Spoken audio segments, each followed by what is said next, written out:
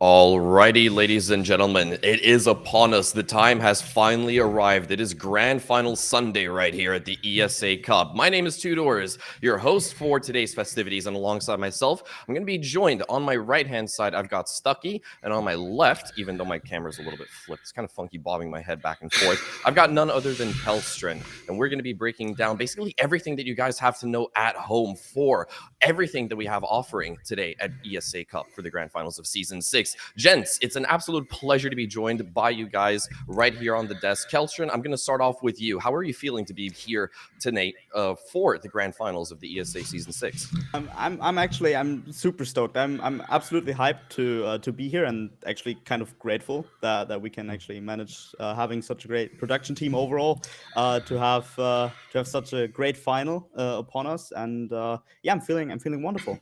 Dude, that's absolutely amazing. I love the fact that you're super duper pumped. And Stucky, I really hope that you can match that energy. How are you doing, bro? I'm doing very well. I'm absolutely bummed to be here getting asked to do some analyst things here on the final day with a banger of a match that is coming upon us, and yeah, to be here with you two guys.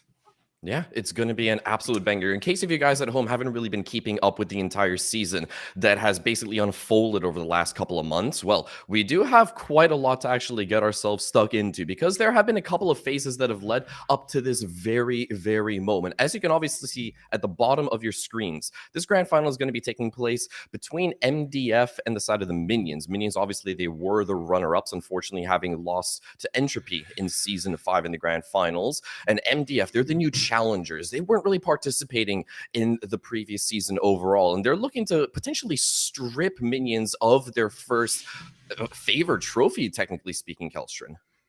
Yeah, so as you said, MDF kind of has not been around that long. To be fair, I mean, they've shown up in multiple competitions now as well, and they are a very strong team to say that at least. And I think we're going to have a banger of a match here, and as well, like in the future. Yeah, 100%. Obviously, if you guys are not really up to date with how things work right here at ESA, we're technically still kind of traveling a little bit back in time. Obviously, the new patch and the new season has come on through, but we won't yet be playing with the rules for Stage 2. That does mean that Consulate and Nighthaven Labs, they won't unfortunately be featured today, but that does mean that we will get, at the very least, one last potential hurrah for both Villa as well as Theme Park. Now, with that entirely out of the way, Stucky, let's go ahead and actually dive into how we reached today. We obviously had a couple of phases. We had the group stages, we had the Swiss stages, and we had playoffs. It's been a very long journey to get all the way here. So with that out of the way, let's go ahead and take a look at the groups so we can exactly see how we managed to get here. It's been quite the long ride, Stucky.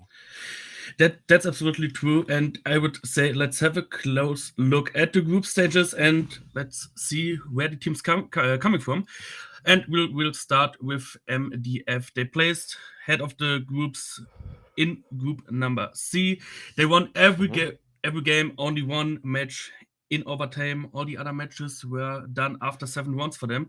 So they played very well. And we'll also have a look at the stage 2, but first have a look at the Minions, how they played their group stage matches. And as you can see, Group B, they also played a 4-1 record. Only one match they won in the overtime. 65-15 round differences. I mean, it's pretty amazing. They played very well, both teams. If you just look at the group stages, both teams are clean to will play. In they both are. Stage 2. So let's have a look at the matches they played there. Yeah. One extra thing that actually does stand kind of like out there for me at the very least is the fact that both of these two teams, not only were they the top of their groups, but when you take a look specifically at that round differential, there was only one basic point that separated these two sides. Obviously, the side of MDF, they had a plus 20, but the side of Minions, they had a plus 21. That is exactly how damn close both of these two sides actually are. So at the very least, on paper, if that's any indication as to how bang up this particular best of 5 grand final is going to be, I honestly can't wait for it. But yeah, let's not dwell on this all too much longer. Let's go ahead and actually take a look at the Swiss bracket and go ahead and dive into that a little bit further down. Obviously, it's a little bit of a kerfuffle what's going on screen right now for the time being, but still, it was quite the journey that we actually took to get all the way here, Kelstrin. Yeah, so the Swiss stage in the end was quite a surprise, or it started quite surprisingly, where we had multiple losses that we weren't quite expecting, to be fair, because Project 100 immediately lost against Tracker. And also, I think it was Kanji lost against Pulse in that stage. But regarding both our finalists, now both went clean through up until the 2-0 stage, because Minions then lost against back then it was Penta, now it's EOS, and went to the 2-1 stage. Also lost there against E-Wave, who then got promoted into the playoffs. And lastly, they finished in that best of 3 in the 2-2 stage to get onto the playoff bracket there. Yeah, no, it was a very, very clean record coming out from the side of MDF. I mean, they played flawlessly throughout the entire Swiss system overall in that second phase. As you can see, perfect clean sheet, 3-0 victory to get themselves all the way into the playoffs. But unfortunately, Stucky, for the side of Minions, it was a bit of a rocky road. But I think there are some positives that we can technically extract from this Swiss system for the side of Minions. Obviously, they battled tooth and nail to get all the way right here to the grand finals. So if this particular Swiss system bracket shows me anything, it's that they are technically a very resilient side, and they don't know what to quit. They don't know when to quit. They might just be really, really stubborn, or they might just be that damn good at the game. You go ahead. I will go with they're such damn good in the game. They had some problems to stage 2 in their lineup. Had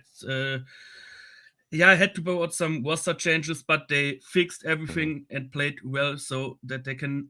I mean, they made it.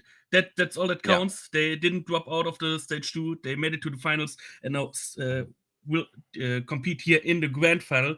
So they did anything they could, and at least they did it right. Yeah, it was a rocky road, but they won their matches, and I think that is anything.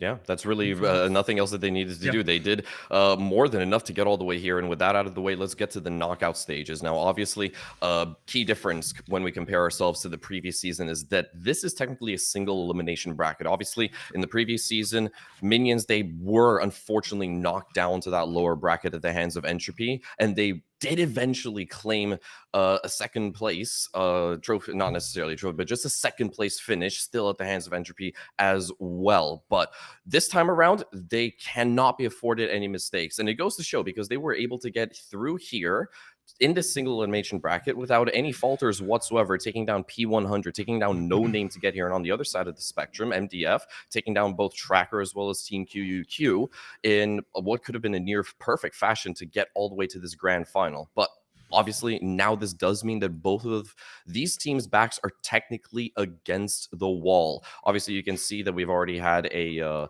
third place matchup that unfortunately did get played offline, but that is completely fine. That leaves us even more time to enjoy this particular best of 5 grand final. Now, gents, with that out of the way, let's go ahead and actually dive a little bit more into some stats, some numbers, if you will. I love chewing on these things personally, and we've got a head-to-head. So, Kelstrin, I'm going to let you go ahead and start talking to us a little bit on the side of MDF. What stands out to you?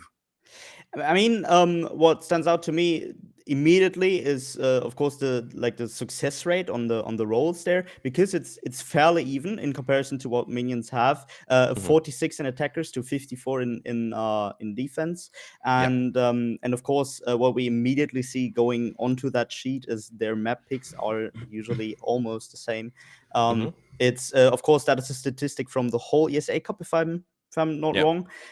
So I mean, lots of Clubhouse, lots of Oregon, and I think Skyscraper we didn't see that as often, but naturally both Oregon and Clubhouse are more of the default maps. So that already tells us MDF does quite have the gunpowder, and they're pretty well played in for those maps.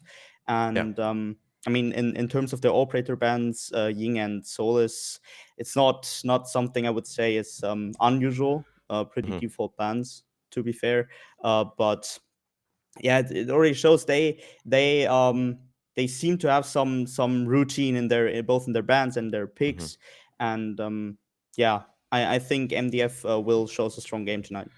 Yeah, they definitely will show us a strong game. Obviously, I can't get my eye off of the fact that Skyscraper is one of their most favorite maps moving into the playoffs and moving into the grand final overall. But the side of Minions, they've obviously got a little bit something else up their sleeve. That Chalet, favorable map. It technically stands out a lot to me as well. It might just be a map that maybe the side of MDF haven't really felt as comfortable on in terms of scrimming and playing within officials overall. But Minions will definitely be looking to potentially whip that one out during the map veto, I think, Stucky.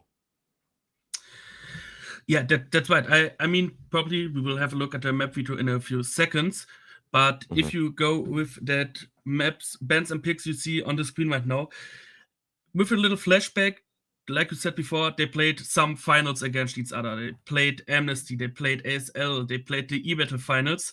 And the maps they played, basically, I mean, they were all best of 5 matchups, but the maps they played, they were basically all the same, so I'm all hyped up. I didn't saw Skyscraper there. I saw much Theme Park. I'm all hyped up for what matches for what maps they will play tonight. Yeah. And yeah, I would say, what do you think, Tudor? Let's have a look at the map one. Yeah, let's actually go ahead and do that. Obviously, Minions, they're a little bit better on the defensive side. The side of MDF looking to counter that with their own attacking win rate. And depending on how this map veto falls, it will definitely skewer the favor into either one of these two sides is technically own favor. Either way, the map veto is coming on through. As you can see, the first two opening bans that are going through, it is Bank and Clubhouse. We're not going to be parlaying with one of the, I guess, tier 4 trifectas, as it was known back in the day. Clubhouse obviously has been a staple for quite some time, but we're not going to be visiting it. We're keeping things fresh. Variety is the spice of life. So Villa is going to get one last hooray at the ESA Cup before, unfortunately, will be replaced by Nighthaven as well as Consulate. Immediately following that up, we are going to have Oregon, Border Cafe removed up next, and then Skyscraper, a pick coming out from MDF. Obviously, it is one of their favorites. We talked a little bit about that as well, so it makes a whole lot of sense for this one to get stuck. Chalet is going to be a counter. Obviously, that is Minions' own favorite pick. No surprise that this also snuck through the ban phase. And then Theme Park is going to be left as our decider should it ultimately be needed, Kelstrom. Yeah, I mean, all the maps. The map ban itself doesn't really surprise me, to be fair, because I feel like Clubhouse is that's the one ban both teams like both of them played them, of course, but I feel Clubhouse is that one map. If you had to let one of these 3 maps go, both have, it's gonna be Clubhouse because it's so like defaultly. Stuff can happen that if you make one mistake, the whole round's gone, basically. Yeah. And you that's like nothing both teams want to have for a best of 5. On the other hand, as you said already, one last time for Villa, of course, as a first map as well. And yeah, that's also a map I think both teams will have fair chances in. Going into Oregon, I would actually say, from what I've seen from Minions before, I would actually quite see them in the favor, although MDF is starting defense. So there's also like as we can see all the time, the defense team is the opposite team from the map pick. So yeah, we have the defense Minions starting, MDF going on Oregon, and then Skyscraper Minions into Chalet, MDF again. And yes, Skyscraper and Chalet, on the other hand, of course, both teams had this as their favorite, or one of their favorite maps. And yeah, especially Chalet, I think if we go onto a 4th map today, if that's not going to be like a 3-0 here, which I certainly don't hope, it's going to be like very much the decider what's going to happen at all, especially for the decider map as well for Theme Park, because if you are before the last map, if you have issues with the team, if there's something not going well, it's it has to happen there, and then you will have a very big issue on the last map, Yeah. naturally. Exactly. Stamina is going to be key for both of these two sides, but obviously we are just moments away from actually hopping into the action overall. So we want to go ahead and ask you guys at home who you think is ultimately going to take this best of 5 grand final overall. Let's go ahead and take a look at the social vote that you guys voted for just a little bit earlier on over the course of today. And 62% of you guys think that MDF is going to take this one, with only 38% of you guys actually backing the side of Minions. I mean, Minions, they've had longevity so far, playing 2 back-to-back seasons and narrowly claiming the trophy last time around in season 5. I personally would have favored them a little bit more, but obviously that was so long ago. It doesn't even really kind of fit into the storyline anymore at this certain stage. But obviously, we do also have to ask you guys, Stucky, Kelstrin, who do you think is going to take this one? Stucky, give me your thoughts. Oh, tough one for me. Tough one for me, though. I think they both could win this in a prayer way, but yeah, I mean, we have a little time left, so let's have a look at the finals I talked before about. Minions won in the Amnesty League with 3-2 against MDF, but fair to say they lost against MDF in the ASL with 3-1 and in the e-battle playoffs with 3-1. So it's a little hard for me to tell the better team here, but I will go with the Minions for tonight because 2-2 looks better than a 3-1 for MDF. Yeah, that's entirely fair. I can definitely back that up. What about you, Kelstrin? I think I wouldn't write off Minions that easily, because if there's one thing they perform in, it's finals. And so yeah, I mean, they've had some tough losses against MDF, both in e-battle and ASL, naturally. But yeah, the Amnesty League, and also they are the 3 times RSX champions, for example. So they are the only team that won RSX before. And last season, only runner-up against Entropy, but still made second place in a 3-1, to be fair. So that seems to be one of their favorite loss scores in a best of 5. Yeah. But yeah, I mean, it can be quite good for MDF to have those maps as well, and that can certainly work. On the other hand, we of course have in MDF, there's actually 2 players that could become 3-time ESA champions now, because Hachi and Yuki both joined MDF after the Entropy disband, and they've won twice with Entropy. So they already know what's going on. They've also been there in the last final against Minions. So both teams, I would say, know each other pretty well. So I would actually go like with the 2-3 in favor of Minions. Okay, sure. That's a respectable prediction. I can definitely get that. And yeah, now they actually bring up a little bit more of the history that is actually taking place between the 2 of these teams, or I should say some of the core members from that ex-Entropy side that have now swapped over to this newly found side of MDF. Obviously, I do want to dive a little bit into the storylines of some of these players, because, as you know, even though the fact that that grand final between Minions and Entropy took place a very, very long time ago, there's still a lot that we can extract from that particular matchup. Stucky. Obviously, if we take a look at some of the top fraggers that we saw, some of the top performers that we actually saw from both of these 2 sides, obviously on the side of Minions, one name that truthfully does stick out to me the most has got to be Eliza. I mean, his the fact that he, I believe, almost hit like 20 kills, I think it was, in that opening Villa match in the previous grand final was absolutely ridiculous. And when it comes to this particular player when it comes to him in particular, he just always consistently seems to deliver. It's like this man shows absolutely no signs of kick or stopping when it comes to kicking ass, genuinely. I mean, yeah, I gotta be totally honest. I didn't watch the last finals, but that was mostly because I have not been in the console community for all too long. So I've not really like followed the teams that much. But I gotta say, from the experiences that I've seen teams play against them. All the players have some great experience, some great skill to show tonight.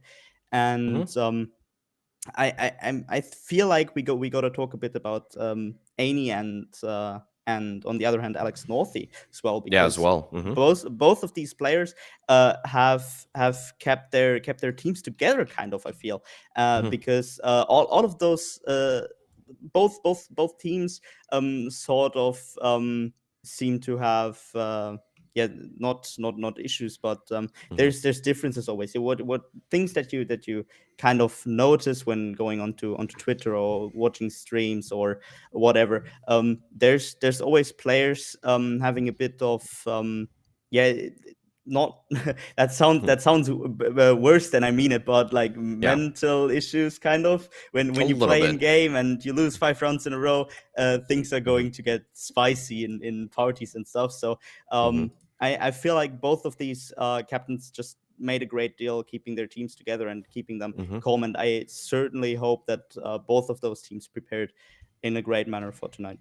Yeah, exactly. I mean, the worst thing that you can sort of encounter when you're taking up the mental responsibility as an IGL or a captain for either one of these two squads is finding yourself so deep in a hole that you have to start throwing anything and everything at the wall just to see exactly what sticks throughout the matchup. And one of our casters as well, who we'll introduce in just a couple of moments as well, actually managed to interview the IGL on the side of Minions, as you mentioned, North. I mean, I think it was the fact that, or what did he say exactly? Because I have that slight little interview somewhere. And yeah, the Minions side, they felt a little bit uncomfortable in the sense that if they don't have any kind of momentum on their side and they happen to lose a map out in a very, very dominant fashion to the side of MDF, like we're talking about an absolute curb stomper, he's very fearful about the team's overall mental state and whether or not they can actually recover and try to salvage something to force this map to be, or to force this match, I should say, to be as close and fair as possible. Stucky, what do you potentially make out of those words that came from the IGL of Minions?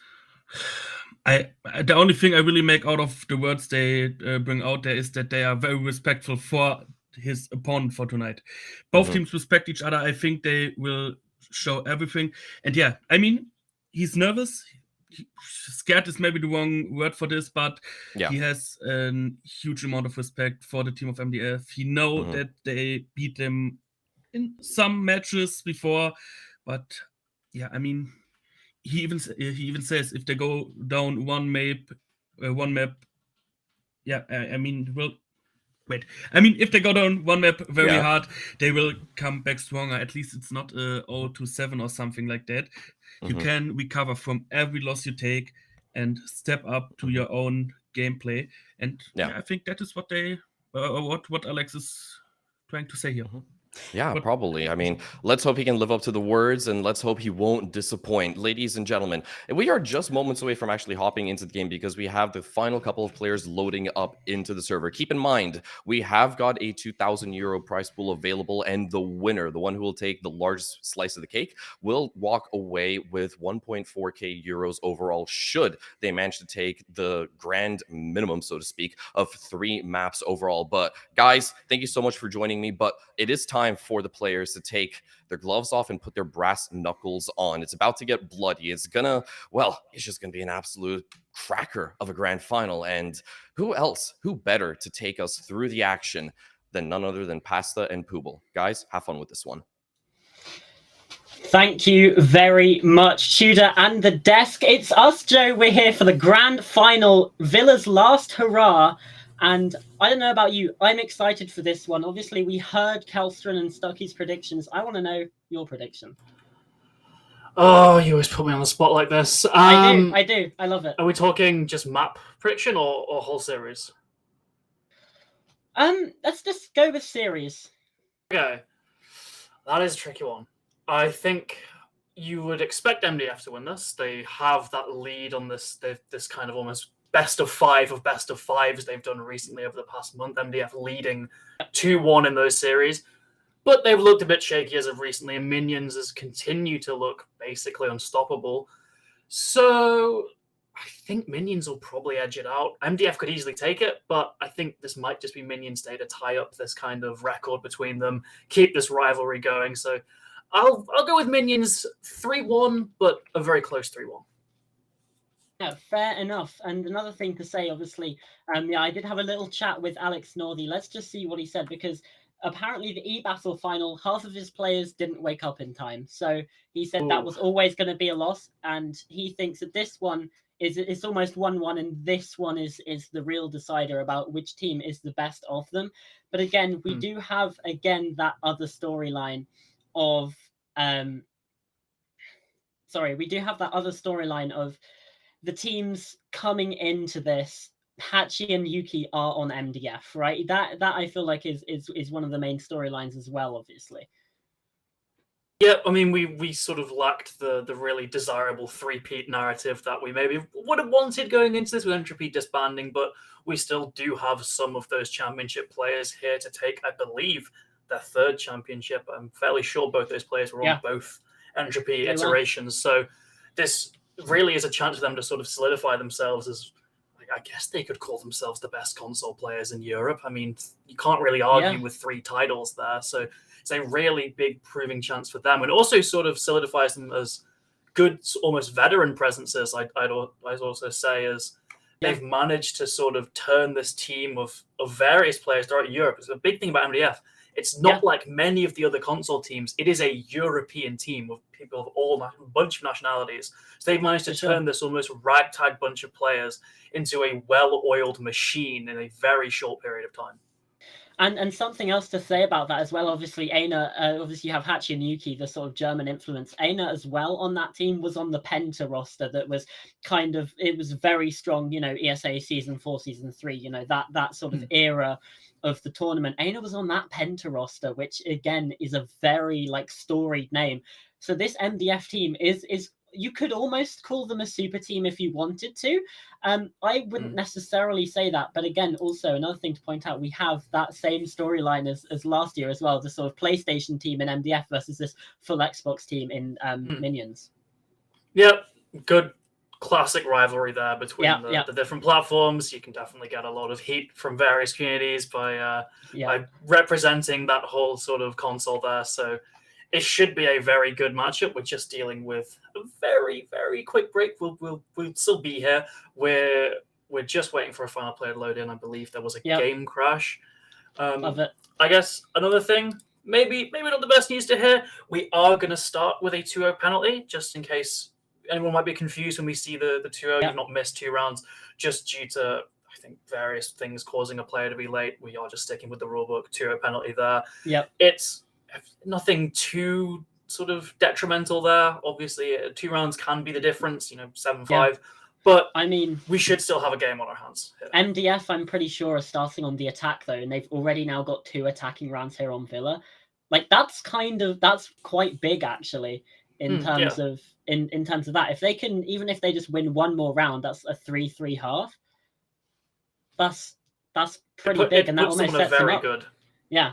Because it's their pick as well, so you'd imagine they'd be pretty good on the defense. So locking in a 3-3, hell, even if they lose the next 4, a 2-4 half isn't the worst thing on Villa if you can put up a good defensive sort of statement there. Obviously, mental aspects, you might not feel the greatest going on a 4-round losing streak heading into the side swap, but you still have almost this kind of safety net that's been gifted to you, I guess you could say, by Minions there. So this could end up being a very interesting match of Villa here. Yeah, absolutely. And we said about that rivalry between the 2 sides, Xbox and PlayStation. These teams kind of feel like they have a rivalry as well because of that history in those grand finals. So everything here is leading up for this to be a pretty monumental grand final that we have in front of us, which hopefully shouldn't be too long. I believe now we've got some players protesting because someone's Xbox crashed and they've had to get a substitute in because the Xbox is still having issues.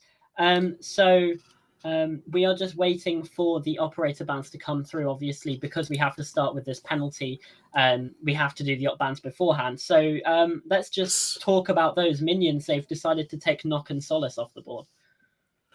Nothing too out of the ordinary, especially the Solace ban. You really expect 2 out of the sort of, I guess, 4 of Valk, Solace, Azami, and Fenrir being banned on the defense. Nook as well has been nerfed quite a bit over time, but still has found that very sort of good role as the entry there. You lose the silent step ability, but you still have those nades, and the frag grenades are just so useful on the attack. Obviously, sledgehammering them, but he's only a 1 speed, which can kind of hinder your mobility, hinder the way you can move around and get to those different positions. So Nook really did sort of fill in that role, and she's suffered a lot in that ban phase because of it.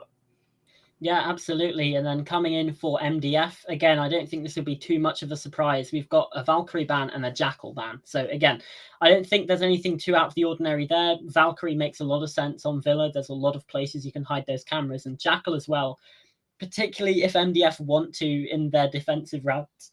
In the defensive rounds, they want to hide about in the basement or something, entirely unexplored area. A Jackal can really help to sort of weed out those roamers. So it makes sense that we would see a Jackal ban come on through.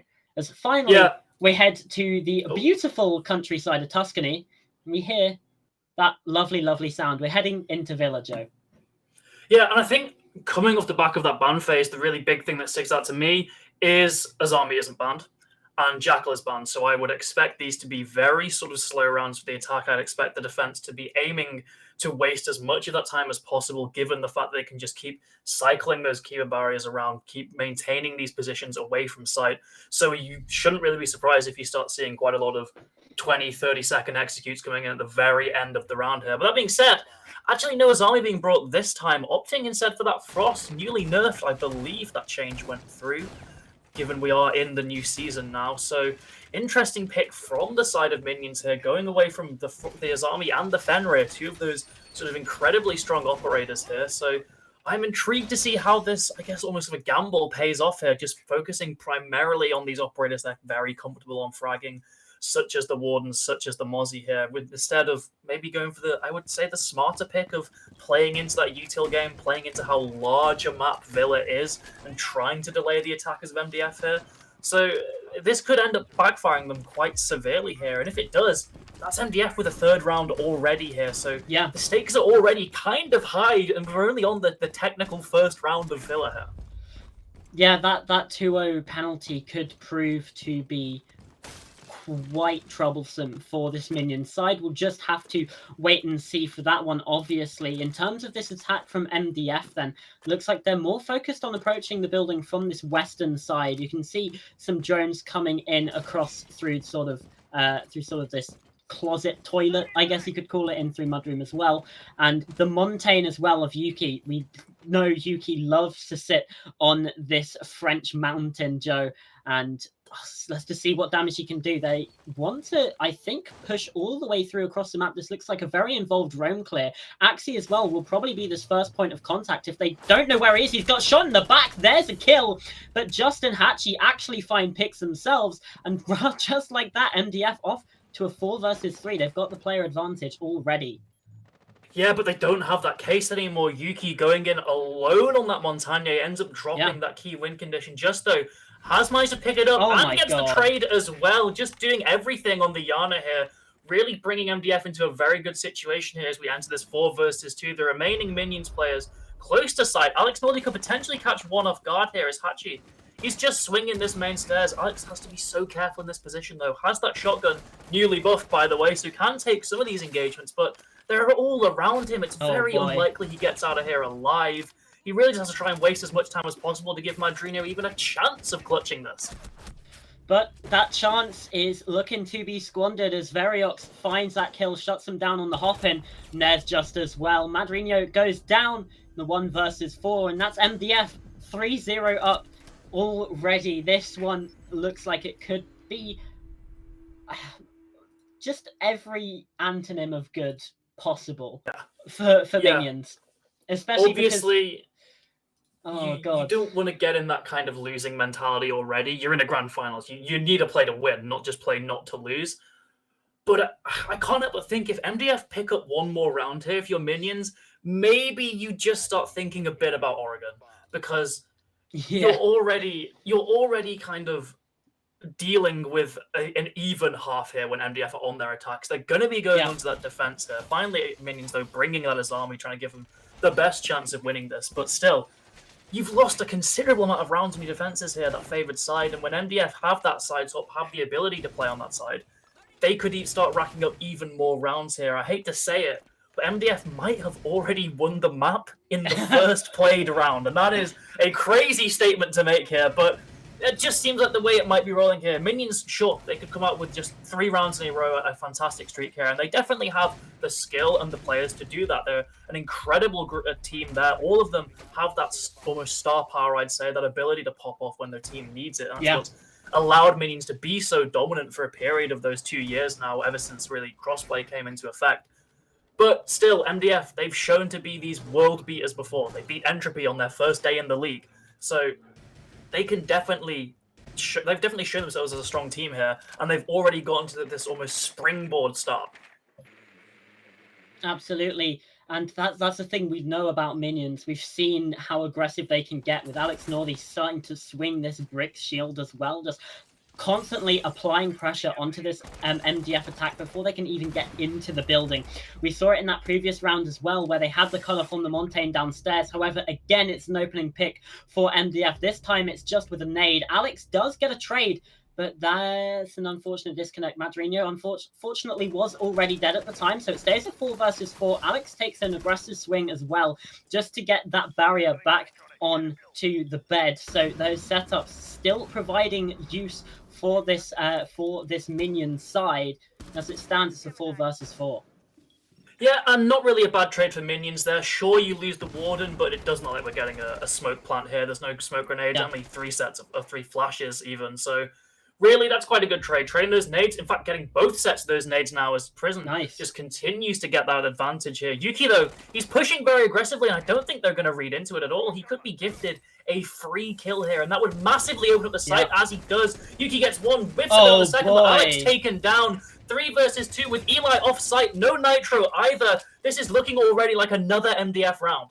Axie's in a very difficult situation. Spots the cross of 1, can't get the kills onto it. Yuki going hunting for Eli, this rotation up the red stairs. The reload doesn't come through, and he's been caught out. It's now a 1 versus 3, slightly more doable last time. Frost left alive again, but this time Axie finds the first. That's actually going down a second onto Variox. Now Yuki has to try and get a 4K if he wants to bring this round across the board. Axie looking for the clutch, but they don't know where each other are. Yuki might just have the collection, but no.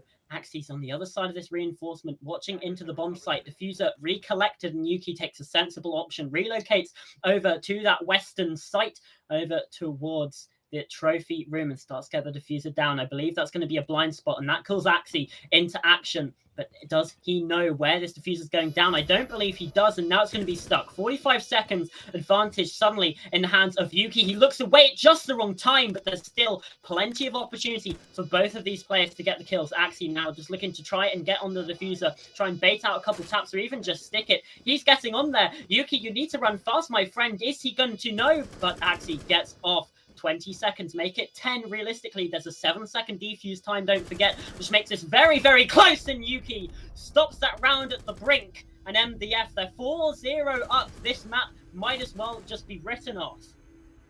Yeah, Yuki, the hero of that round, and we're already seeing a timeout come out now. I believe that will come into effect, in this round as Minions. I think they're just trying to get that player back before they even think about sort of settling the tides here. 4-0 for MDF, although, again, I have to mention, only 2 rounds actually played here, but fantastic play from Yuki there, getting aggressive on the Thatcher, noticing that blind spot, then winning out the clutch as well, getting the diffuser on top of that. He really did it all that round. Incredible play from him. And I think now is where we really have to sort of cycle back to that brief interview you had with, I believe it was Alex Northey, saying they can bounce back from a map loss, unless it's something like a 7-0. We're already 4/7 of the way there. Minions not really showing that much sign of life, aside from Axie's attempted clutch there. So we could be seeing quite a dominant win here. And it's really the question of, can Minions bounce back? Because we want a good series. We all here want a fantastic series here. And these teams on paper should give it us. But if it's MDF's day here, they could really start to run away with it. 4-0 on their attack now, potentially wanting to bring it to 5-0. We could see a flawless half even, getting a bit ahead of myself there. Minions, they need to start showing signs of life. They need to start showing it now as they go back to this aviator site. This time bringing that Aruni. No Azami here, though, so there's still not that great possibility for sort of long stalls. Granted, you have the mirror windows. I'd imagine they're going to probably put one in that statue wall looking out the bedroom just to fight off that attacking push a bit. And the Renegades can provide some time delay, but not really as much as something like an Azami barricade that you're continually peeking off, or you're continually applying pressure from. And that's something I think Minions really just need to rely on. Just use the map's large floor plan to your advantage. It's a very big map with a lot of sort of very defender-sided choke points around it. Just use the gadgets to your advantage here. As we see a bit of a cheeky Frostmat there from Eli, maybe just trying to get a free pick, get a bit of a blow in the mental war. No one likes getting down by a Frostmat there. Although with these new changes, you have to be continually looking around these mats because you can just pick yourself up. So it's still a bit of a risk, I'd say. Yeah, I can't actually remember if that change has actually been implemented. I think Is it it in the mid-season? I think it might now? still be like test server at the minute. Oh, okay, that's good. That's good for all you Frostmains out there. Yeah, I mean, that's something else that's good. Eli's found the opening pick. Hachi, though, does collect onto Madrina, who's maybe having a couple of issues downstairs. Indeed, disconnects again, but Hachi's already on a tear, finds a second in Axie. Player that nearly clutched up last round does not even have a chance this time. And again, MDF get themselves off to a good start. And I just want to say the exact wording of what Alex said while we wait here. I think we will be fine going down a map or two as long as it's not 7-0 or something, as that will ruin the mental. I feel like that 2-0 start will already have them a little bit short. I know it certainly would me. And Hachi, with that kill, is certainly getting into their minds and getting into the kill feed as well, with third in the round, making it a 4 versus 2, Joe.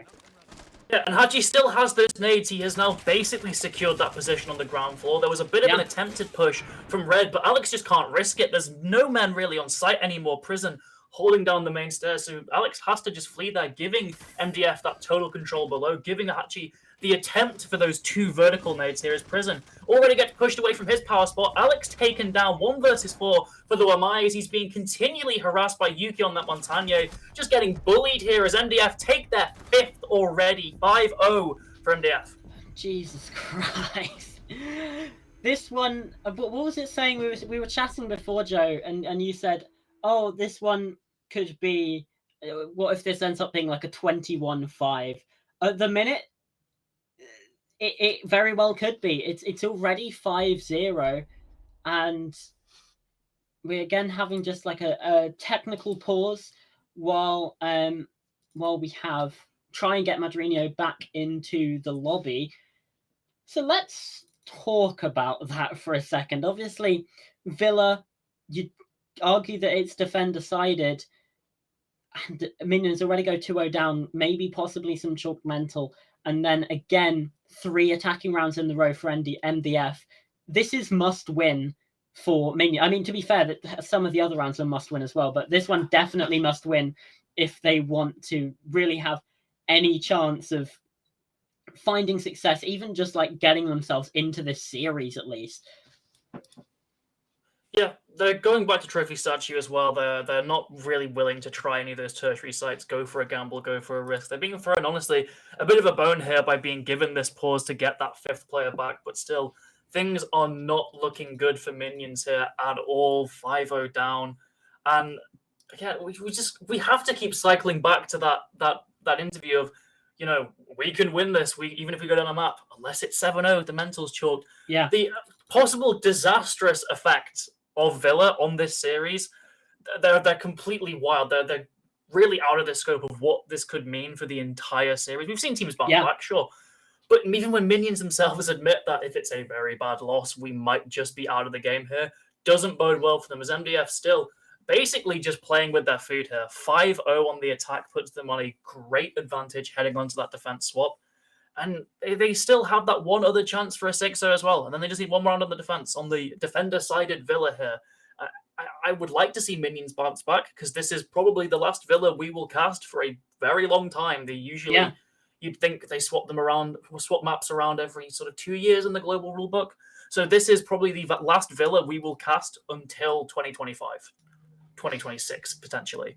So yeah, I would like it to be a real banger. If Minions somehow pull off this comeback, it'll be a Villa for the ages, but I just can't see it happening as MDF. No. They have just got to this unstoppable start. Yeah, something that we thought might be a talking point as well at the start of this game was the possibility of infinite overtime. But right now, it seems like there's just absolutely no chance of that happening, at least on Villa. Let's look ahead to the rest of the series then while we're in this break. Oregon and Skyscraper guaranteed, right? If it's a 3-0, then we stop there. If it's a 3-1, then we'll see Chalet, which again is a very good Minions map. So for their sake, they probably hope that they get to that point. And then potentially Theme Park's last hurrah as well. Obviously, Villa and Theme Park are the maps that have been subbed out for Consulate and Nighthaven Labs. And something that I did find funny during the interview with Alex Northey, obviously the vibes might be a bit different now, is he posted me their first ranked game this season with a screenshot of ranked where Axie, Eli, and Alex Northey beat this MDF stack 4-1, and that was on Oregon. So maybe some sneak peeks into the future. Obviously, very different circumstances, but I did find that quite funny, especially the fact that he just sent me a ranked scoreboard as evidence that they might win the series. It's irrefutable. If you win a ranked Oregon match on day 1 of the season, you're the best team in console in Europe, surely. Minions, that's fact. They've got a great big chip on their shoulder after that momentous win on Oregon in a ranked environment. So yeah, they best hope they win some rounds on Villa here as we're finally back into the action. Their final defense here, technically, again, only their 4th. We've got to keep mentioning it, really, that we've only seen 3 rounds here, and MDF are already about to win it, I would say. So Minions, they're really just putting up this one final effort trivia stat stream. We're seeing Alex Northey on the SASG shotgun, and we've been talking about both shotguns. You've been really hopeful throughout that we'll see some of those wacky weapons that no one ever really used before getting fixed. 612. Because you're very much on the 612 hype train. I do not understand why that weapon is still garbage compared to the T5. But Alex Northey, bringing in the SASG now, do you think we're going to see a shotgun kill? I mean, it's possible. I'm mainly on the 612 hype train just for the bit. Like, I do just find it hilarious that the 612 is like vaguely viable. But yeah, there's still a lot of better options. C4 comes out already from Madrino, but it doesn't collect onto anyone. No one's actually even entered the building yet, and there's an explosive kill the other way, just the nade onto Madrino. 0-4 so far in this game. It's had a couple of sort of internet issues, so, you know, we'll come some slack a little bit, but that time around, yeah, just the nade kill going in, no sort of magnets on that side. It was just the one with the air jab as Yuki hops in, taking out Alex Northey. Again, MDF taking firm control of this round. At least Prison gets one back. The EDDs as well did deal some damage. Yuki spotted the head of the player inside a bathroom. That's Prison, but it's still a 4 versus 3. Making a 3 versus 3 as just ill-advised swinging through the window. Yeah, these NDF players seemingly a little bit too overconfident, not doing their homework on where these players are in the bathroom, as Prison has adopted a bit of an off-angle here, encouraging his teammates to push more aggressive. I believe that was Axie who does get taken down by Variox. Aina gets a good angle on Prison, doesn't quite land the shots. Prison still low, never mind, taken down. It's all on Eli once again. Another round that looked very winnable for Minions, but MDF, they have that clutch gene. They just keep taking the advantage back. Eli pushes very aggressive and gets shut down by Variox. A flawless half for MDF here. That's completed in honestly embarrassing fashion. Poor Eli. Oh, that's gonna... Well, we talked about the mental. That won't help. Oh, God. Yeah. Okay. I guess the good thing for Minions is that Oregon is known as a map where good teams lose. So maybe that's exactly the refresh they need here, because I don't think they're going to find any salvation here in Italy. They are down immensely going into the second half. Not a single round to their name as they enter the attack here on Villa. Meanwhile, MDF, they just seem like they're having a great time. They've already been given that little free advantage, and they just kept the ball rolling. 9 kills total for Minions. Not even 2 rounds won in total kill count in this entire half for Minions. So that's got to sting a bit here, obviously. There's still time to improve. You've still got this 1 round ahead of you. If you can start to string some rounds ahead of you, you could potentially build a bit of a comeback, you know. You can keep building that momentum. Importantly, you could maybe get into the mental of MDF if you start stringing a couple rounds together. But that all sort of involves you winning rounds and winning gunfights. And that's something that, aside from a couple flashes of greatness, Minions just haven't really shown they're up to in this series, which is very out of character. It's usually a roster that any of them, we've said, can pop off and have these explosive moments. Right now, it's a very quiet, very somber half from all 5 of those Minion players.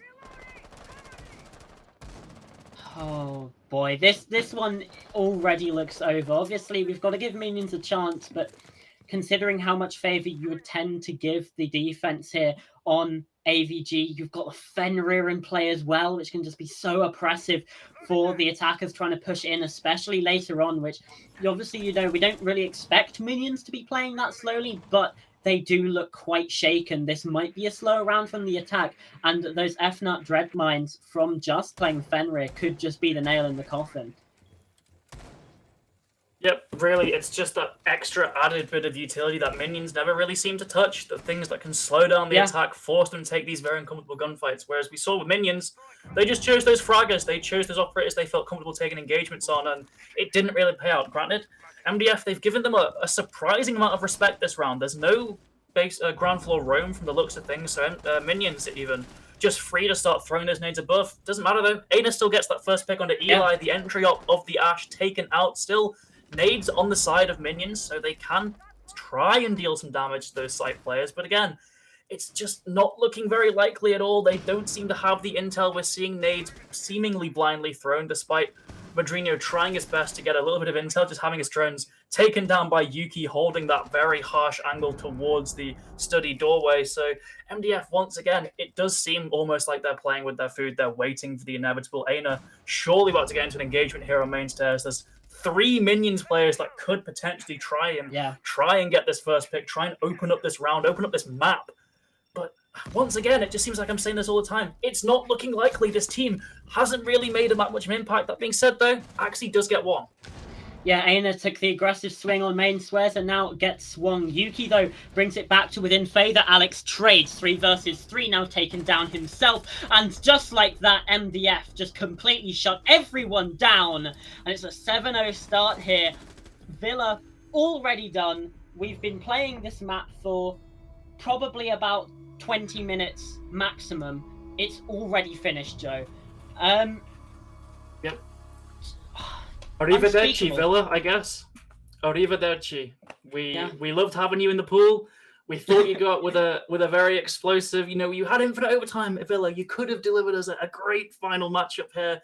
Unfortunately, the teams just weren't all about it. Minions didn't quite seem like themselves map 1 here, and that could be a real big problem heading into the rest of this series. Yeah, Oregon up next, but we have some new faces on the desk as well. We'll throw it back now to Tudor as well as Whiskey, Glitter, and Naj. Where have they come from? Thank you guys so much. That was not exactly the opening map that we would have expected for this grand final. Even despite the fact that Minions unfortunately had to basically tank that 2-0 start. Whiskey, this is just a near unacceptable performance for a team that has been historically one of the best within ESA. Well, here's the deal. I think if we were to sum it up in a word, I believe the word was clinical, right? It wasn't flashy. There wasn't a lot of razzle-dazzle. It was straight to the point, and you could tell it was several rounds in a row. We found ourselves in a 4v2 situation, which obviously already being down 2 rounds is not the place where you want to be finding yourself early on into those rounds. And it was just a very clinical approach to it. This the standard ops being brought, the standard ops being banned, and then it's the push in.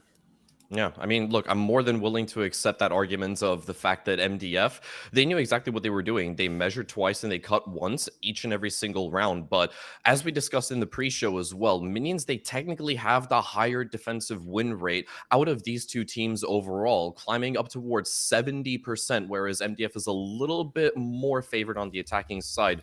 But even so, Naj, for a team that has such a very, very stellar defensive win record, how do you walk away without a single round in the first half?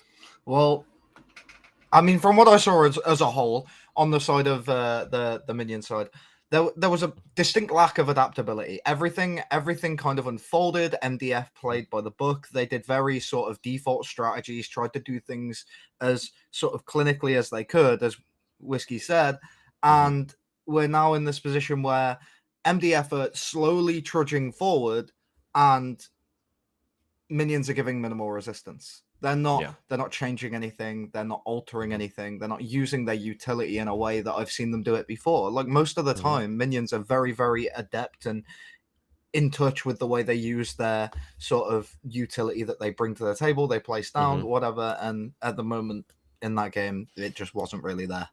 No, it was absent from the server, nowhere to be seen. It's probably a bit of a rarer sight than seeing, I don't know, Bigfoot riding a unicorn. And I really do hope that we might be able to actually see some kind of change moving into map 2, which is going to be Oregon. Obviously, that is Minion's own pick. But Whiskey, judging by how this opening map has actually gone, 7-0. Obviously, MDF, they played flawless siege throughout the entire thing. And there is not a single shadow of a doubt in my mind that they'll be able to keep up that exact same performance in Oregon and deliver once again. But for the side of Minions, what might need to actually change? Naj already gave us a couple of pointers as to what exactly needs to be done in terms of raw adaptability for Minions, but I can't help but shake the feeling that we have to ask so much more for Minions.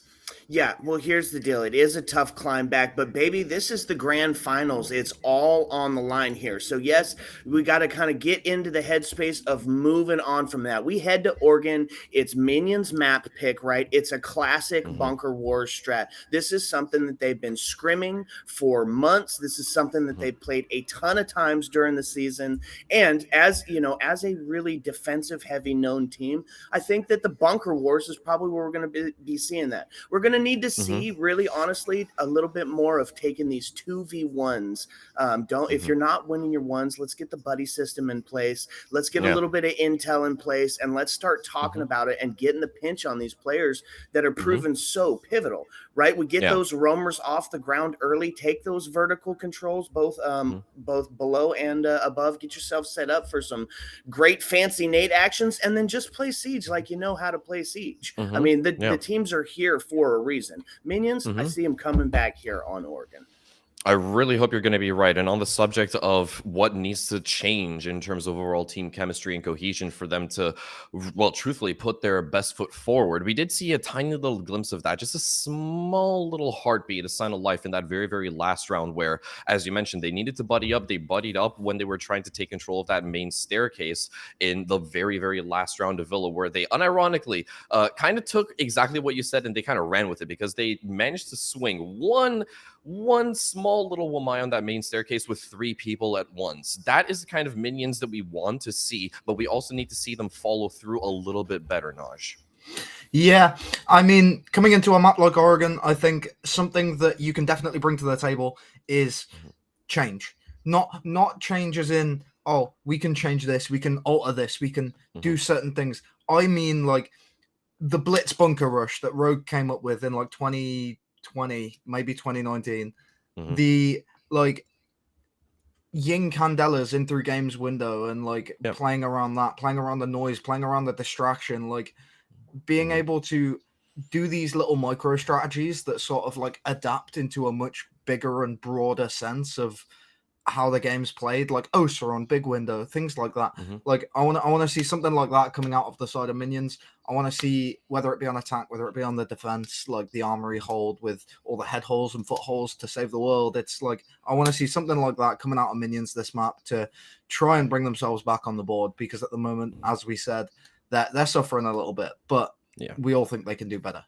Yeah, we all think they can do better. They have the potential. At the end of the day, they fought tooth and nail to reach this grand final overall. A bit of a rocky road throughout the Swiss stage overall. And now in playoffs, well, they didn't make a single mistake moving up to here. I do want to quickly ask production if we can go ahead and whip up the map veto once again. So for all of you guys that are just tuning in, you guys can take a look at exactly what is on the docket for this evening. Obviously, Villa, not the last hurrah that we were expecting for. Oregon is obviously going to be next up. And after that, it is going to be Skyscraper, Chalet, and Theme Park, should it ultimately be needed. Now, Whiskey, we already did talk a little bit about how Oregon may or may not actually play out, because it is basically just your bread and butter siege at the end of the day. If you can't play Oregon, you truthfully can't play siege as a whole. And when it comes to that opening performance, do you think that could just be a little bit of a warm-up for the side of Minions, or do you think they've already been able to get their mental back together and just put it in the rearview mirror? Here's the deal. They start down 2 rounds going into round number 1. It's got to be a bit of a mental block on you out the gate. You got to work that much harder. Here we are on round 2. We're getting our foot going. You know, it's a little bit earlier than we normally get to see some of this siege being played. And we're getting our fingers warm. We're getting warmed up. They're going to have to prove their adaptability. And they know that MDF is going to be coming into this very aggro. They know that they're going to be pushing site very quickly. And it's, we're going to see who is going to be bringing the better adaptability. And I think, honestly, I think so. I think Minions got the wake-up call that they needed, and this is potentially going to send us into this war of attrition that we all crave as the talent here watching the Siege, and send it back and forth. I think Minions, I think they're going to come up. I think they're going to show up here. Yeah, well, it doesn't really matter if your muscles are old and bloated like Joe Rogan, or if your fights are choreographed like Hulk Hogan. You've still got to get into the damn ring and fight, and that is the story right now for Minions. Map number 2, Oregon, is coming underway. Poobal and Pasta, back to the two of you. Woo! That is certainly an analogy. I'll give you that, Tudor. Thank you very much, boys on the desk. I agree. I was caught off guard by those references. Joe Rogan catching some strays here. I don't know. I don't know where that Joe Rogan sort of flag's coming from, but you know what? I appreciate it. Get a bit of fire on the desk. We like that, but honestly, we really need it after that first round of that first map, even because it was not exactly the most entertaining affair. 7-0 win, just complete landslide domination from MDF here. We head on to Oregon, sure. Minions, I believe, picked it, if I'm not mistaken. So yeah, it's Minions pick. They should do well at it. I certainly agree with what the desk was saying. Fingers crossed, we want a series. I agree with what the desk was saying, that I think Minions should at least start by playing a bit creatively, use that sort of gadgets and utility to your advantage. Don't just rely on gunfights, because you were getting completely mauled by MDF in that first map. So, try and just play the whole game to your advantage. Obviously, it's a shooter, but you still have those almost, I guess, MOBA elements in terms of the utility play.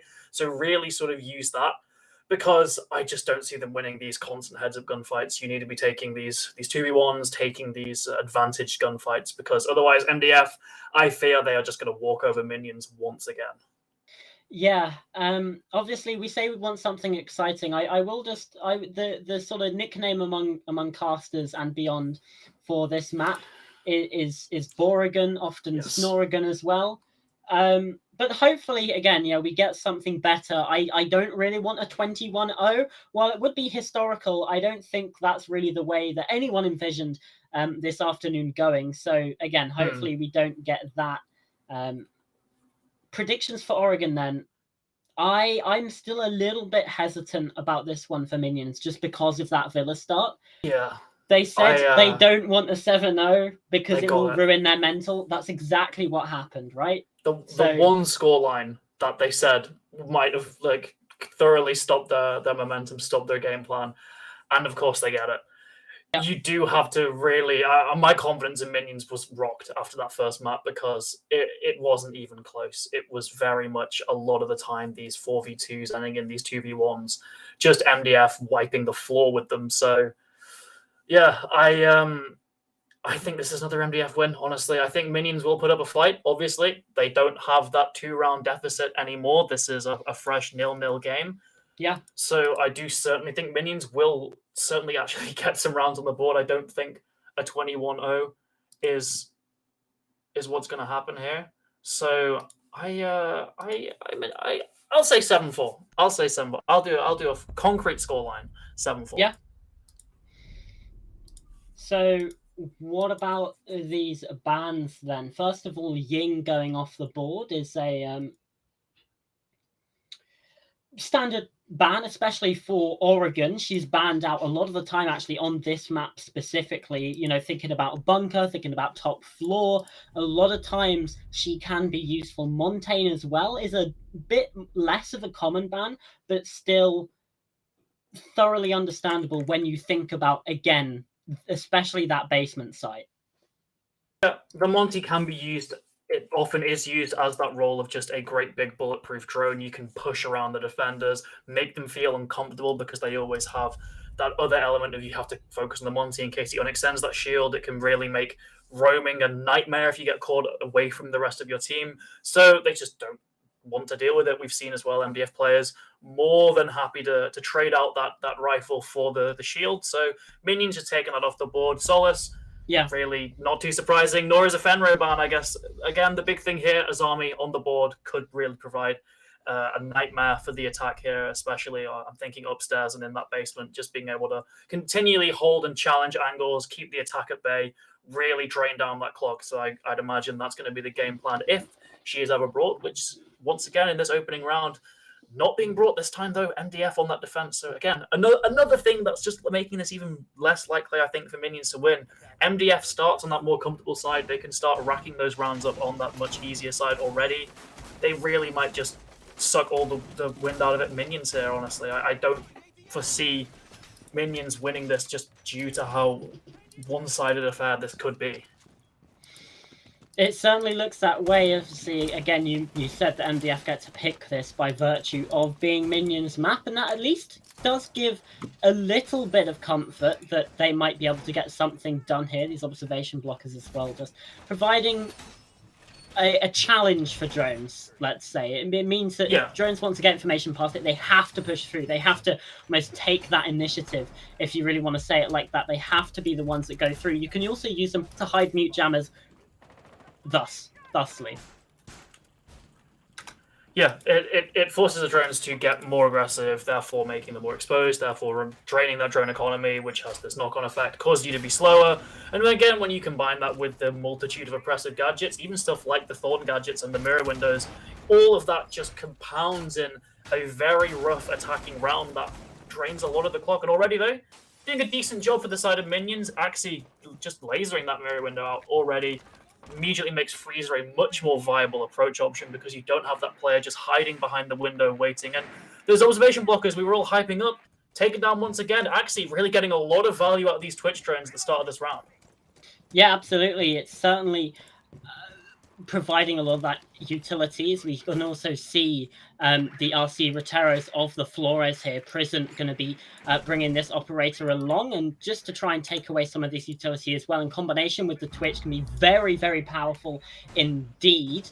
So we can see again that ADS taken down. Variox doesn't have any left in pocket, but still tucking in close to that wall inside of bunker. This attack then taking a while, but now we start to see this vertical pressure coming on through. We have that meeting control starting to open up the hatch, starting to apply some pressure onto these meeting stairs as well. Just a very swift job from Minions, honestly, despite this attack, this defensive lineup here. They've gotten a lot of that crucial control here. Granted, they've not breached that basement yet, but oftentimes with these basement attacks, you don't really need to get there until you're waiting for that final push. We've still got the Flores here just sending those drones in, seeing what they can find. We've now discovered that the elbow is close, so that is no longer a viable approach option. Instead, looks like E-Box will be the mana that Minions try and take here. A good pick away from Axie, just continually finding value on this Twitch already, just in this first round, seemingly done so much for the team. Eventually is taken out there by Hachi, but still done a lot of a good job there. Oh, even though Minions have the advantage, again, it's a similar story on Villa. We're getting a repeat here. MDF now have the advantage. C4 up over the top into E-Box, lands, but doesn't catch anyone. Alex Northy finds a double as well inside of this round. Suddenly, again, Minions have the advantage, but the swing in from Eli, ill-advised. As there's a kill from Aina, who now swings around with a shotgun himself, taken out by Alex Northy. Triple, saving his team in this round. Now starting to get this diffuser planted. Done absolutely everything his team needed him to, and Prison shuts it down. Finally, Minions get the first round of the series on the board. And that's crucial there. That, as you said, first round of the series, you need to build a comeback from something. And getting that first round already this early into Oregon, very, very good there. You can already start to build a bit of momentum here going into the second attack. And more importantly, you've already done better than that previous map, right? You can already sort of hold that. You have done better than Villa. Honestly, it can't get much worse than Villa. But still, you have done better, which is going to be a bit of, I would say, a bit of a weight lifted from those players and Minions. The fact that already they're seeing improvements. Their attacking game was a lot better there. They really managed to just get a lot of value from their utility there. You saw Axie just not even going for gunfights until that last minute, really, just going for those drones, which is something we didn't see on Villa really at all. They were very much just purely focused on gunfights. It's like the desk said, just be a bit more creative with those attacks. Use the tools you've been given to their sort of fullest, and you're going to find success. And that's exactly what Minions did here. MDF They, however, aren't too deterred by that. They're going back down to the basement. I'd imagine they're going to be a lot more aware of those Twitch drones in the early round here, which just completely sort of derailed that defensive setup by destroying the windows, destroying the observation blockers, the mute jammers. So a bit of more of an active defense early on, I would imagine, is the play that MDF will try and go here just to protect their utility. But still, it's very difficult because Oregon is a map where you have a lot of roamers around the place. So you really have to make that decision. Do you keep people on site hunting for drones that may never come, or do you try and get that map control very early on?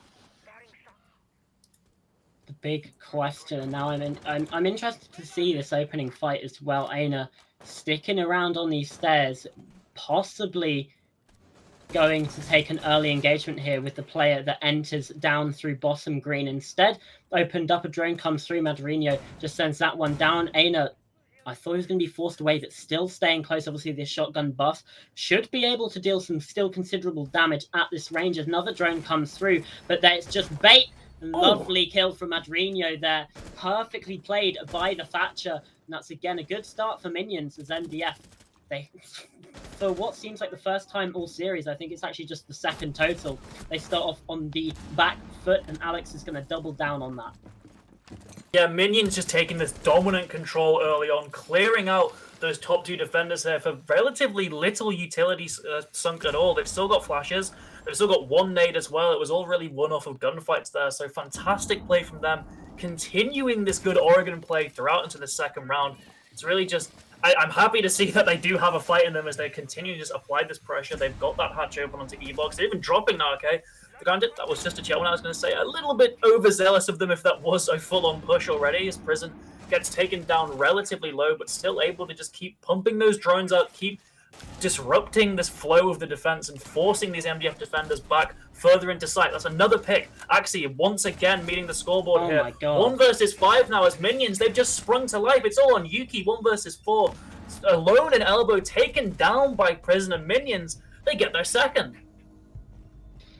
Well, yeah, just denying a flawless round, I guess, Yuki, but that's about it.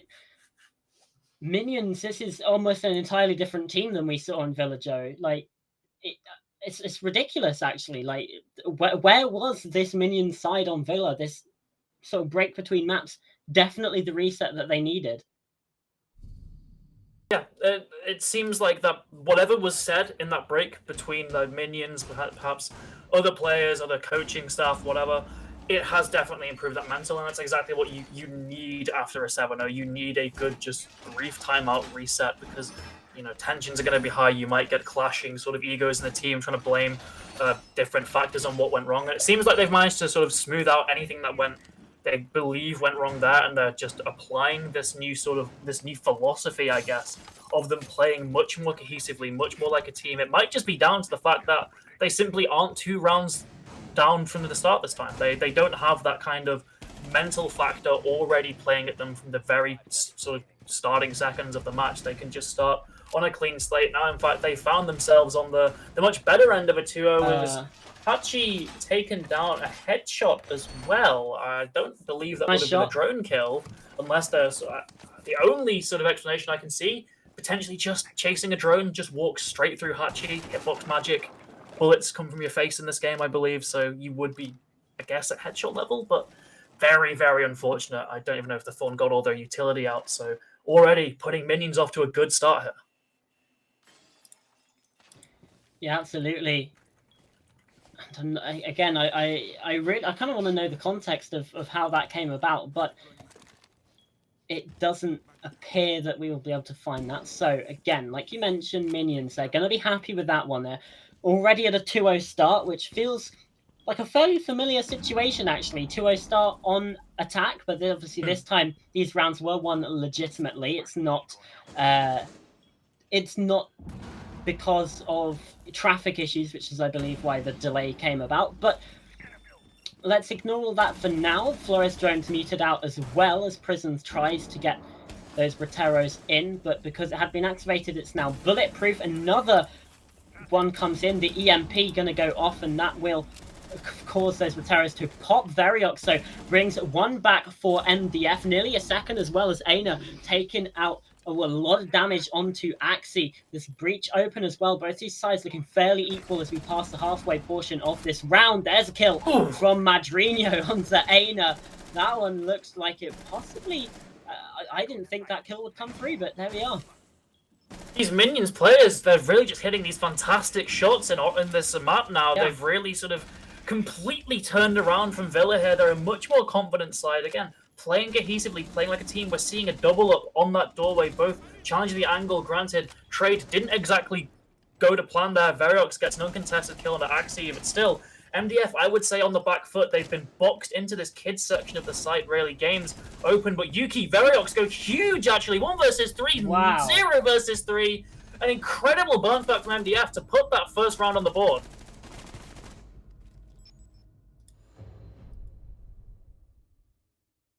That was impressive. Veriox went absolutely huge there. I don't really know what to say, to be completely honest. That was won by gunfights. Yet again, we're seeing a lot of these rounds here on Oregon come down to gunfights. It's something that on Villa, Minions tried to play into, and it didn't exactly work out for them here.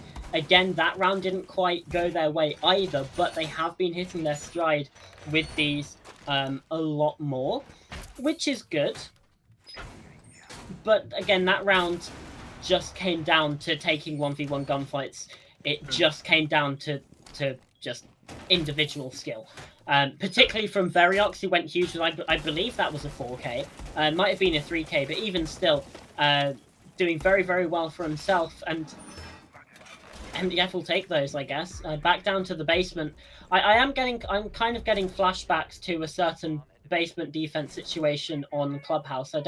Was that Talent League quals or was that here? I think that was semi-finals. That was MDF semi-finals when they kept going to basement and losing. Yeah, right? yeah. It was MDF versus Cook. Yeah. So potentially we could be seeing MDF falling into a similar pitfall if this doesn't go their plan to plan once again.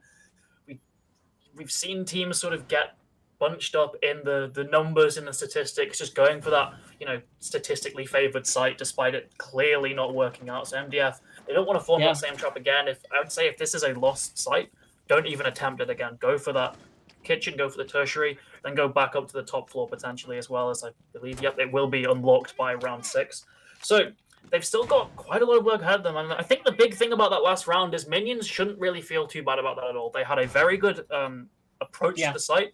They had a very good mid-round, as you said. It just came down to the individual heroics there, and that's something you sadly can't really account for, can't really play around other than just hoping that you win your gunfights. But still, Minions, a vastly improved side as they're continuing to just use this utility to scout out ahead of them, just trying to get a play on where these MDF defenders are. Obviously, one in the elbow position here is Veriox just tricks this mute jammer from the looks of it, just putting another one down to continue to stop these Flores drones. Very good usage of the utility there to just try and keep Minions at bay. But elsewhere, all this attention down below, I believe, has led these Minions attackers to have total freedom on that ground floor already. Once again, E-Box hatch busted open. Still Prison hitting his head on a brick wall, it seems, trying to get these Flores drones past the jammer. It's just not going to work, my friend. You need to do something else. As Axie does something else and takes on Hachi.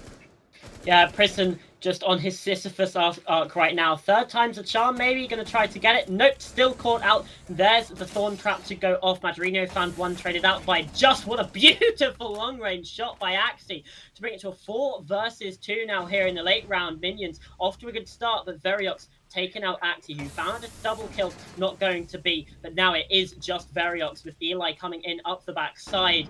And now there should be another round for Minions here on the basement. The swing comes through from Veriox, but no shots found, and Prison shuts it out 3-1.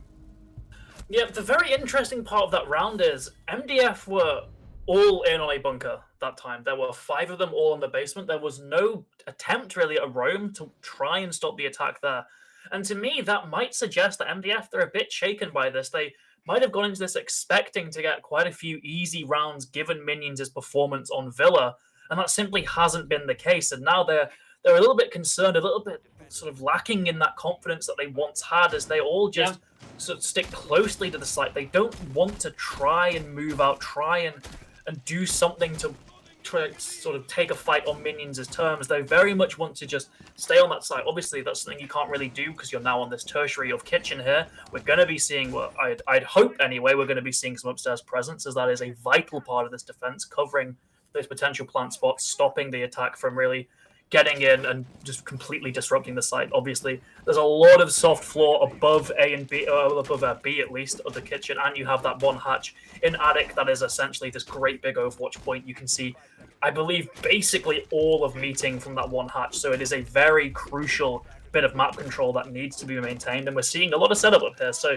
MDF, they're finally sort of getting out into the map once again. They've been, I guess, forced to, thrown to the wolves in this site. They have to be much more aggressive here. They have to sort of play confidently, or else they are going to get eaten alive by minions in their map control. So this is really sort of the testing point for them. If they can repel this minions roam, that is it's a good sign for them. But given minions' track record in these past 4 rounds, they've been very good at that. So they could still be quite a problem for MDF. We just have to wait and see. I'm not entirely sure what Yuki's doing. Just waiting, I guess, for these ace charges to come through. Just trying to prep the trick. But instead, the Selmas go in towards that castle barricade on the meeting double doors. So drones come in as well. Yuki's position will be noted. Obviously, you do have Kaid as well to help Trick on the other side, but there comes the Trick. Will Yuki be able to get it in time? Yes, he does, but the push on through comes in, and there's a double kill for Eli straight away on the push into the bomb site. And there's another kill from Madrino. Minions yet again completely decimating this MDF attack. They have full site control as the push comes back in through. Variox taken down off the hatch drop, 1 versus 5. Looking like a flawless round, but Hachi denies it. Actually gets the plant down. This one's a round for Minions, unless Hachi can pull up with something absolutely massive. Yeah, 1v4 does connect a nice shot on Madrino there, but he's still boxed out of the site, and as that plant timer continues to tick down, doesn't even get a chance for it to reach 0. Prison takes him down, and that right there, once again, it's one of those rounds that show, despite perfect sort of utility usage, despite a great game plan, Siege is a shooter. You get shot in the head, you die. Simple as. You can balance all of the utility in the world. That's not going to win you fights. You want that? Go play Overwatch. Go play League. Go play Dota. You are playing a shooter right now. You've got to land those shots, and you've got to be aware that someone will make a push as well. And simply, the bandit there was not aware. Memorized. I like Platchat, okay. I like Bran. I think Bran's a great caster. Bran is anyway, I will stop blatantly stealing Bran's runs for now. But yeah, great play from Minions. A great sort of heads up play, just seizing the initiative and going, right, they have a bandit. We know they have a bandit. They're likely going to go for a trick because it's just a single wall. There's no sort of prediction element required. It's a very simple, you put the utility down, you counter it. So instead, let's bundle in through that split door. Let's get that pick. Great play once again from Eli there. Just fantastic on the ace, getting 2 as well. Honestly, better than he probably should have there, given the position of the Kaid there. So fantastic from Minions, as now they are basically on the opposite side of what happened on Villa. They are thoroughly in the advantage on this attacking half. 4-1 now, potential for a 5-1 half. And that would be a proper sort of flip of the script here on Oregon. Yeah, absolutely. We saw a one-sided Villa. We might just be seeing a one-sided Oregon here. And usually that isn't necessarily the best what you want to see. Alex has actually taken a lot of damage. Variox's run out going to deal a lot of heat, but does manage to get back inside, does manage to slip away. So no kills being found yet, but that was a very early opportunity for MDF to get up themselves. But again, the trade nearly came back the other way too. Yeah, MDF still being repelled basically in everything they try and do here. Variox taking down a decently low HP, still has that utility in pocket, being that Wamai, that active utility, also an impact as well. So he still has more to give in this round rather than just a gun, as once again, look, MDF basically all bundled on this site. There is no aggression. There's almost no passion from this MDF side. They're just waiting to be killed. Aina taken down by Madrina there already. These lambs just almost waiting for slaughter as the Minions attackers are encroaching around this site. They're getting these positions only just offside on that big tower, could potentially provide a bit of support. But once the Minions players get into this site. Never mind as Eli just strikes him down. Not even sure where that was from, if the armory went into the big tower itself. But either way, MDF, once again, seemingly every round bundled on the site, just waiting to be killed. Eli gets a second on the round as the minions still get ever closer. Alex Northey does get traded as Hachi gets a bit aggressive, but still, he needs to do more. There's still this monumental man advantage, even more so as Eli gets 3. Oh my god, Hachi's left alive. Did manage to down Diffuser. Madrino picks it back up, and there's another kill onto Prison, but that's all it'll be. Axie shuts it down. Minions are 5-1/2. The resurgence of this Xbox team is what we wanted to see here on Oregon. And hey, maybe that 4-1 win in ranks was a prophecy of the future after all. Yeah, and now Minions can head onto this defensive site, so they can potentially, at the very, very least, rack up 1 round here, get to that match point. Potentially, if things go horribly for them here, they would still get it to OT. But that's honestly not likely. This is most likely a 1 map for Minions already. They only need 2. They're on an Oregon defense. They can just cash in there what should be a free sort of second floor defense here, and what should be a free basement defense as well. Those sites can be very strong, very difficult to get on, especially with this Yingban, with this Monty Ban. Basement, despite being lost, I believe, 3 times by MDF, it should be a very easy win. The attack have to get very active with their tools to actually get onto the side itself, because they don't have the luxury those band operators provide. So Minions already, I would say, are kind of on 6 rounds, basically. If you just lock in that 1 basement win, they are basically already on 6 here. If they win this, they are on this 1 round here on the top floor. Without wanting to cast a curse it, the rest of it is basically a formality if they just get that basement win. It should be very attainable, it should be very doable, and Minions should be very happy with their performance on Oregon. 3 basement rounds, so defended by MDF, and how many of those were won by the defense, Joe? 0. Nil. That's nil. Null. Nil, null, however you want to say it. They didn't. MDF couldn't find success at all on the basement, and I'm slightly worried that we might see a repeat performance from Minions just because of the way, we saw it in that Cook MDF semi-final as well. The basement on Clubhouse, we barely had any defensive wins at all. This might be a similar story where these teams keep trying to push their heads against a brick wall to try and find the success where they could go to other places to try and find it. Obviously, again, we don't necessarily know that to be true. That's just a slight fear that I have, that's what we might see coming across. Is the south side from MDF to get back into this round specifically is looking like there's some very early pressure. Breach already open. Yuki already looking towards Trophy to just cut off this doorway. Not entirely sure about this attic setup, which might be why Yuki is holding a bit back inside of Master instead of taking full control of Trophy. But MDF look like they're in a pretty good situation with over half the round to go. A lot of control already. Yeah, they've done as good a job as Minions did on their attacks, just getting close to the site already. Still unsure as of the overall schematics and Trophy, if they do have a line of sight from Attic, or if Yuki, just playing cautious, doesn't have full intel on these doorways, so doesn't want to give himself up too easily. One that Thatcher still potentially has utility to give sort of more impact he can have on this match, although I believe already that wall is open as Hachi gets that open onto Axie, so MDF looking to strike back here, looking to stop Minions in their tracks, but Minions still have a pretty good setup here. Shield watching that closet means MDF can't go for a push as of yet. It's the Warden as well playing around there along with others, but as Yuki gets a second, MDF, this is looking like a much more winnable round here as they're getting this big man advantage. Yeah, Alex Northey dealing some damage over on towards Yuki, however, but there's another kill that goes through. It's a 1v5. Alex, last player for Minions left alive, does find the first. Denies a flawless round, but that's probably all he can do. The pistol from Aina shuts it down as Alex was only on 1 HP. And MDF, they get their second round on the boards. Defensive woes continue here on Oregon.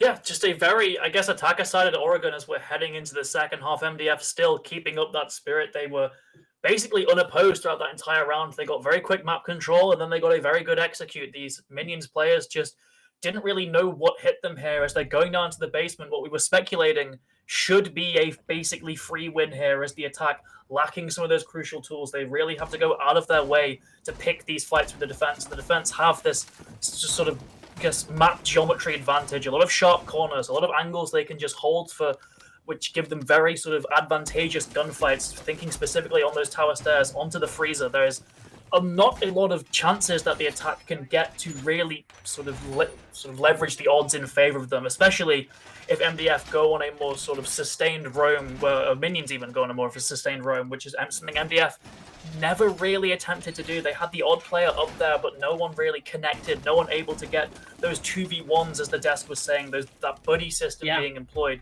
So you'd really want to see that from minions here to just secure this win, because once you get to 6, that's a massive weight off your shoulder. That's a massive weight sort of transferred onto MDF, as right then it becomes a case of there's no more mistakes allowed. Yeah, absolutely. For a second, it looked like that mirror window inside the E-box as well was placed on a soft wall, but it wasn't. Oh, is this a similar thing? No, I think he might have actually been able to destroy the mute jammer there. There we go. So we didn't see a lot of success from Prison here.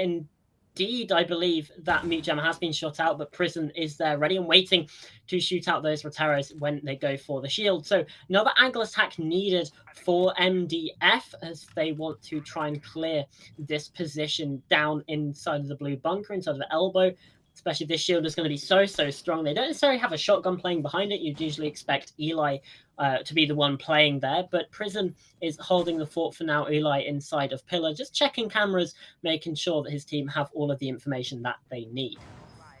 Very early retreat, though, from those minions players. If you just saw those orange outlines running down the tower stairs incredibly quickly. So once again, that has allowed the attack to get that E-box hatch open for relatively free, just only sacrificing that actual hard reach utility itself. They've also got this tower stairs control somewhat. They aren't letting any of these defenders get particularly aggressive. There's control over a white side as well, so already MDF, they've got a lot of the map control they need, as nades are going to start singing down the tower stairs, countered by those magnets, however, so that's going to put a bit of a pause on the attack's push here, but still, they've got so many different avenues to go from. They've got complete and total control anywhere that isn't the basement, so that gives them just the complete, whatever they want to do, wherever they want to go, they can basically choose that. There's not even a mirror window on Freezer to stop them this time. Instead, relying on Axion, that Echo for the intel, for the denial here. So MDF, they do have a very good chance of winning this, as we see also mirror windows popped by those Twitch drones while all that commotion was happening. This push is coming already.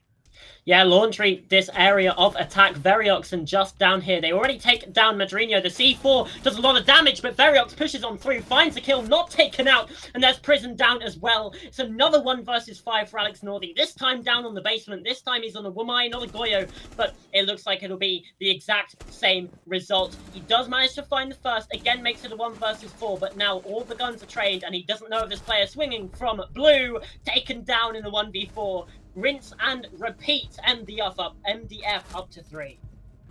I think this basement is just cursed.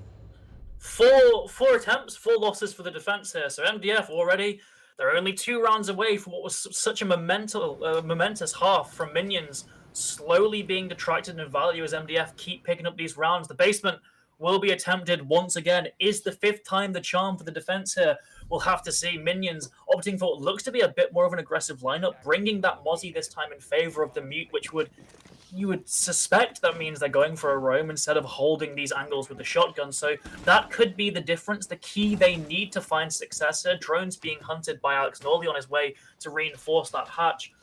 Minions, though, once again, they kind of fall into that trap of MDF of just allowing themselves to be boxed into the site. No real roam presence there, and especially not continuous roam presence. We saw they started off there potentially just trying to destroy some drones in that early round, but that's really honestly not enough. You need to continually be a nuisance here, or else you give MDF the time to just set up a perfect execute. You give them the utility as well to set up a perfect execute, and guess what? They said they do a perfect execute. It's flawless, basically. The Alex Norley's put in that 1 versus 5. Nothing he can really do. MDF ran away with that round, to put it simply, and it's something that they just can't keep allowing to happen. Both these sides, MDF as well, because this might very well end up going to OT. They will have to defend again. They can't keep falling for these same mistakes. Indeed not. One thing I do want to point out is that we despite we're seeing a lot of fights being lost and whatever, like gunfights, which seems to be a pretty big focus of both of these teams, at least in this series so far. I think we've only seen 1 round where a clutch was nearly brought in. All of the rest of them it's only been one kill and then it's just been shut down immediately.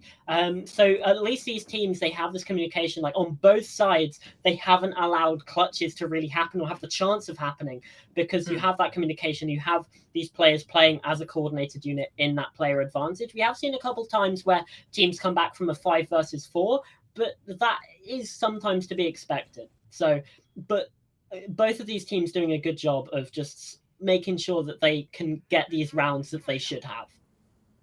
Yeah, that's going to be a great thing for the mental. Nothing hurts more than losing a clutch. So it's allowing these teams to sort of put on these strings of rounds, particularly Minions getting that 5-1 half. A lot of importance on the early round, though, really. Yeah. Because that kind of determines how the rest of the round will play out. There's been no sort of late round big moments, apart from maybe Alex Northey getting that 3k on basement in a 4 versus 4. But again, that's still an equal man count, so... Yeah, and potentially that is why we're seeing, as we're seeing now, these early rounds are very sort of tentative from both sides. They don't want to give up that opening body too soon. They're playing very, very passive, trying to get as much sort of usage out of their operators as possible before they go for engagements. We see the Yana here, Variox, choosing to go for those nades instead of potentially swinging, getting a kill, because they realize how much importance that opening pick has. Alex Northey just managing to keep that Yana at bay here, but Aina, he's going for a bit of a push here, nearly gets Madrino, but doesn't get that all-important opener, and neither does Minions either, as just survives from that C4.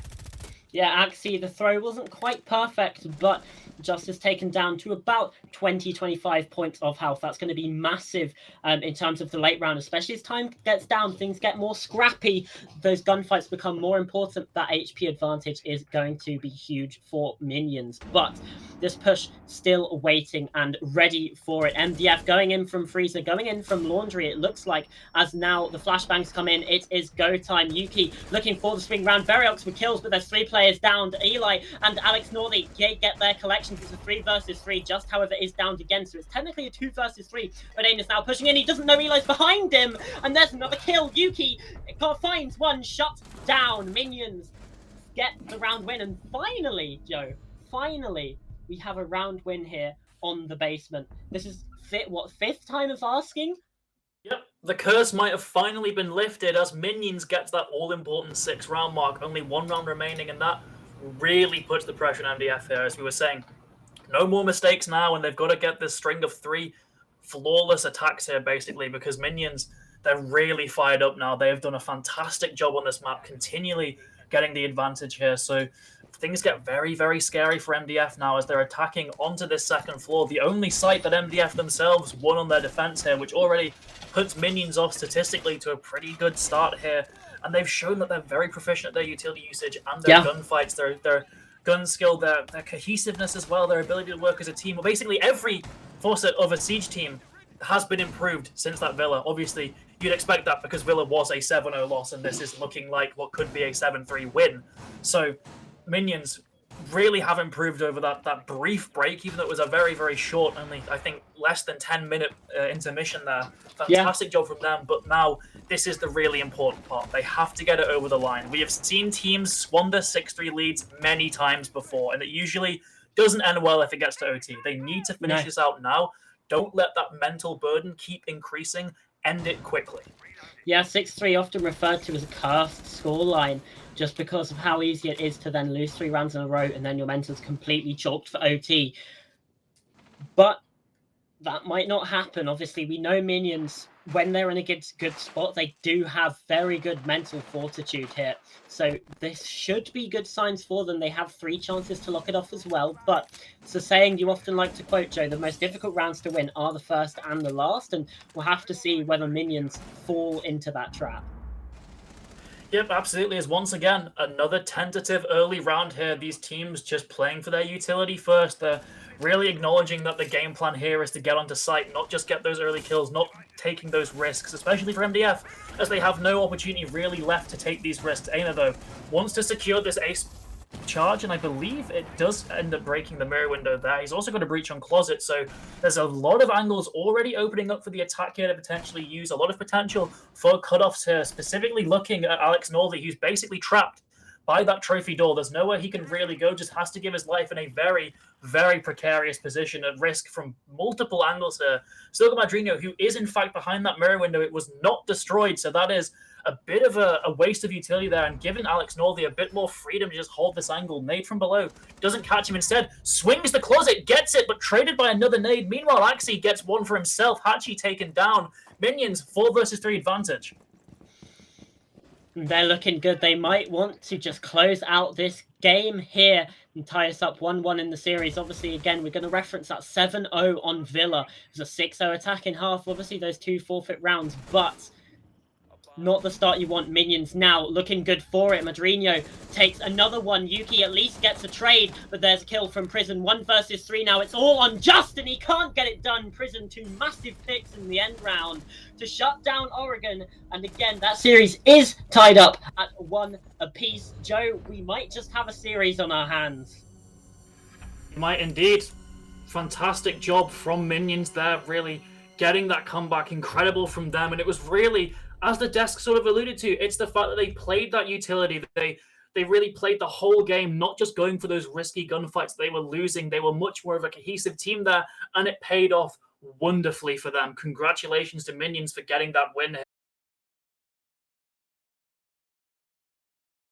Out of the site here, and if Disco Pogo realize this, they can execute fast.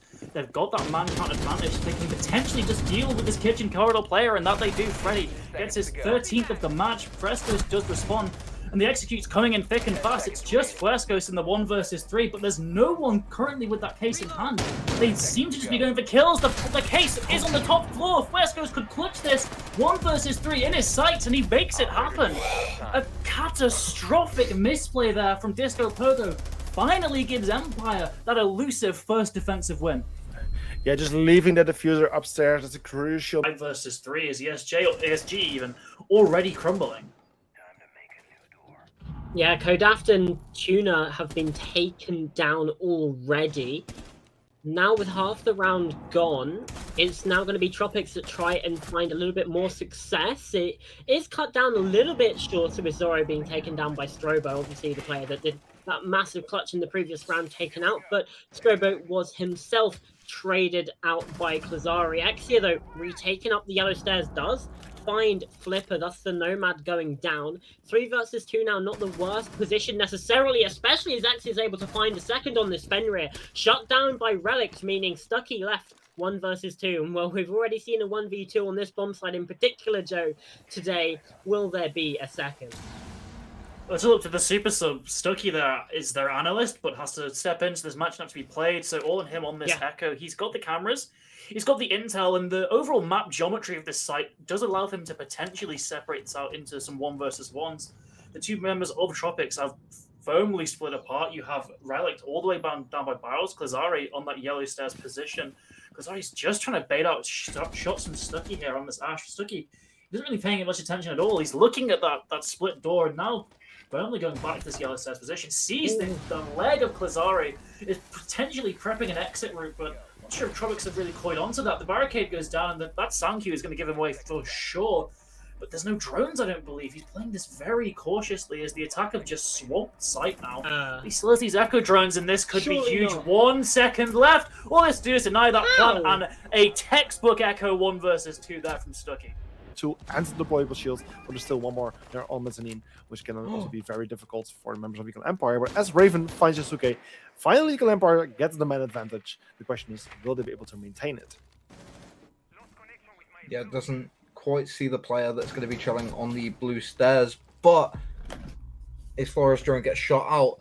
Pizza manages to find 1. About to take an engagement against another, almost finds it, but Buck manages to spot him out first. And now Eternal versus the world. Sorry. Yeah, it's okay. It's okay. We now find ourselves in a 3 versus 1. Just Eternal playing a Fireplace, not even inside of the bomb side, but finding himself in a very strong position, actually, because from this side, he will be seeing every single player cross the hallway where they need to come from. And especially as Zeri falls into a Frost Trap, Eternal gets the kill on Renji. It's only coming down to Raven. Raven can still go for the revive, but this will only leave them with 10 seconds remaining, which is a very little amount of time. Eternal can still clutch this out, especially since the time is starting to work in his advantage. Raven needs to go for defense, but gets taken out. He loses his life, and Zeri is the only one left standing and gets taken out as well. It's Eternal with a beautiful clutch here and securing this final rounds and winning this match with a 3-7 score. I thought they had it. Yes. But the Flores went to like the most awful plant position I've ever seen. Yeah, I just didn't. I Those castle barricades down, and Ayana is now going to be the next to fall as Mute finds the headshot. We're now sitting 3v4 just outside of a minute left, and Wamai is still down. No chance to really go in and pick him up just yet. They're just gonna have to hold these long angles around him, or even Jin just use the fact that he's just bleeding out inside of closet to waste as much time as possible, or even just use his eyesight from him being down in order to get intel on these last few attacker positionings. The frost trap is gonna ignite, and with that, a player is down, and now there's only 3 players alive here from Tracker, but they still have the main advantage against 2 Molotov Gaming players inside of site. So now we're 40 seconds. It's a 3v2. Ace is down to low health. We're taking it. Nomad gets a headshot, taking it down to 3v1, but it is quickly traded back. So now we're into a 2v1. It's all resting on the shoulders of Frost, who finds one on the headshot, peeks around into the bathroom, takes another shot into master bedroom, into closet, and is able to take that headshot and take this first round on a sliver of health. It's huge over to Entropy as we're just outside of a minute and a half left. It's all going to be rested on the shoulders of Frost, who does get the ace down. Oh, but the grenade is going to come out. It's not going to be successful. It is going to take that shield off the board at the top, though. But they are finding pick after pick as the Twitch now falls as well. Minute and 20 seconds left, and Frost is holding down in the hallway. Knows that they're going to have somebody pushing in from up top as the oil charges start to explode. Cheeky little angle into library. Mira still does have that C4 on the board, and Ayana's going to take a look with that Gemini replicator, able to walk through the fire. And now they got the locale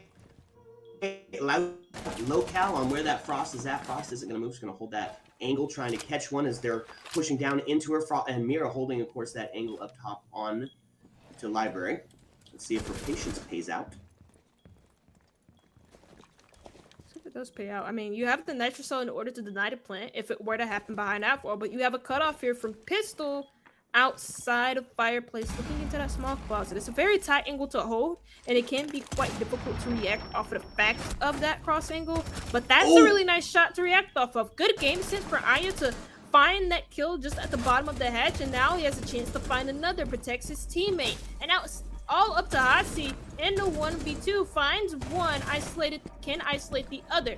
Tatters now in gaming sight, but misses the shot. This Hasi, Tatters puts his team 5-4 up against Entropy Gaming off of some really clutch play coming in from his teammate in that bar site. Go and find another one on Hexagon. And this game is slowly slipping away from Tracker as, you know, they had their fun, but now they can't recover from it. As a player, it's also going to be in a Frost map there as well. Frost map showing their high utility. If this was test server, he could have got out of it, but unfortunately, that is not going to be the case. And a double kill comes in here for Fengu, as another one could tend to be found here, and tries some shots onto the ramp, but you're not going to be quite able to land those shots, as the attack is now going to kind of recoup itself and get itself back onto the breach. I don't think he's going to be too aware of this rotate that's happening, as that garage has now been evacuated. Knows the player's on breach. Can he find the shot? Lands him across. Not going to quite find anyone as a player.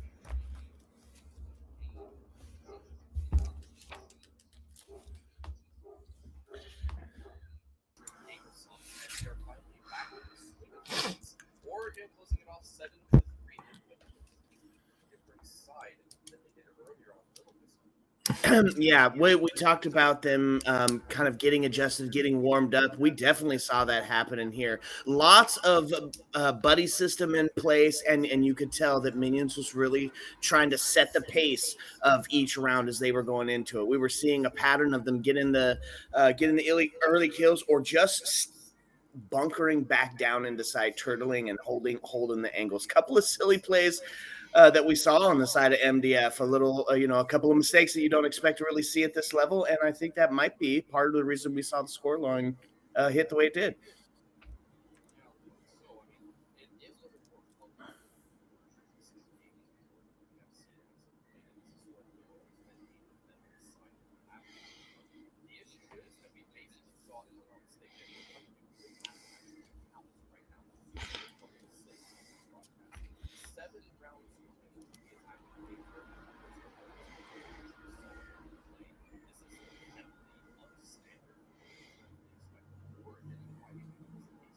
Well, if I remember correctly, 5 of them were in a row, which is absolutely unheard of on a map like Oregon. Something that I'd very much like to bring up is the fact that these teams are struggling a lot with defensive adaptability. Something I brought up last map with the adaptability of minions specifically, but I think just as a whole, the defensive adaptability isn't really there for either side. I think on Villa, it was a lot more comfortable for the side of MDF because they've probably played it a lot more, as we know they have. And they're generally just more comfortable. But coming into a map where both teams are a little bit ambiguous, and they're a bit unsure about what the enemy team is going to really be trying to bring, then you end up in this position where on defense, you tend to play very 2D. And on the offense, you can play off that. So you kind of have a little bit of an advantage coming into the offense in this sort of matchup. But I think as a whole, it's kind of a disappointing defensive side for both sides.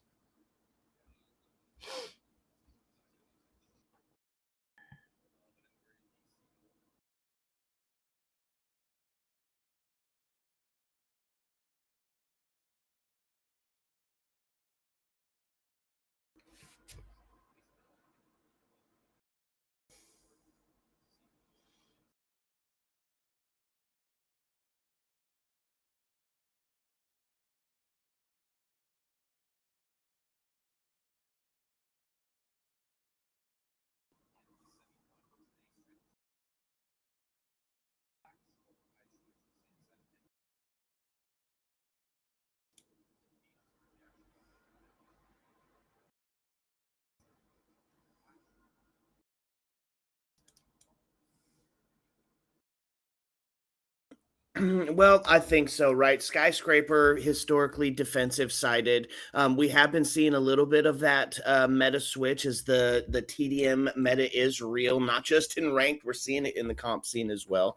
But here's the deal. One of the toughest parts about Skyscraper, and you hear it talked about by all of the great Siege theologians, is it's tough to get inside of the map. So with the new reworks that we've seen with the shotgun usage, I think if the utility is played well, and the extension is set up correctly, then I think it's going to be an easy defensive sided map here. Yeah, definitely could be the case. Could potentially be easily defender sided, but the one thing that I do want to quickly ask production is if we can hop back to the head to head, because there are a couple of bits of information that I do really want to chew into on the head to head specifically. Yeah, that is the one. That is the one right there. But the one thing that I do want to talk about is obviously the subject of operator bans moving into the side of Skyscraper, because well, minions, they have been, you know, sort of like fairly fussed about taking out a lot of shield operators as well, specifically the OSA. And as of late as well, we did also see the Monty get banned out on that Oregon map overall. And when it comes to Skyscraper, you know, you've got players such as Packbull, for example, on the side of Wild that have truthfully pioneered a new fashion, a new style of utilizing shields very properly. When you take a look at T and Karaoke, for example, it becomes a fundamental aspect of trying to actually pull off your attacking execution. Do you think, Naj, that potentially we're going to see a repeat of the roughly the same bans? Do you think minions are going to try to eliminate as many shields as possible off the playing field, or are we going to see something a little bit more traditional akin to what the tier 1 of Siege has been showing us as of late? Well, it's the Pengu mindset from like a few years ago, right? It's something he said in an interview where he was like, realistically on a map like this, just kind of go like it. There's a lot of thin corridors, very narrow. Go something like a Monty, and that walking drone can really open things up for your team. Like being able to sort of branch into these rooms and make your way through very methodically can help you, even though you are being methodical, to have a much quicker clear than usual. So I think yeah, more than likely we could see a very harsh mirror of the last few bans that we've seen. Things like Ying will go off the board, I think, in general, just because she's got such a high ban rate in this league anyway. But yeah, like I also see the Monty going off the board. Minions, I think, will take that off on their attacker ban, and then you'll have something like a Solace, a Fenrir, one that I've seen a little bit crop up in other leagues is Malusi, but only simply on this map because of the amount of tight corridors and windows. She can be used to deny any close sight doors. And yeah, it really just depends on what the teams prefer. So. Yeah, definitely the case. Either way, we do have a fourth map confirmed that is definitely going to be on the docket for this evening. It's starting to get, it's starting to actually turn into quite the close affair as well. So, lads, super duper quickly before we actually hop into the action once more, I'm going to start off with you, Whiskey. Now that we've seen 2 maps, who do you think could potentially take Skyscraper, and on top of that, the whole series afterwards? Boy, man, that is a tough call. As the town, I'm wanting that war of attrition. I want to see it go all the way to 5 in the double overtime, 1v1 clutcher. But you know what? I think Minions starting to have a little bit of momentum built up in their direction, and I wouldn't be surprised if we see them set the pace early on here in Skyscraper and proceed to take that the rest of the way through the series. Yeah, definitely so. What are your thoughts, Naj? Who have you got a little bit higher up on the pedestal for this one? Well, I think it was said very perfectly earlier that these 2 teams have been at each other's necks in multiple leagues for a little while. And we've seen MDF come out on top. We've seen Minions come out on top. And I think coming into a matchup like this, I think the thing we genuinely have to consider is the fact that it's a finals. Yeah. And every time Minions are pushed to the very limit, look at the Swiss stage where they had to go down to the best of 3 against Tracker Clan. Look at the earlier group stages where they were absolutely dominating. And I think Minions coming forward into a grand finals, best of 5, I think overall they have the advantage based on mental alone. Okay, what do you think, Tudor? Me personally, I mean, just off of the amount of games that were played up until this point, MDF have had a little bit of an easier journey to get all the way here. I do consider them to be technically the owners of the Lion Den, and then you have Minions that are very clearly the intruders. But then again, it's really, really tough to say. Either way, though, we are ready to hop back into the server. We are ready to once again take the gloves off. We got a bare knuckle brawl right ahead of us as game number 3 is underway. Skyscraper is coming up next, and none other than Pubel and Pastor are going to be taking us through it once more. No original lines this time, then, Tudor. I see how it is. We've got the gloves off line again. I see. So, Skyscraper. Then we heard Naj on the desk say about Ying bans. Do you agree, Joe? I do, but yeah. Ying's one of those operators that it's almost like playing the game on like a slight easy mode, I guess. You can kind of afford to beef the mid round a bit and have a bit less time than you'd maybe like in the execute. Just throw a couple Candelas at it, you could probably get a kill there. Yeah. So we do tend to see Ying getting man hit as well. Use stuff like the window play, the ease of access into some of those sites as well can kind of combo nicely with the Ying. So I do definitely think that operator, once again, as she was in Oregon, will see the ban phase here. Yeah, I mean, who have we had banned so far? We've had Jacqueline knock on map 1, then it was Solace. Ying and God, who was the attacking ban? Oh, we're talking attack. It wasn't Flores. It was it Nook again? No, I don't know. I can't. Shows how much we pay attention. Either way, I know it wasn't Flores because we had that funny situation where 3 Flores drones got muted by a single jammer. Either way, yeah. Into Skyscraper now as we see this ban phase. Let's see if these little predictions pay off. And it'll be that Monty, of course. It's Monty. Of course, because they were getting absolutely bullied. This time, though, no, it is Minions, still orange. So, yeah. Monty once again being banned out makes sense. I believe it was Yuki on MDF who was absolutely abusing them on that Montaigne. Yeah, Yuki loves the Montaigne. So who on the defense as well? We've had Solace, Valkyrie, and Fenris. Solace has been banned twice, so obviously we're seeing that again.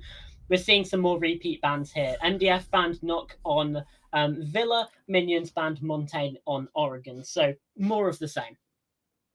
Yep, absolutely. As we head on these defensive bans, I imagine it won't be too dissimilar from these other 2 maps either. I imagine Solace or Azami taking out these just incredibly oppressive operators. And as we just said, Solace taking out even a Fenrir ban would make a lot of sense here, as well as Sky can be one of those maps where, as Nash was saying, it's quite cramped at points. There's a lot of windows that force you to take kind of disadvantaged gunfights, so having that Fenrir on top of it can be quite a nuisance as well.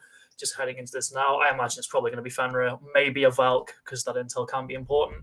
And it is Fenrir. So there's two, I believe the two newest defenders. Is Solis the second newest? I lose track. I believe Solis is the second newest. Yeah, no, I think so. So there's two newest defenders always seemingly banned here, but due to their strength. Before Fenrir, it was his army as well.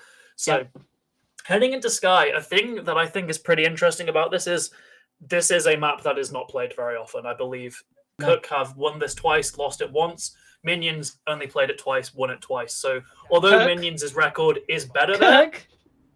Oh, not MDF. Sorry, I don't know. I was thinking about because they beat Cook, didn't they? 7-2. Yep. Yeah. My bad. Maybe that was a good map actually. I enjoyed that. It was, and it was after a shocking Cook win. If you didn't see that semi-final, Cook, the proper underdogs going into that, did take a map off of MDF there, but we settled it on Skyscraper. MDF came out swinging, but still, these two teams do not play this map very often. So there is potential here for pocket struts. There is potential for wacky shenanigans already. Seeing Alex Norley on the cap cam, not the wackiest of operators, as there is legitimate usage in both that SMG and those EDDs, but still, it's not one of those most pickups. One of those most pickups, though, is that Valka we see. Very strong operator, often banned, but this time has slipped through and actually already using those cameras to the advantage of Minions. Yeah, this is what happens when the Valkyrie isn't banned out. She can be so helpful for the defense, obviously. With default cameras, they're always in the same position. The attack know where they are. They should be shooting those as soon as they come into contact, unless they're going for something really sneaky where they don't want to give away their position. But with the Valkyrie cameras, it enables you to sort of essentially give yourself pre-placed drones. You can dictate the positioning of those cameras, and that's really helpful for the defense to really watch, entry angles or wherever your focus is as a defense, or wherever your focus isn't, you can still make sure that your backline stays protected. Yep, absolutely. As we're seeing this roam clear, so no immediate pushes being chosen by MDF, instead pushing in through this exhibition side on the east, trying to just take these defenders on head-on kills. And already Alex Norley just slaughtered through that very tight angle. There's still Prison close by who can provide a bit of a threat. Axie too, but even Axie has decided it might be best off just to retreat as these Takaibi calls come in. Takaibi, another very strong operator that simply hasn't been banned out either, just due to the overall nature of these attackers that have been chosen, specifically like Montagne, who very much seems like a target man, but it does free up other operators on the attack who might, in theory, be more useful on the ban. One of them is being Takaibi, very easy at clearing out those defenders, given that call. So we're seeing great use of that gadget already, forcing these roamers back towards the site, as Aina does take a bit of damage with MDF. They're still thoroughly on the advantage here. They're once again starting to box Minions in. They're all just staying around site. They've still got angles to go for challenges. Looking at Prison in this T-room wall, just holding this towards Dragon, I believe. Eli as well down below. Could go for a flank, but it would be very risky. And with no C4, he would have to go all the way up those stairs behind them. And that would be a very large risk, a very big time investment as well. So I think he's just going to hold here, hold for any attackers getting a little bit cheeky, trying to go for a bit of a secret push through those stairs as Yuki takes down another defender, in fact, really starting to open up the site. Yeah, 45 seconds left on the clock, and Minions already in a 3 versus 5. Again, we've seen sides where maybe we don't expect the attack to do so well, and it has been working out for them. Again, a similar story here as it's a 5 versus 3. This 2-player advantage for the attack of MDF certainly going to be huge, but time continuing to tick down. Yuki taking some damage as well. This could still flip either direction. Madrino gets the kill onto Aina, who pushes in from Geisha. Axie as well onto Veriox, and suddenly we're in an equal player count. Yuki pushing in through Geisha. Needs to be careful of this Frostmat. I don't know if he's seen it, but shut down by Madrino. Only good for the first. Madrino takes a swing, not able to find the shots, just whiffs. Axie gets the kill, and now it's just on just. Pistol out, can't get anything done, and there's the first round for Minions. They brought it back from a 5 versus 3, but in the end of it, they looked pretty certain that they would win that, mainly because of that round timer, Joe. Yep, very impressive from Minions, just holding out, using that win condition of the time to their advantage, forcing MDF to get increasingly more aggressive, increasingly more sort of at risk just due to that clock, and from that they were able to strike, win that round, and despite seemingly being quite a lost round there with a lot of control given to the attack, they still pull through, and that's a good sign. It shows that their mental is still just as strong as it was on Oregon. They can still get away with these disadvantaged clutches, really, although it wasn't, I guess, a technical sort of statistical clutch, no 1vx there, but still very good from Minions indeed. Fantastic play from them, and they're already on the advantage here in that second map, I guess.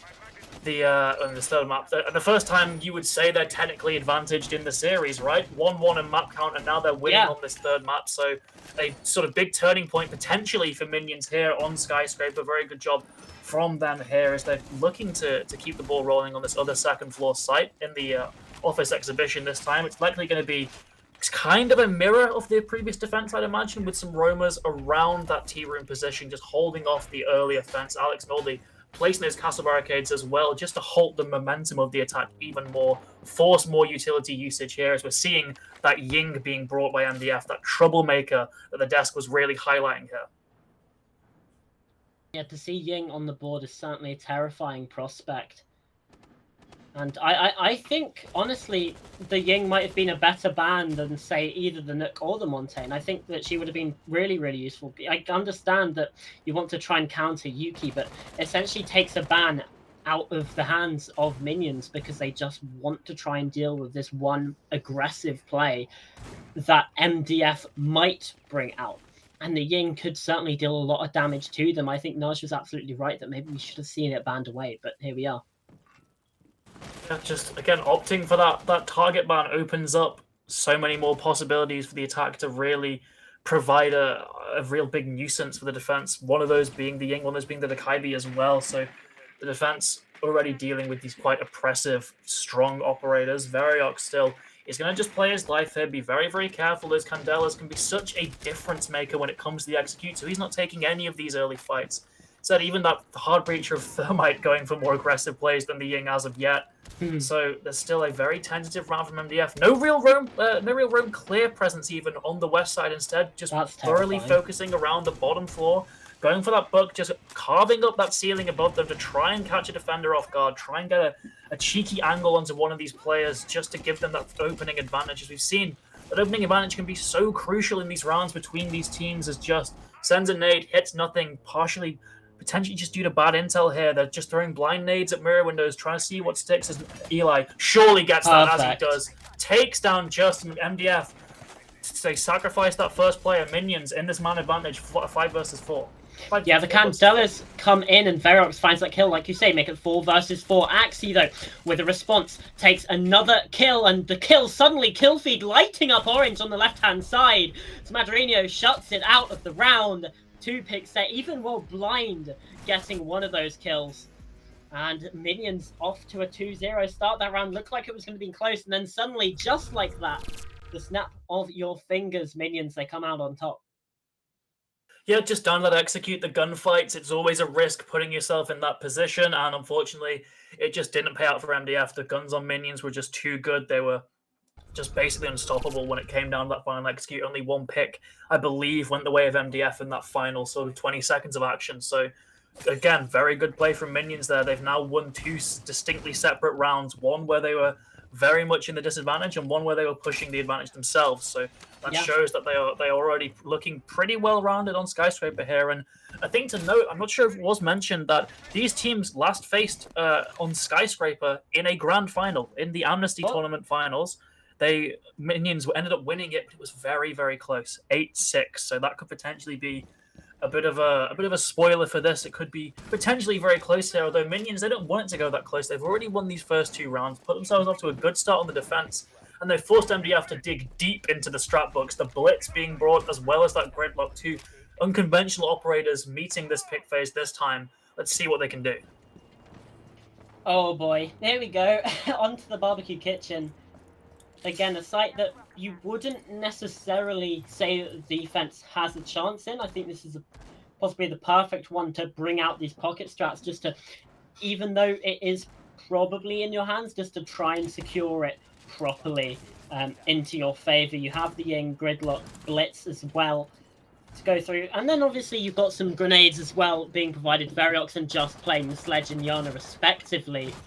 It looks like Yuki's actually going to go in on this bedroom bathroom side here over towards the east. He can't have a Montaigne, so he'll take another shield as Hachi finds the opening pick onto Madrinho, the player that found the finisher in that previous round, this time taken off the board straight away.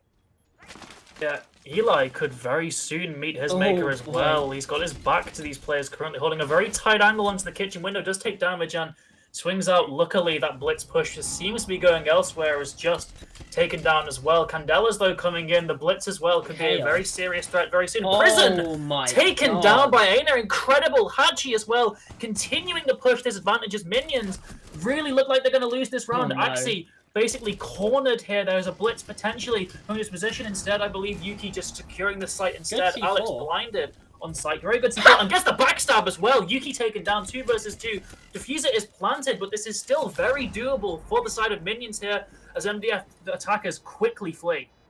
Yeah, this post-plant position should be unassailable by this MDF side. Aina has pushed a couple of shots though onto Axie, but now that positioning is known. They've planted perfectly for this window rappel. The onus is now on minions. What can they do in this situation? They've only got 10 seconds left to try and get something. Axie is going for that crouch defuse, but Aina just lines them both up and takes them both down. And that's the first round on the board in this game, or in this map even, for the side of MDF. Again, it's expected. I feel like maybe just one slightly missed moment. If there had been a C4 coming in from the mirror onto where that diffuse was going down, obviously it wasn't to know, but if that had come through, C4 goes off and detonates, entirely different round. Unfortunately, that's the advantage that we get from this third person observer perspective, is that we can see all of those moving parts. Yeah, I guess the big thing to take away from minions there is they did get slightly, well, if MDF even, they got slightly too aggressive there. We saw Yuki pushing out further than he probably should have on that blitz, getting backstabbed even by the mirror player there. So it shows that maybe even if they think they're in a very solid advantage, the round isn't won until it's won. Potentially just play a little bit more disciplined. Don't go sort of eagerly trying to get those kills. You need to still win the round first before you try and pad your stats. So focus purely on that win condition right there. Yuki once again going on the blitz, and Osa as well, likely going to be seeing Variox attempt to get on top of those back stairs, just put the shield down, hold that cross angle between the sites, and really put pressure on the defenders there. A very critical position that can make defending that site an absolute nightmare. That is, of course, if the shield is not dealt with. There are 3 nitro cells. There is potential for those shields to be destroyed. There's potential for Variox himself to be destroyed here. So he has to be very careful and very cautious there, because the defense certainly have the utility to stop that strat if they want to. Let's not forget about the EDDs of the Capcan as well. Alex Northey could potentially stunt this entire push. MDF need to make sure that wherever they decide the blitz of Yuki to enter, that there's none of these Capcan traps EDDs, because they will just completely take away everything that this push has. Obviously 110 HP, that'll be, 2 Capcan traps to down injure, 3 to kill, and at that point, yeah, Yuki will be dead. That's the impact fully gone. But, oh my god, Madrinho, why are you re-peeking that?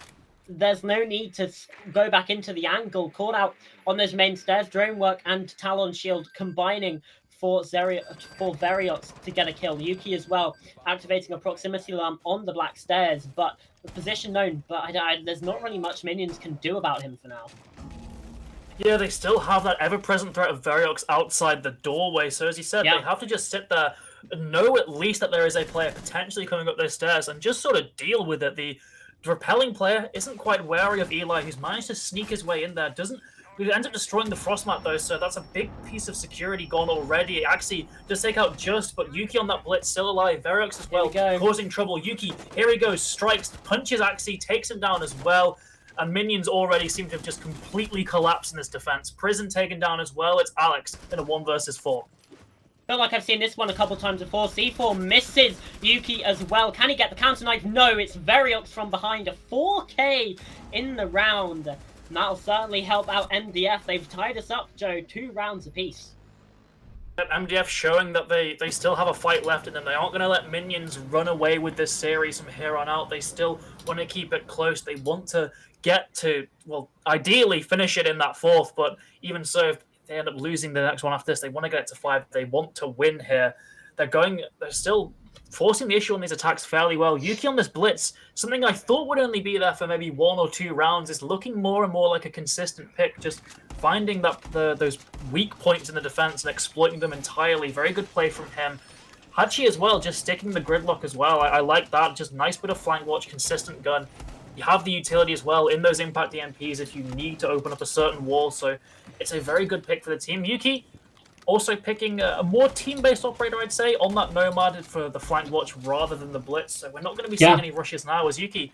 Even more support now onto the hard breach instead as Variox goes to the floor as a complete sort of swap, as I believe it's just due to the fact that they've seen what side is actually being played here. There are no real good points for the blitz here, so just go for a more standard lineup. Just though, 6 repicks from the Yana to the Yana. Just loving those nades, loving that entry up. Can't really blame him. Yeah. Well, what will be the approach here then from MDF? Obviously, they've switched away, like you said, from those more aggressive picks. From Madrino, again, it's a similar mirror window that we saw in that first time around, round 2, where we saw the site be played. For MDF, is it going to be a similar style of approach? Going to try and open up this wall? The impact EMP not even needed because there's obviously no wall denial. And that's access to VIP straight away. Very, very good for the side of MDF. Eli is going to be watching that to try and see if any push comes in from the safety, relative safety of Dragon. Obviously, Shrine window and just pushing across from Shrine itself could still be the death of him.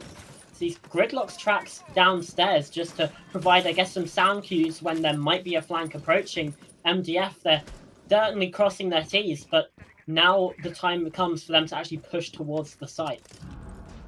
Yeah, such a heavy utility investment from Hachi there, though, on those stairs, away from the site entirely. Sure, it can protect against a flank, but it's all of your gadgets now used on a flank. That may never come, and they might have been better off used elsewhere. Nade whiffed as well, so it's just going to have to be punching used on that castle barricade, which gives Prison more than enough warning to move away or potentially even swing and go for an engagement. It looks like he's standing his ground, wants to try and get a pick here as Madrino takes down Hachi on that gridlock. Aina swinging, could potentially find one, doesn't even. Axie takes him down, and they're still ready for this push on the castle barricade. Axie stopped by the Claymore and just ends up actually getting the better of Prison, so there's still a chance here for MDF. They actually get 2 more as well. Minions just running into these open arms of the MDF attackers, and now Minions on the back foot. MDF will take those every day of the week and every week of the month, etc., before they take it. Alex spotted out by the Gemini clone. The RCU Rotero as well forces a position, forces the player into the sight lines of Yuki, shutting it down. Madrino now last player left standing for Minions in a 1 versus 3, and he can't even get first. Variox shutting it down again. We're seeing Variox with a massive impact here, and correct me if I'm wrong, Joe, this is now MDF. They've reclaimed the lead. It's 3-2. Yep, 3-2 indeed, as this map has really gone a bit sideways in Minions now, because that's not only 3-2, that's 3 in a row for MDF here. So they're building up quite a bit of momentum, looking to hopefully finish this in 4-2 fashion on this half, which would set them up nicely for their defenses. Defense being that more comfortable site, even if I'm not too sure about the stats on Skyscraper, but Siege generally leans towards the defense. It's overall just more. It's nicer waiting for your enemies to walk into you. You don't have to take as much ground yourself. So even if statistically maybe it doesn't exactly favor the defense, 4-2 gives you more than enough leeway to drop a couple rounds in your second half. But still, MDF have to get to that point first. 1 final attack left. We're not seeing that blitz play once again, as it's another office defense instead. A lot of drones on that west side suggests we're getting a roam clear once again, but no Nomad this time. So a little bit of a different play. Yuki opting to go for that secondary hard breach instead. Aina on the primary, so a bit of a swap around in roles here, but still could end up with a similar result. Yeah, and just to look at ESA Season 6, the stats on Skyscraper, 49 rounds played, 41% won on the attack, 59% won on the defense. So about 2/3, so you're roughly thinking 3-3, 4-2 half of the defense most often if you're just looking at averages. So MDF have already not lost this half, so that already does well for them heading into that second half. Again, it's their own map pick. They should probably be feeling quite confident on it. But then Minions got to pick to start on the defense, and right now, yeah, they got 2 good rounds on Tea Room and then Exhibition, but now they've lost 3 in a row. And again, it's this map, or internal of a map, mental resilience that is. I'm slightly worried that they just don't have, because we saw it on Villa. The game just got away from them, and they weren't able to bring it back. And we might see the same story here. Yeah, absolutely. I think both these teams describe themselves as a bit momentum based. As Axie gets that first pick onto MDF and immediately barricades up that door, stopping any further pushes. Nice bit of utility usage there. Obviously, a risk not putting that barricade down first, but it pays off beautifully. Both taking down an attacker and wasting time. Yuki blasts open that other castle barricade though, has met with quite heavy resistance. Prison playing his life here, very careful, wants to try and swing against get a pick onto this hard breach. Yuki has another angle he can challenge if he wants to, though. Still, just playing with the drone work here, trying to get as much intel as possible. Aina! What? It's a beautiful shot there. I thought it was someone else landing God. that kill, but no, it was the thermite on that rappel angle, and that brings MDF back into this. Even man count here as we enter the second half of the round, so MDF still definitely have a shot of getting that 4-2 half, the desired result. Hachi pushing up to Dragon, but Alex Norby says no siree, takes down Yuki. Aina still in a very awkward position here. If he swings, he could get killed, but no. Repel in, never mind. Axie takes him down, and Minions, they want this even half. That's case on the floor as well, so it now means MDF have to reclaim that diffuser before they can get something done. Hachi does some damage over onto Eli before being taken down himself by Alex. Is on for a 3K. They could have been 4, but there's Axie again to find kills, using a similar angle that Aina actually shut down his teammate in Prison, but it's a 3-3 half, like you said. Even Stevens here at the break. Definitely potentially setting us up for that overtime, like we saw in that previous grand final between these two teams. So, and it's going to be infinite as well. Infinite OT. There is potential for a very long skyscraper match ahead of us if these teams keep up this performance. MDF, though, finally having that momentum halted at the very end of the half, could come in to help Minions as we enter the second half of playings here. Because if MDF got those 4 rounds in a row, I truly think it might have just gone all the way. They might have just kept stringing those rounds together, because once you get the winning streak in your belt like that, it's very hard for the other team to really try and stop it. Especially on the less favored side, right? It would be 4 attacks. You would have to really go above and beyond to just try and stop that, really, with MDF feeling more and more confident as every round win goes by. So they nipped it in the bud there. They've managed to still get away with a 3-3 half. We said, obviously, you can't split the sort of 6 rounds into that sort of 60-40. So you'd expect around 3-3, 4-2. It's a fine result for the defense here. And for their attacks, they still do have a shot as well, 50-50. They can get it to overtime. I think winning it in regulation is potentially a bit much here for the side of Minions, but it's still doable as MDF are sort of very much changing things up here, going for a very committed, very extended hold here, even with that mirror window, looking out into office to just try and stop this early aggression. Aina using those keeper barriers as well to block off lines of sight. VIP being opened up now as well. That push-in will be watched for, so drones come on in as well. Information being gathered by this Minions attack, but Aina still persists inside of Exhibition. He's looking for more drones to come on through. He hears it round his backside, and there you go, takes that one down as well. Still watching through the breaches, flashbangs, everything being spent to clear this roam, to clear out this extended hold. Yuki as well backing up his Azami teammate. His vertical nades could indeed be the play here, but no, they don't catch quite as far. Aina now looking over everything being spent here, and Aina, in the end of it, is just going to dip away. He's wasted a minute of time, he's wasted a lot of utility, and he's still got his life. Pretty good roam for me. Yeah, it could have got a lot worse for Minions there as well. Axie, I believe, was cooking that nade, but intel must have been relayed as he stopped that. So they still have that one piece of utility to potentially deal a blow to the site. But look at this play from MDF. 2 of them holding down below, just swings, nearly takes down that Yana. But even if Yana wants to try and get a trade, I don't think they'll be anticipating that angle held from above there by the mirror of Yuki. So MDF really in a strong position here to just hold the ground floor if they want to, is just ascends those stairs once again, provide a bit more support nearer the site. Gunfights are occurring near the site. Whether shots ring out, Alex Nordy takes a bit of damage. Axie's still very low, so any fight he goes for is going to be incredibly risky. No nades in pocket though, so you may as well just try and go for a pick, because it's actually Madrino on that book taking down Yuki the Mirror, so potentially one Nitrous off the board. Not sure if it was still in pocket or not. That's given minions once again a good chance to go for an attack here, but Hachi has something to say about it. Immediately drawing it up, and Eli taken down as well. Madrino though, he's not out of it yet. Evens up the scoreline, gets a third in the round. Incredible from the book here. Making it a 2 versus 3 before being finally shut down by Aina, something that should have happened plenty of time ago. Into the last 30 seconds of this round, Axie pushing up, taken out. Diffuser now dropped on the floor. Alex Nordy on this window. Very, very difficult position. And the swing in is caught out by Aina as well. Shutting it down for the lead yet again for MDF. It's 4 rounds to 3, Joe. Yeah, but it's neck and neck. Both of these teams have these explosive players that can just string together these kills. It's very even still.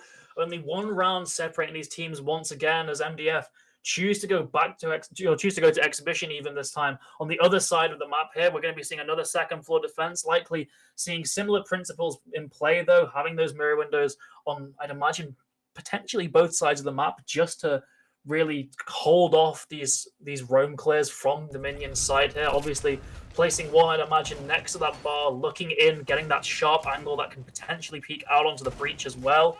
Elsewhere, potentially one looking into Terrace and looking into Dragon, just to hold off those roam clearing attackers as well from the west side. Hachi on that Thorn.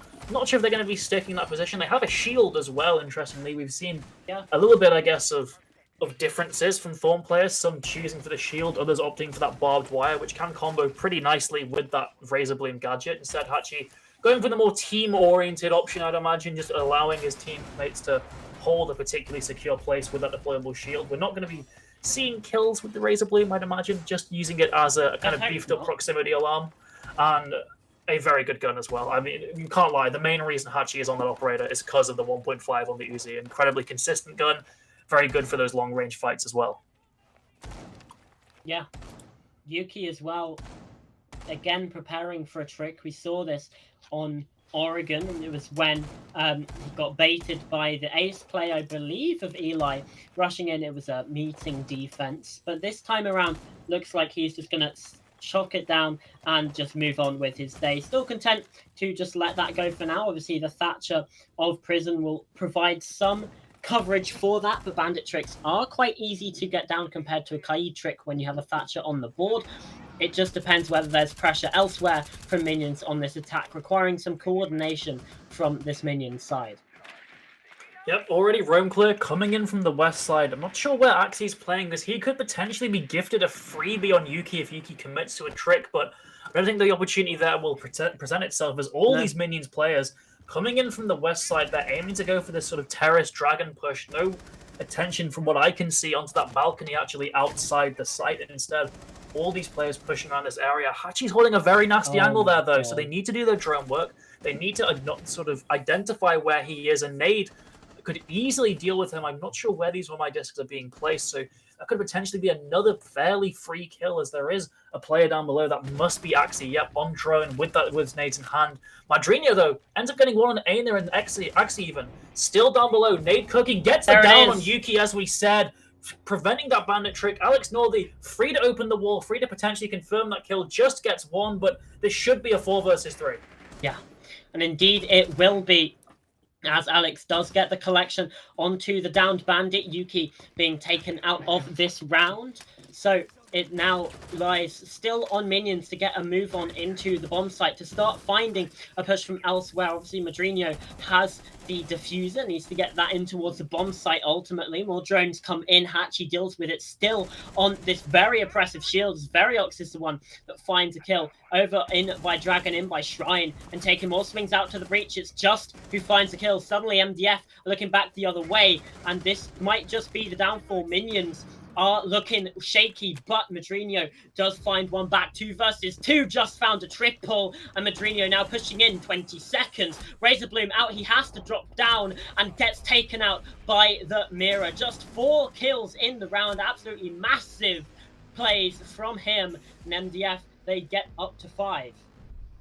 Yeah, once again, it just seems like MDF, when it comes to crunch time, they continually win these 1v1 gunfights. It was something we saw Minions kind of circumvent when it came to Oregon. They were playing much more as a team, going for these trades. But here on Skyscraper, it's almost like they've regressed back to their ways on Villa, just going for these ego duels, these 1v1s, and losing more often than not to the players of MDF. Sure, again, we've had good moments. We've had Madrino pop off, 10 kills for him. Axie as well on 10, but still, trailing by 2 rounds, you can't just rely on those 2 players. You need to be playing as a cohesive unit, as a team in your team shooter. And right now, that's something that Minions simply aren't really doing here. MDF look like once again they might start to just string a couple rounds, run away with it. Only 1 round away from that coveted match point, that 6-round point where they can just really sort of get a lot of the pressure off themselves and place it onto MDF. They only have sort of 2 more chances, I'd say. You have to start playing Perfect Siege after MDF win this round, because or else they just simply won't let you. They won't let you get away with any more points on the scoreboard there. So it gets very, very tricky for Minions if they concede this round. Now, the good news for them, this is a tertiary site. It's kitchen. It's quite easy to attack. You get that top floor control. You get control from that window. You can start just holding these angles onto the defenders. Get a plant down. Very easy. Go outside. You've basically won that round.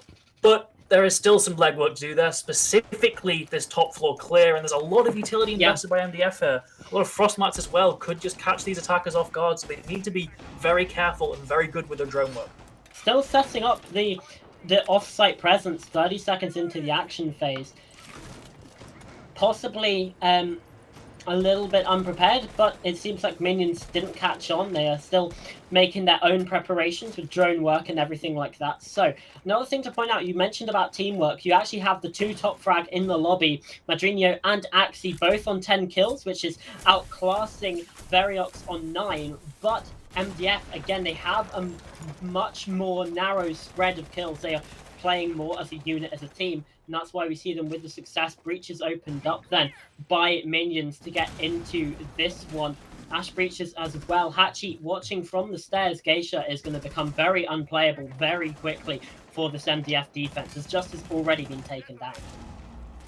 Yeah, luckily for MDF, though, this isn't a top floor defense. They can afford to concede some ground, but they can't really afford to concede some lives. As Hachi taken down by Madrino. That's 12 for him, looking for his 13th, but no. Aina through the reverse angle gets him. Yuki really looking like he wants to start retreating now, and all fairness to him, he doesn't need to really actively defend up here anymore. Time has been wasted. Utility has been wasted. Alex Northey as well being taken down. It's huge. No vertical player anymore. Variox, though, still needs to hold his ground down below as Aina makes his way down, and that he doesn't. Eli gets him. Aina are left alone. This 1 versus 3. MDF, what looked to be a very good defense, just shut down by the players of Minions as they get their 4th. A lot of credit to Madrino there for finding 2 picks, opening up this top floor and really allowing Minions to spread their wings, to feel a little bit more comfortable. And as soon as that happened, you saw they felt more confident with the gunfight. So it's brought back to a 3 versus 3. But at that point, Minions had hit their stride and they made sure that MDF were aware of it. It's a good round for them. But again, it comes down to individual gunfights, whether they were droned or not. If Madrino dies to Just or Hachi as well, then that round is absolutely a 1 round by MDF. Yeah, it really is. It's still just, as you were saying, in individual gunfights, it's a bit of a bet, a bit of a gamble. It's not consistent, and that shows in the scoreline. MDF still leading, albeit only by 1 round this time, 5-4, but still in the lead, still that 1 round away from the coveted match point there, 2 away from a map win and getting onto that series point position. So things are still looking quite dicey for Minions here as MDF get these 2 top floor defenses once again, exactly what they need here. They're going for this wide roam, it looks again, just on that Legion, newly buffed with that super shorty, with those changes to the needles as well, making them a bit more of a active, deadly gadget than an annoying sort of nuisance almost. So we could definitely see some plays there. The Bandit player as well around Exhibition, so they don't want to give up too much of this top floor map control, as you can see from the 7. Oh boy, Variox tries to go for an early aggressive spawn peek.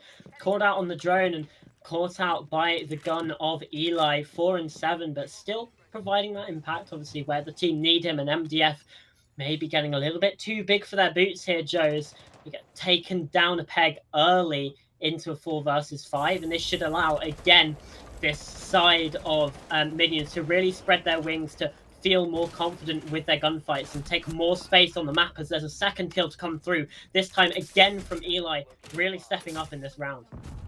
Yeah, Eli just clearing that bottom floor now. Another one finally. Hachi is the one to take him down. So that's Nade's taken off the board, albeit Axie still has 2 of his own, and they've already taken down 2 of those defenders as well. So things not looking good for MDF. That 1 kill does bring them slightly ahead, but they're still just trailing as Axie gets another 2 versus 4 now. MDF with 1 player off site, never mind, just taken down as well. These players getting a little bit too aggressive for my liking and just falling into the open arms of the players. Axie taking himself down. Madrino dead as well. 1 versus 2. It's doable for Aina here. They might have just beefed it, but still, they play as a team, play together, play for the trades. This should be a 1 round for minions. Prison and Alex Northey separated on different staircases. This one looks like Aina might just have a chance using these keeper barriers as cover. The flashbang comes in, Prison's down, but Aina is flashed out, blinded, and Alex finds the kill. That got a little scary for minions. Again, another round where we see them nearly throw away a player advantage, but again, that's the second round like that. All series long, we've had 2 out of 27 rounds where it hasn't quite come through as a clutch. Most other rounds we've seen them, again, lock out these man advantages early, or it goes right down to the wire, a 1 versus 1 with teams trading out on top. So it's still decent from minions, but the self-nade from Axie, obviously we don't necessarily know what happened there. But again, just maybe a little too aggressive, jumping the gun a little bit. And fair play to Aina, because he did pretty well in that situation. Yeah, and the big thing there for minions is you deny MDF the satisfaction of that clutch, the kind of morale boost it would bring. And a morale boost like that, which also brings them onto match point, would have potentially been disastrous in this round. So for sure, they've stopped them there, and they've gotten to this even round count once again. We're going to be seeing all 12 rounds on Skyscraper as MDF choose to reattempt this defense in Karaoke T. It allows them to go back to office if they win this as well, potentially look it down at 7-5. But as you alluded to, OT, very big possibility here. Minions, they seem to have that fight still in them here. MDF, it's going to be a difficult sort of road for them as they're once again investing heavily in this office control. Aina, on that Azami, I don't believe this is the first time we've seen her in the series, but she's been quite overpicked for an operator that has escaped the ban phase of all 3 maps. Yeah, for sure. She hasn't really seen much play on Oregon or on Villa, but here on Skyscraper, absolutely coming into her own. You can see why. And honestly, I'm surprised it's taken this long, to be completely honest with you, Joe. Like, I feel like we should have seen her more. Yeah, was that an old Frost Legion trick, by the way? Because the Legions do impact damage now, right? Can you kill people in Frost mats? Because that used to be a thing as Axie gets his first pick on Adjust, the Legion himself, immediately traded there by Yuki. Over. Let's see the kills. Yeah. Interesting, though. I haven't seen that in ages. No. Well, who knows? Eli as well nearly got a vertical kill there onto one of the players of MDF that was peeking down from Shrine. But again, it's not to be. These vertical nades, yellow pings aren't quite that. It's not even looking at the yellow ping. I think that it was a default angle. Yeah, but they had the ping on the player. Well, there's another vertical kill though, I guess. This time Prison just decides to use his gun, take out Variox. 4 versus 3. Yeah, Hachi got a lot of angles to worry about now. The stairs, the door, the vertical. He's very, very at risk here. There's still, I'd imagine, going to be some Wamai discs around him, around that shield. It seems like a power position they'd want to defend, but as the drone confirms his position, his job gets a lot more difficult, and it's up to the rest of those MDF players to try and get a bit of leeway for him, try and even out this man count to make his job a bit easier, because when all these players start beating down on him, I believe in a Flores drone going for that shield is going to be a lot more difficult, as Hachi survives, but only just 1 HP for the Frost, which is going to severely hinder his ability to do, well, basically anything. Dislodged by the Rotero drone. This could be the chance that minions need to go for this push.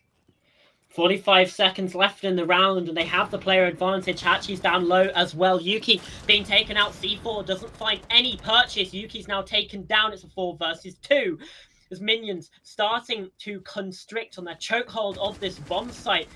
The boa constrictor sneaking up these stairs, snaking their way through. It's now all down to Aina. He's got absolutely no chance. Madrino, the final 2 picks, bursts his way up.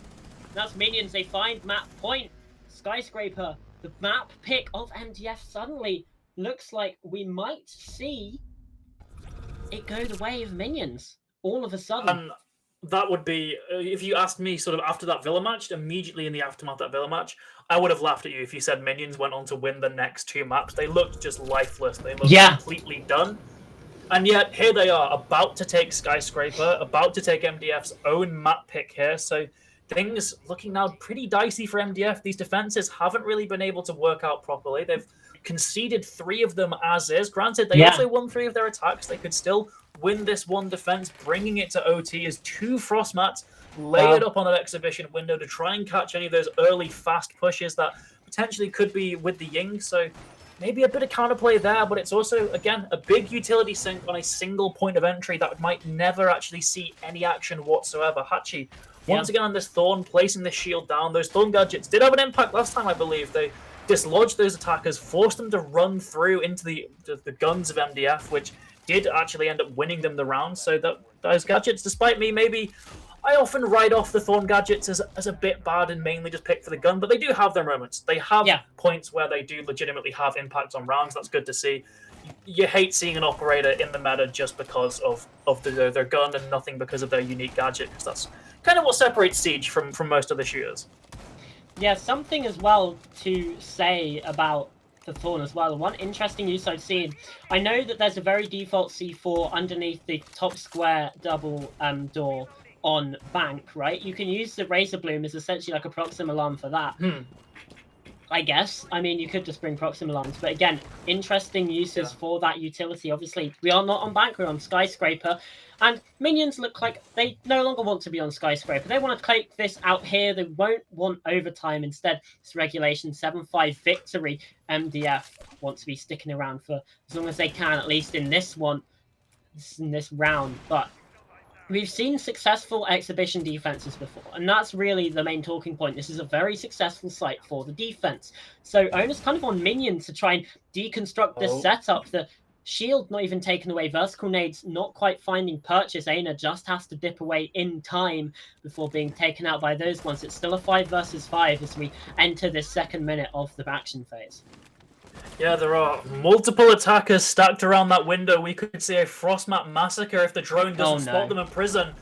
Went right past it. If we see 2 hop-ins here, that could be catastrophic for Minions and cement MDF into that overtime as the breaches come out onto the office. Axie moving away, looking to meet up with his teammates on that balcony around the 2nd floor. Maybe even Dragon going through. Eli gets one with the nades. Minions in the advantage, wanting to finish off this round here, not wanting to risk overtime at all. Eli out of nades though, so he has to make that difficult march up the stairs, and Yuki right behind him catches him completely off guard. Variox 2, 4 versus 3 for the side of MDF. Madrino, though, is lurking towards the site, and this is a player who's also had massive impact alongside Axie. Both of those players on 14 kills, hearing that barricade be prepped, trying to find these engagements in the player disadvantage, takes it and finds a kill, just going down. 40 seconds left now as he pushes into the site. The swing through is red, but not quite well enough. Hachi's downed, but Madrino is taken out fully. Alex Northy looking to try and take down the player, reviving, does find the connection onto the injured player, but Yuki still standing, still gun up, able to take these gunfights. 20 seconds as the C4 comes out, but nothing gained from it. Prison pushes through, Verox going down now. Yuki left in the clutch, and he can't get it done. Prison 2 massive picks at the end round, and that's going to be Skyscraper, MDF's 2nd pick of the series. It goes the way of Minions again after that 7-0 loss on Villa. It has ignited something fierce inside of this Xbox team. Yeah, Minions, they potentially remembering the woes of that grand final last year, only getting a single map win in that best of 5 this time, already being that record. They've gotten their 2 in there, looking for that 3rd now. They could finally win it all and cement themselves, well, as they say, as the best team. Obviously, the scoreline would still be 2-2 between these teams, but they would certainly be the best at this point. Anyway, we've done a lot of talking. Sure, you're probably Yeah. seeing our voices at the moment. We'll let you off for a couple minutes. You can go say hello to our wonderful analyst test that'll break down what you just saw. Well, we can go ahead and stick a fork right inside a skyscraper because it is just about as well done as a filet minion, although they won't be eating on that because minions, they managed to get the job done. They managed to win MDF's own map pick right here. It was quite the performance coming on through, especially towards the end, Whiskey, where they picked up, what was it, if I'm not mistaken, 3 rounds in a row to cause an upset. You know what? I think maybe one of the names of the game here for Skyscraper was Even Stevens on the 3-3 score line. We just knew it was going to be a battle, a war of attrition all the way through. And I tell you what, if they set the pace like we talked about it earlier it is going to come out in Minion's favor, and that's what we saw here for sure. Yeah, indeed we did. Obviously, the defensive side started off a little bit rocky for the side of Minions and MDF. They were very quick to capitalize on a whole lot of almost, near clueless mistakes that Minions were committing on the defensive side. But come the second half, it was like a complete turnaround as well. Minions really showing their prowess, really showing some grit and ferocity in the server, Naj. Yeah, I mean, managing to go all the way down to 5-3 against MDF on their own map pick on a map that I've never seen them lose is insane. And then managing to still be able to get the win, come out 7-5, even though you're down 5-3, you had a 3-3 half. It's very, very, very well played for Minions, and they're really finding their footing in this matchup. And I think more than likely with it's a bit late, but my prediction, I think, is going to be that this is done and dusted in 4 maps. I think Minions are going to go ahead and keep their momentum coming forward, trudging along, and I think they're going to take the next map. I mean, they've certainly built up a lot of momentum, and especially when it comes to their raw performance overall. I mean, we have to, tip our hats off to both Madrino as well as AXC because they broke double digits very, very early on in the slaying department overall. I think it was by like round number 8. They were, both sat on about like 10 kills, something like that. Really just kicking so much ass they forgot to take names overall, Whiskey. Yeah, we talked about it earlier on before Skyscraper got started. It's who's going to be the team that shows the adaptability to pull out the dub. And when you get yourself onto a 3-3 early on in that score line, it definitely showed the adaptability in the end of the rounds, right? It was going to be the first team to stick 2 or 3 rounds together and really start to suss out how that other team's playing. We saw map 1, we saw map 2. It's getting used to how these teams are playing. Map 3 was a little bit kind of how we suspected it to go in that first half of it, but Minions really started to turn it on, and I don't know, you might be correct. We might see him run away with it here because now on your own map pick, momentum is all built up in your favor here. Yeah, exactly. Next lined up on the docket, it is going to be Chalet. That is Minion's own map pick, and it could potentially be the very last game that we see in this grand final for Season 6 of the ESA Cup overall. It does mean that, the side of MDF, they have their backs against the wall right now, Naj, and obviously moving in towards Chalet. It is a map that they have played on and off a couple of times. When we take a look at the recent history, specifically within those semifinals, it's very surprising to me, at the very least, that versus the side of QUQ, MDF, they were able to pick up a very easy 7-2 victory on Skyscraper. However, they just weren't as present in the lobby compared to that semifinal matchup overall. And they haven't necessarily played Chalet either in recent history within ESA specifically, when we're not drawing in external competitions on top of that. Minions, though, this one is basically right up their alley. I mean, as I said before, managing to come out of Skyscraper with such a convincing win, even after falling so far behind, it's like coming into Chalet. You've seen in the past, Minions have absolutely eaten teams alive on this map, and I've seen many a time that on their defense they've been absolutely formidable, and on their attacks, I mean, we've seen in the last few maps that the attacks from both of these teams are insane. They are genuinely very, very powerful, and I think the make or break of the next map more than likely is going to come down to whether MDF are able to break the defense of minions and how they bring their own defense to the table. Because if minions are breaking down MDF's defense throughout their first, I think they're on defense first, but throughout their defensive half either way, then minions are going to be in such a good position going forward into the rest of the game, especially if they're able to come out of their attacking half with a positive split. Yeah, definitely could very well be within the realm of possibility overall. I mean, we did see a couple of hiccups on Skyscraper overall. I'm not necessarily saying that it was a perfect map for either side, because minions, they were also struggling to fight their own demons as well. Prison specifically, towards the very end of the last couple of rounds, he was actually starting to, you know, finally accelerate and shift into gear. He hasn't fully entered race mode just yet, but up until about like round number 8, he was still sat on 1 kill, and I was very sort of taking a glass half empty approach. I was hoping that Prison wouldn't be that much of a liability on the side of minions Whiskey, but I don't really think that was the case, because everyone else was able to basically just throw him in his backpack and carry them across the line on Skyscraper. Do you think that Prison's finally potentially been able to actually put those bad laurels to rest now that he had a bit of a nightmarish experience on Skyscraper? Well, here's the deal, and I think the casters said it best, right? It can be any single one map where a player's going to pop off, and KD not necessarily going to be the tail of the tape here, right? So if you're having a huge team effort, especially on the back and forth of the attack and defensive rounds here, if you're having a huge team effort, then maybe some of those lower KDs don't necessarily matter as much, and he's going to be potentially a better performer on maybe even this next map. You know, maybe we're picking Chalet because it's Prison's map, you know, going into it.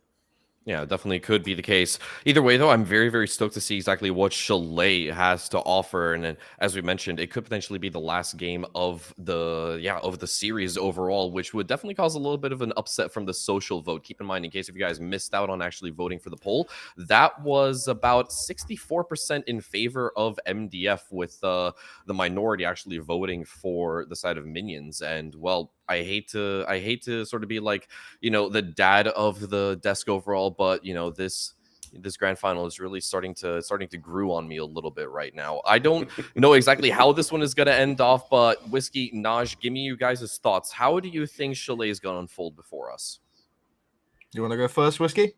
Yeah, you know what? It's a classic map with classic strats, and I think what we're about to watch here is going to be a really fun take between contemporary and traditional Siege. I think if we see more of the contemporary take from the defensive side right out the gate, then I think Minions carries this one straight on through.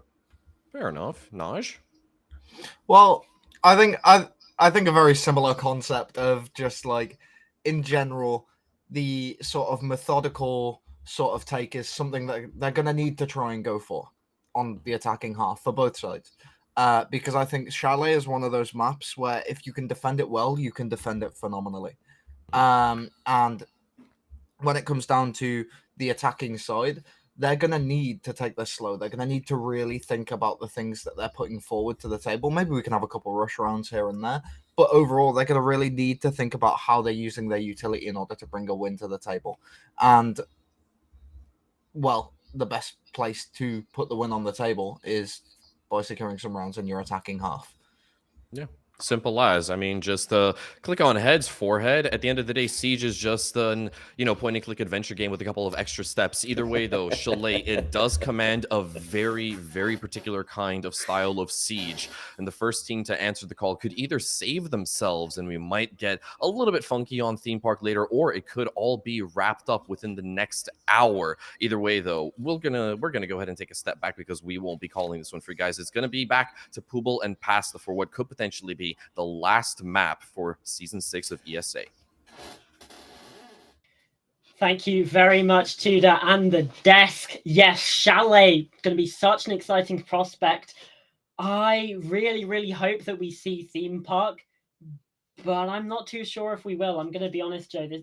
I'm feeling like this might be a 3-1. It feels like it was closer on Skyscraper than we saw on Oregon, but Minions, they now have momentum.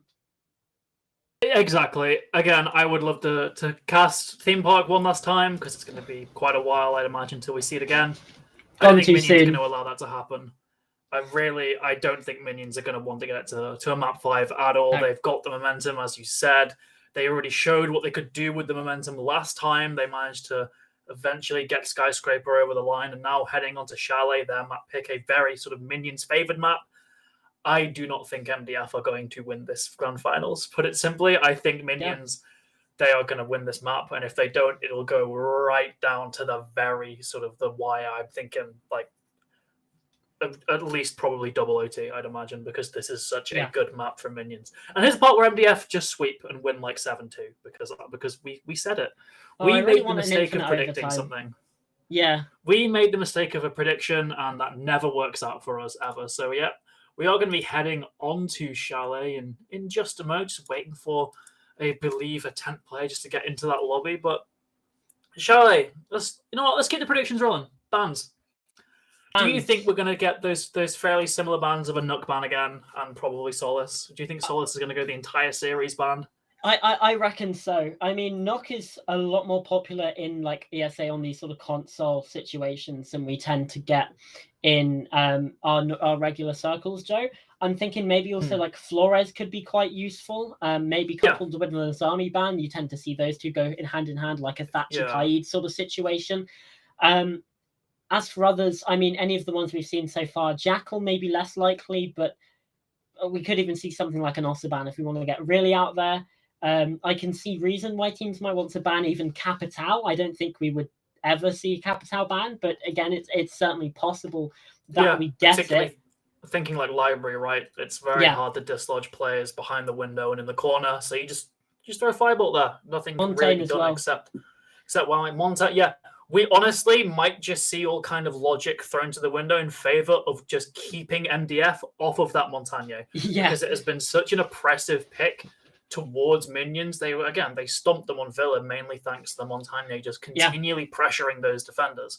So they just haven't want to deal with it since. So that could see one of those precious attacking bans immediately taken away by Minions just because they do not want to deal with Yuki on Montaigne, which then of course opens up the game even to all those other attackers we would particularly expect to see banned, like potentially the Osa, like the Flores, like the Nook. You can only ban one of those now, which could make things a lot more difficult for the defense.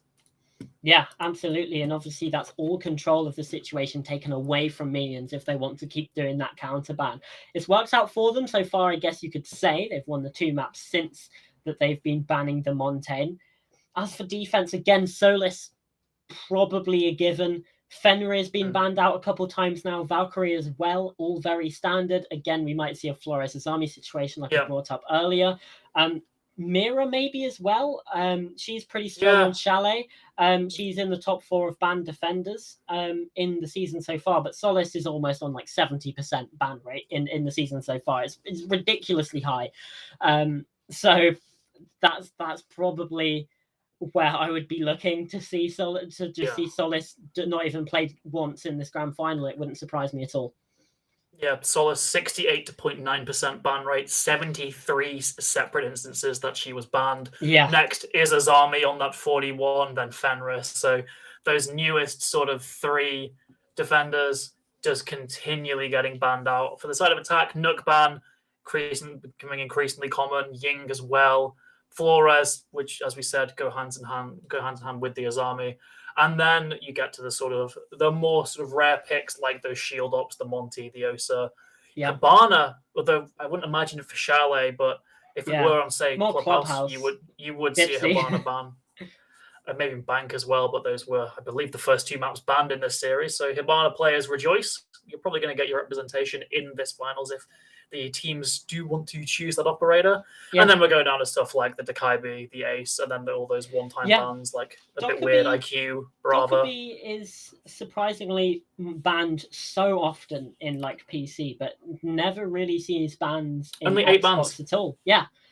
Or in the PlayStation side of things, that's all. Like here in ESA, like you mentioned, only banned 8 times. That's about 7% of every game, which is still fairly high, higher than 1 in 20, but it's not what we're used to seeing. I remember going like a couple days, like just seeing Dokkaebi banned every single game. So slight difference there, maybe a little bit out of my comfort zone, but that's really where I'm thinking in terms of this. I'm going to ask you a question because while we're still waiting for these players, looking at the new map pool, Consulate Labs. We're seeing a lot of Consulate in the Asia League. They love it over there apparently. South Asia and SEA alike. We've been talking a lot about operator bans. Nighthaven Labs, I don't think we've seen it once, but what do you reckon the bans will be when we get there? Just looking at a similar vein. I can't talk too much on Consulate. I might have not done my homework on Consulate as of yet. We just keep pushing that back. I don't like the map. I don't really want to learn it. I don't know how much. Obviously, I would imagine still quite a lot of that basement is soft ceiling. Yep. So for sure, you would maybe even go and see something like a book. Obviously, we don't know how strong Bram is really as of yet at a top level. It's one of those operators to me that looks very oppressive and very annoying, but might not actually be as good as they appear. So maybe around balance, we finally get into Chalet. French Alps. Really just vertical, I guess, and then you probably just Solace because everyone bans Solace on the defense. Yeah. We might just see the same thing here. So let's see. We've already discussed our predictions. Let's nail it down to a 4 now. I'm saying Montaigne, Nook, Solace, and Fenrir. Those are the 4 I'm predicting. Yeah, I was going to say that. I was literally going to say Fenrir when you were debating it. Those seem like the strongest ones. Oh, there's a Flores. Okay, fantastic. So Asami's going to be banned as well. I think surely. We can extrapolate from that. Surely you wouldn't just ban Asami's main counter and not ban Asami herself as we go into so that gives us. So that gives us our 4 then, right? Because we expect a Solace, we expect a Montaigne from minions. It's got to be. This has to be Montaigne. They were given such grief by Yuki on that operator in the first map. Yeah, and once again, minions just taking Montaigne firmly out of the equation. So again, Solace here, we reckon, and then looking towards an Asami, or it might be the other way around, Asami Solace. But yeah, this is what I'm thinking. I don't think we have any disagreements here about these choices here. So let's talk about Chalet from a sort of wider perspective then. Attacker side, defender side. Obviously, minions start us off here on the attack. Throughout the season so far, it's just about as even as it can get on the SA. Although the only one that's more even is Club. Chalet is 49 to 51, and Club is 50.5 to 49.5. So just slightly edged out by Clubhouse, mainly due to the fact that Clubhouse has 100 more plays than 100 more rounds played than Chalet. Wow. So you can get those sort of finer increments there, but still very even here. So I would say if one team really comes away with an advantage in this first half, they're looking quite sort of set to win the whole map. And if it's minions, win the whole finals. If minions get off to maybe a 4-2 split on their attack, things are looking pretty good for them, as we're seeing not Ram, because we are still running on old rule set as this league started before the global rule set was changed. So Alex Norley very quickly switching off of that operator. But still, onto that other sort of more support. Never mind, onto the Nook. Instead, for leaving those vertical duties to Axie, no primary hard breach being selected as of yet, because they've likely droned out the fact this is a bar in games defense. So that nade utility and that kill power is a lot more desired when it comes to clearing the top floor. And you don't really need to destroy too many walls. I'm thinking only mainly something like that office wall, just to allow you to really push onto the library corridor. Aside from that, none of those site walls really need to be broken. So that's why we're seeing a much more offensive lineup, with the Brava being brought by Eli. Yeah, and Azami's been allowed to slip through as well, which is very surprising, instead opting for the Valkyrie. So this is pretty similar to what we saw on Villa. But this is now going to mean that the defense is going to be able to kind of just run wild with these setups, especially bringing the Azami along. Completely fortified herself on mezzanine, and this is going to be very, very difficult for the attack to push in on through. They want to get control of library. Obviously, this vertical pressure onto the site is very, very important, but just look at this setup that the defense have. They've boxed themselves in incredibly in kill box, inside of mezzanine, inside of library, even with those keeper barriers. Nades come through, at least some explosions, but still very, very oppressive setup. As the first minute goes by, it's just clearing out this utility. Shield on top main stairs going down as well. Nades doesn't connect onto Just. and just can still keep placing those barriers, but Alex Northey tries to get aggressive, ends up What? failing. Eli, though, does find some success, takes down the mirror, and I believe Eli might be on site there. He's in B. No diffuser as of yet. It's still with Madrino, who's on the drone, and Axie, Oh my Eli God. both get one. Minions really managing to turn this What is round happening? around very quickly. Axie fully taking this top floor control. A bit of contact on the front door, but Madrino somehow wins it out, and Minions just flip the script ASAP and win that round in quite dominant fashion there. I'm so confused.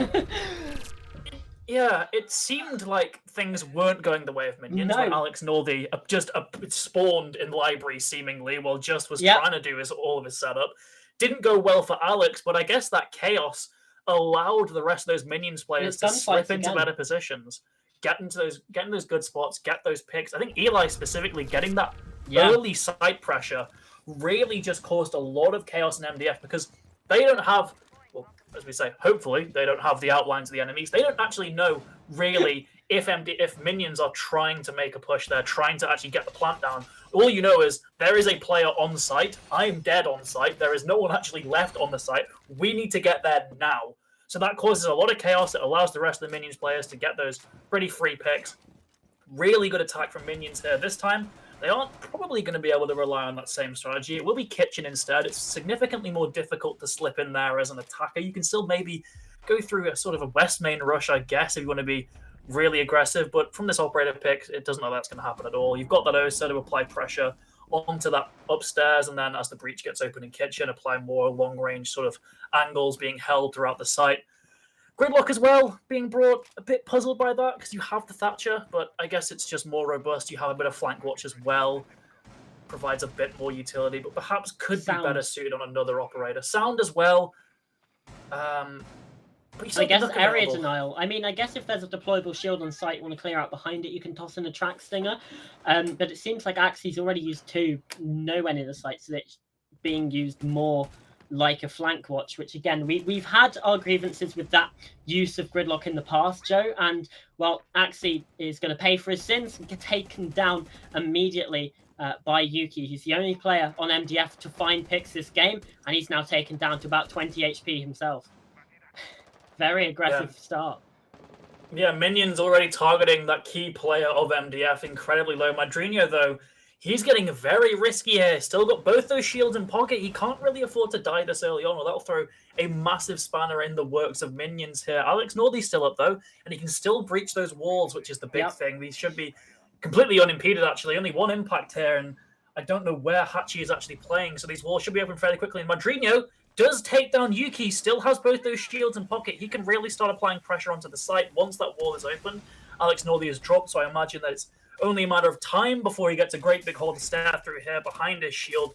The luxury of that OSA shield allows him to just continue being an annoyance here, and he should really...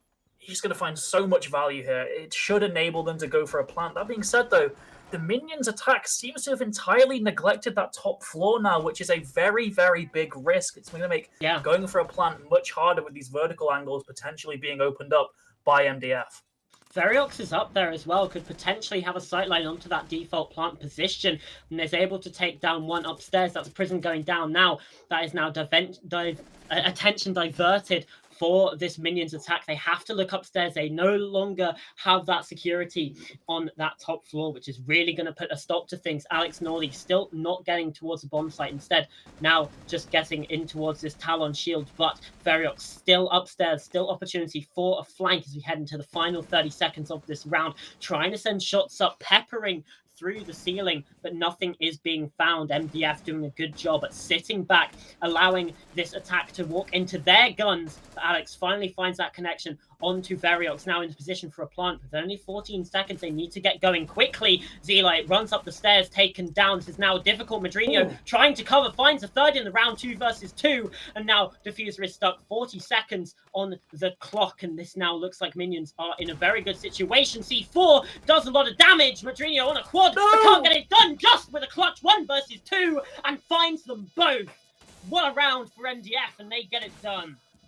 So close to Madrino there, gets the 4K, could have potentially just single-handedly won that round, but just fails the final gunfight. The Minions attackers just stay a little bit too aggressive despite the plant going down, despite them having the luxury to really play for time there. They just opt for kills instead. Heat of the moment decision doesn't pay out for them at all. MDF, they get that, and they get that as a clutch as well. That's definitely going to affect their mental in a good way. It's going to give them a bit of momentum heading into round 3 on the defenses. It's going to... This shot from Madrino. Oh, that's disgusting. It was incredible. It was an incredible job from Madrino. Incredible play there. Unfortunately, as we said, just misses that final kill, and they basically lined up for just there. Very good job from him on the defense there. But MDF, they still struggled in that defense. And although Veriox, I think, did a good job staying alive as long as he did upstairs, he did ultimately peak, I'd say, a bit too soon. There was no sort of plan for vertical play. I didn't see any pre-made vertical holes, which immediately gave the players of Minions a lot of freedom to march into Kitchen. Now, obviously, they aren't going to really attempt Kitchen yet. They've just won it. They have to wait 3 rounds. But still, I'd like that as a bit of an adaptation next time, just playing more into the vertical instead of relying on your players to go out and actually hunt for picks. Just use the sort of search to your advantage. We're seeing this right now with that hole in the wall. Just holes in general, very, very useful for the attack, for the defense, because the attack will oftentimes just have to walk into those angles being held, right? They have to expose themselves to various lines of sight, and that can allow for a lot of free kills from the defense. So MDF just needs to rely on this site setup a bit more. And indeed, that's hopefully got to be the plan for them, as we can see this attack already underway. Drones coming in, gathering a lot of information. Madrino as well on the Brava, going to be hoping to steal some of those defender cameras, some of that defensive utility, you know, Surya gates, default cams, anything of the like. Even magnets could be stolen. There's a vertical grenade onto the Vulcan canister, and that's going to take down Hachi. No chance to get away. Opening pick for Minions. They get off to a good start yet again here, Joe. Yeah, and I'm a bit puzzled by that, to be honest. Usually, when you play that Goyo canister there, it's to stop the push that comes when you breach the wall, but it has that inherent risk. And usually, what you do is, if you want a player to be playing aggressive there, you would have someone on the ground floor, like Yuki, for instance, who was just flanked around prison, protected by that barricade, eventually traded by Axie, so still advantage to Minions, but still, Yuki essentially baited his teammate out there. Just say it how it is. He baited his teammate. There was no engagement on Fireplace at all. It allowed for them to get a free kill on Hachi there, and Yuki, although he gets a late trade, he himself is taken down by Axie, and it still puts MDF on the back foot there. There was just no real oppressive roaming presence on that ground floor that made Minions feel uncomfortable enough to stop nading. Instead, they get that free vertical kill, and I think that's going to have disastrous consequences for MDF, because that's your Wamai as well. That's active utility that has to be alive to wait, and does get one. MDF still back into it. Madrino actually downed as well by Aina. MDF still in the fight here, despite that bad start as Axie. Still a vertical warrior, takes down Just with that nade and brings it to a 2v2. It's another round in a row where it's just one player on Minions with all the kills. Last time it was Madrino with 4k and it ended in 1 versus 2. This time Axie has to get it all done by himself. Again, this time he's left in the clutch. Already found 3. Needs to get the ace. Does have Diffuser ready right next to him should he want it. But the crossfire is being held by these MDF players. And I don't think Axie has any idea where they're playing. Hops up through the half wall, takes him down, doesn't know the players on the breach, on the rotate. Aina just waiting for this sound cue. The plant is going to go down, but no, Axie instead pushing forwards further on. 15 seconds, he's got no idea. And there's a round for MDF. They get things done, and again, just feels too individual from Minions. The second round in a row where it's one player with a 4k ends off in a 1 versus 1, but it's MDF that come on through.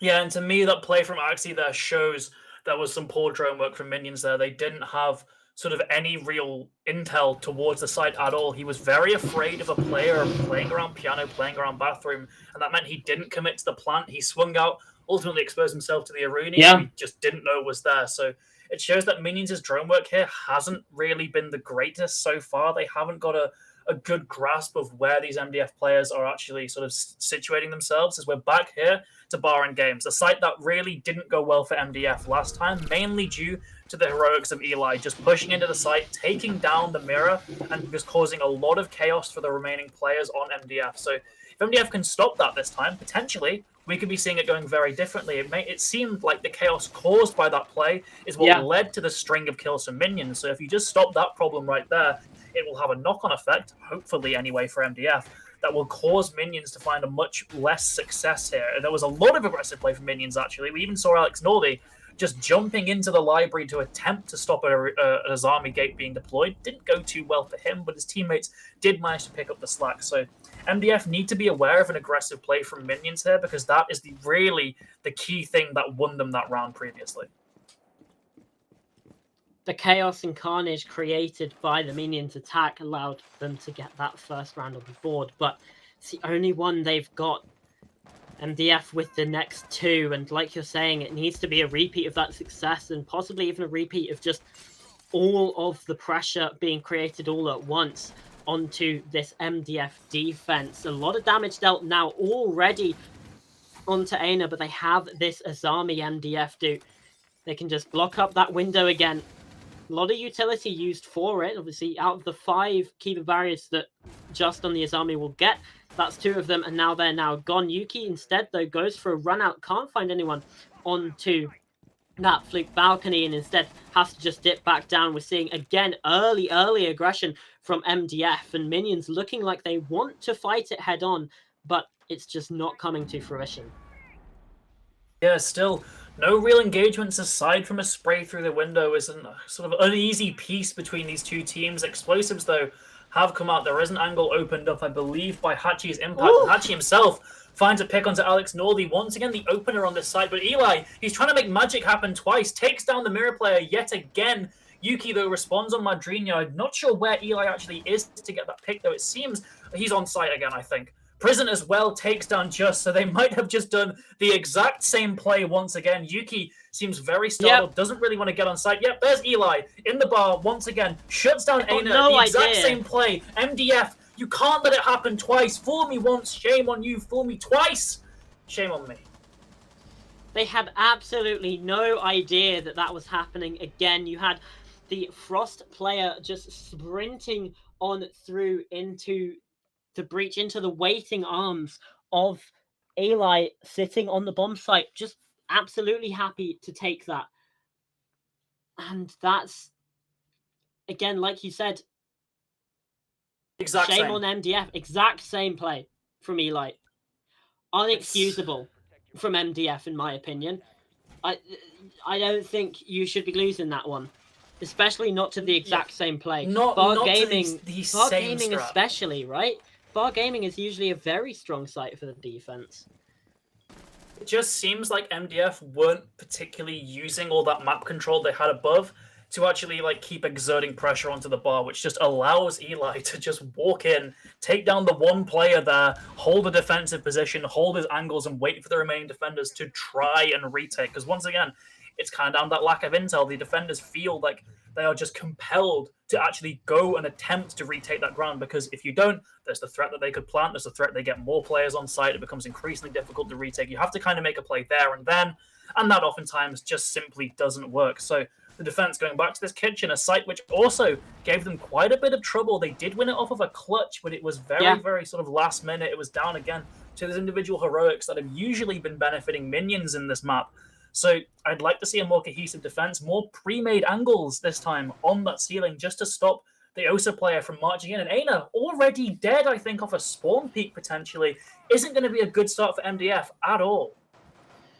Another thing to say, though, is the fact that, I mean, it was also kind of made close by individual plays from minions. With Prism finds another kill onto Veriox. It was Madrino with a 4K, and it got down to that 1 versus 2. We need to see something better from minions as well. It's not just MDF that had problems inside of that round. A push comes in. Prison somehow shuts down Hachi. The swing comes on through, and now Vertical fully taken. They rotate up the stairs. Not going to find it. It's a direct trade. Yuki at least gets a kill, I suppose, but it leaves Just in a 1v4 situation. This time a little bit more unassailable for this defending player. There's the first, though. Axie pushes on in. There's a second for Just. Madrino has to get off the plant, and now forced away, Just retaking in towards the kitchen. This player is ready and waiting. Move back to Trophy, holding sightlines, holding angles. Player behind him as well. The buck of Alex Northey is creating pressure down the backside. Halfway point in the round, we've already got only 3 players left alive. The wallbang's not connecting, just now rotating as well himself to try and get through. The kill doesn't come through though. It's Madrinho, the savior almost of that previous round. This time gets it across the board to find his 6th of the game and the 3rd round for Minions here on Chalet. So Cameron, about those individual heroics we don't want to see. Well, yeah, Prison just decided to ignore that. Just wandered in, gets 3 picks, incredible from him. But this side from MDF, this defense, once again, sort of starting to fall apart here. Really, they just aren't looking particularly good at just dealing with these 1v1 gunfights anymore, and that's what was really their strength in those first 2 maps in Sky and Oregon even. No, Villa and Oregon, there we go. They were winning these 1v1 gunfights, and it was due to Minions' ability to circumvent those, play in groups, play with the utility more, that got them their success. This time, things have kind of taken a total opposite, really. Minions are just sending in 1 guy with very little support, and he somehow gets away with 2 or 3 kills in every round, 4 for Madrinho even, so it's a lot of these, again, individual heroics, and where it is working now, you can't sort of hope that that works for the whole map. It's not consistent. It's just simply can't work all the time. Exactly. It's not a guarantee. And when you're playing, say, ranked or something, there's only, what, sort of 7 rounds? 9 rounds? Yeah. So you can kind of rely on that. Here, there's potentially infinite. We have infinite OT, and you can't just rely on 1 person popping off for that many rounds. It's just not consistent. You have to win 7 here, and that just simply doesn't seem to be particularly doable. That being said, Minions still in the advantage, still managing to survive here. In fact, even still leading here on this map of Chalet, leading in the series, obviously 2-1. Madrinho taking a bit of health on that Nomad, but still just clearing out this basement as MDF, once again, they're sending 1 player in. They're trying to cash in on the individual heroics token of their own. This time, doesn't seem to have worked out for them.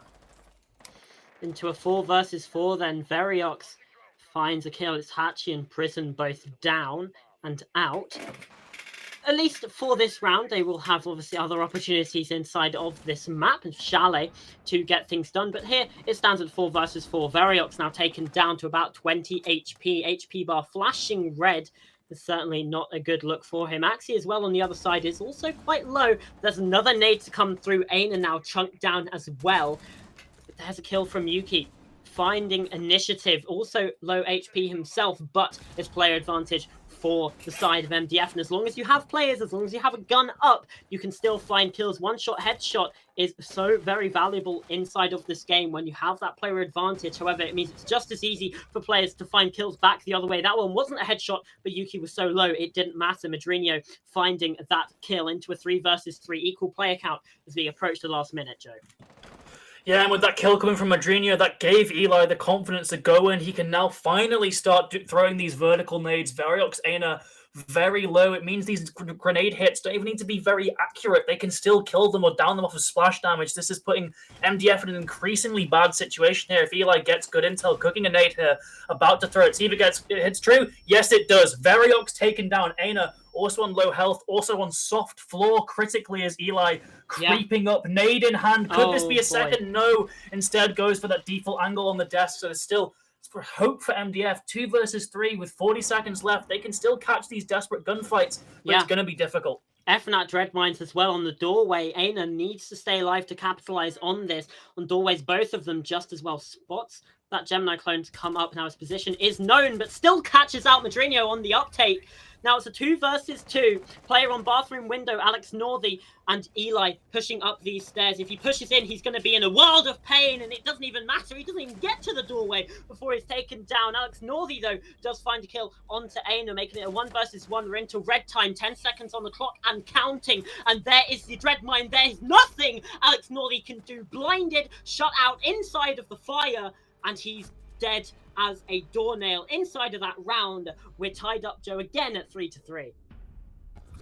Yep, these teams, they're so evenly matched. They talked about on the desk way back, the round differentials in groups. We talked about how they've continually met each other in grand finals throughout various console tournaments, and here they are still neck and neck in this map of Chalet. Whenever it seems like one team is about to make a breakaway, about to get that sort of certain advantage in round count, the other just springs to life, manages to get a couple rounds of their own. It's really just blow for blow here, an absolute bloodbath on Chalet as MDF now go into their attacking half. We said at the start, this is an even map, about as even as it can get in terms of statistics, and it's proven it here. 3-3 overtime, really looking like a possibility unless one of these sides can really pull up some humongous effort here, because again, they are just so damn close. They're so damn even when it comes to their gun skill, when it comes to their strategies, when it comes to their pushes. They can both clutch, they can both maintain advantages. They are really just... They are the two best console teams. I think we can safely say that with all of the other tournaments that have happened. These are the two strongest console teams in Europe here, and they are absolutely showing it on Chalet. And let's face it, if Minions do win the series, if we do get that 2-2, we've got to see, even if it's just a show match, another best of 5 between these teams, just to settle it. Like, because at that point, it's a tie. I mean, maybe they'll get other chances in other tournaments, but yeah, we can't see it end on a 2-2 draw. That would be... Well, Minions proclaim themselves as the people's champs if they win this, because according to them, one of those losses doesn't count, don't they? Yeah, but of course they'd say that. I would. I would, yeah. Oh, my players were asleep, promise. Anyway, how about this round then, Joe? Well, it's very slow. sort of cautious early on. These teams, they don't want to sacrifice the opening pick. Walls getting open. They sort of the usual Chalet stuff. Both these teams still just playing very safe. Yuki though takes a very ambitious gunfight and loses it. The low recoil C1 there just takes him down, but just as quick to trade. That's actually taken down the Warden off the board. Looking like there's not going to be any kind of smoke plant, though, here on Kitchen, so it's not too bad of a loss, but that is also a C4 gone and a bit of vertical presence gone as well, I believe. So Minions still... and Axie himself on that MPX, but Eli, he wants to sort of cement that advantage, taking down Hachi as well, and that takes down one of your MPs, but luckily for the side of MDF, they've got those walls open, but unlucky, Variox is dead also. Into a 2 versus, make it a 1 versus 4 even. Can't even finish my sentence before Prison adds to his tally up to 8 kills in the game now, rivaling both Madrinho and Axie here on that kill count, and now pushing on through, looking to find his 9th. Aina is now in a very difficult situation. 70 seconds on the clock, but does take down Prison, that's at least first, but now positioning is going to be noted and gained this information. They're not going to let him get away with this. Somehow he's found a second there as well. Madrinho getting a little bit too aggressive, too big for his boots. It's what an angle, but Alex Northy, again, all of these defenders, they're getting too aggressive. They want to be the ones to take this gunfight, to claim the glory for themselves, not playing as a team.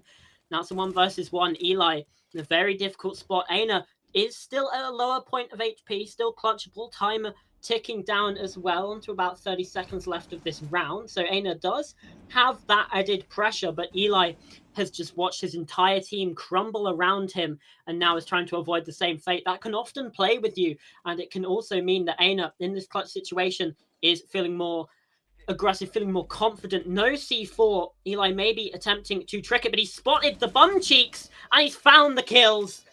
Just poking out behind the bomb chassis. And there's the round. Eli doesn't let it get away from Minions. Again, another one of those rounds where we're getting about one a map where it looked like it was going to be a clutch, but then just saved at the end of it.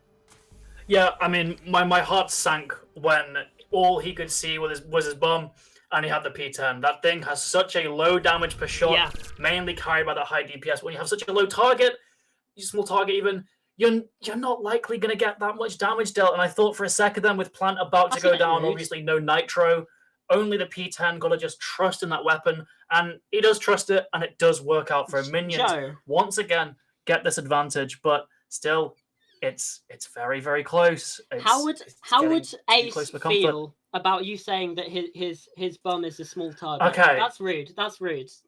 It's tactical. It's an advantage. Hitboxers, come on. He should be happy. Either way, his line of work, he should be happy. Yeah, I'm reminded. He's like an Instagram model in the lore, isn't he, or something? Yeah, he is. He's just an influencer.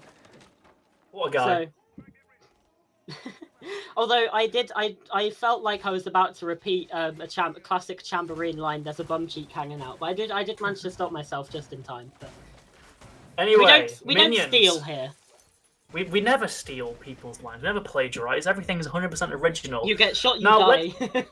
Let's see if Minions can put on their own original spin on this defense and not let one of the MDF attackers just walk into bar and kill people, because that has been a continual problem for MDF's defense as a bar in gaming here. So let's see if Minions have found the adaptation, and adaptation being using your eyes, because that's really going to help stop any of these cheeky attackers from crawling in.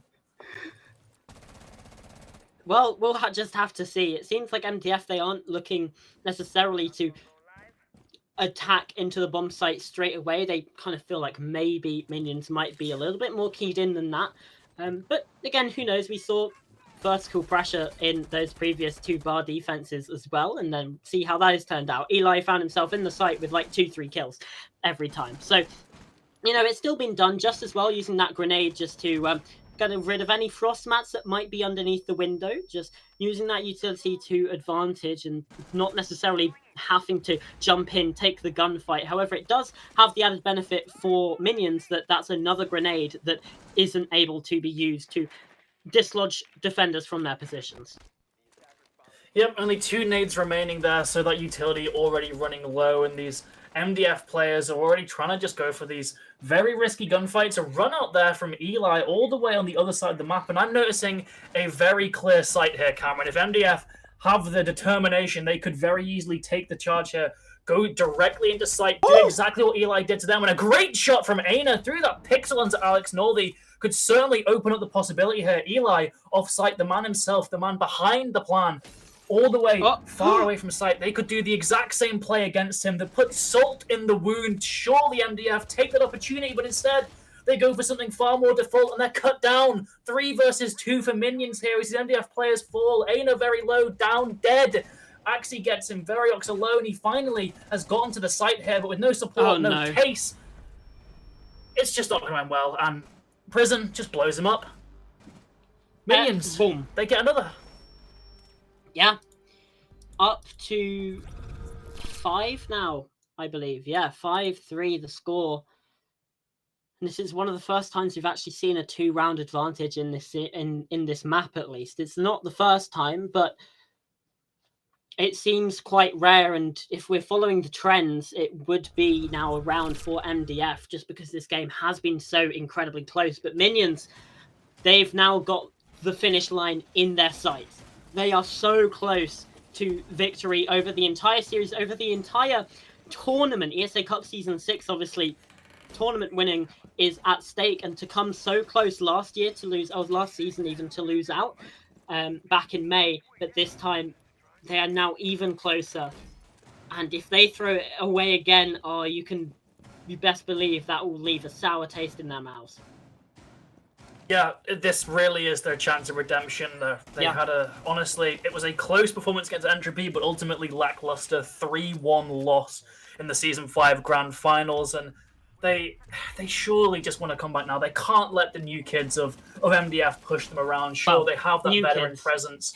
Yeah, as I was going to say, they have that veteran presence. Some of those own Entropy members that stopped Minions in that last season finale here once again to put their foot down, cement themselves as the best European console players in the scene right now. So there's really a lot on the line for Minions here. It's more than just sort of a final, more than a league win. It's for the sort of pride of knowing you are the better team in this bitter rivalry that has emerged in the sort of previous few months here. So these final few rounds, although Minions are in that advantage, I got to imagine they're going to be very, very stressful. There's a lot of pressure here to close it out, and Yuki is making it very difficult. Takes down Axie just as well. 5 versus 3 already for MDF. Oh boy, this is not what you want from Minions. They are just falling, capitulating even. The shotgun at least gets one. Somehow a second shot went off there while being downed, but it's Variox to find a trade, and Madrinho shot down as well. Eli, now as quickly as it comes, now taken down, does get one for himself, but traded out by Hatchie. It's easy as you like. MDF bring it back to 4.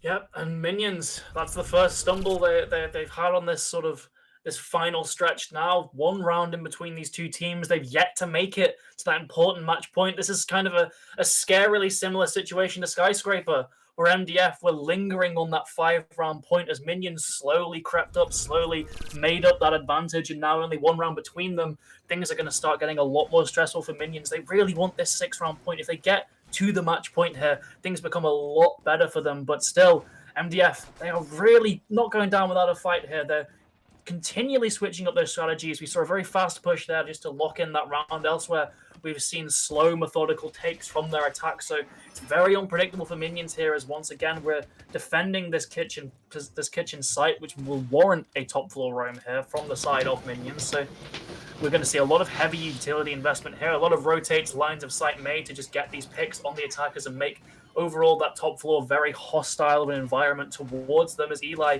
he's out hunting for drones. If you can get one of these, a mobile camera could be exactly what they need to just spot these Minions players, to spot these MDF players even throughout, and help with those final executes, help with that lack of intel that they've sometimes been blighted with, and that could really sort of push them over the edge here. Axie as well on the Kaid, going to be providing some wall denial as well, not allow such an easy entry into the bomb site this time around.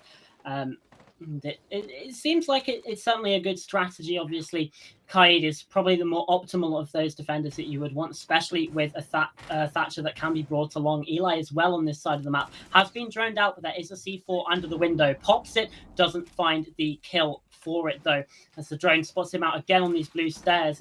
You do have Hachi roaming upstairs as well, looking to converge on this position, but instead Eli's just going to dip out of there. Doesn't want anything to do with that. Just keeps himself alive into a 5v5, Joe. 1 minute down, 2 to go.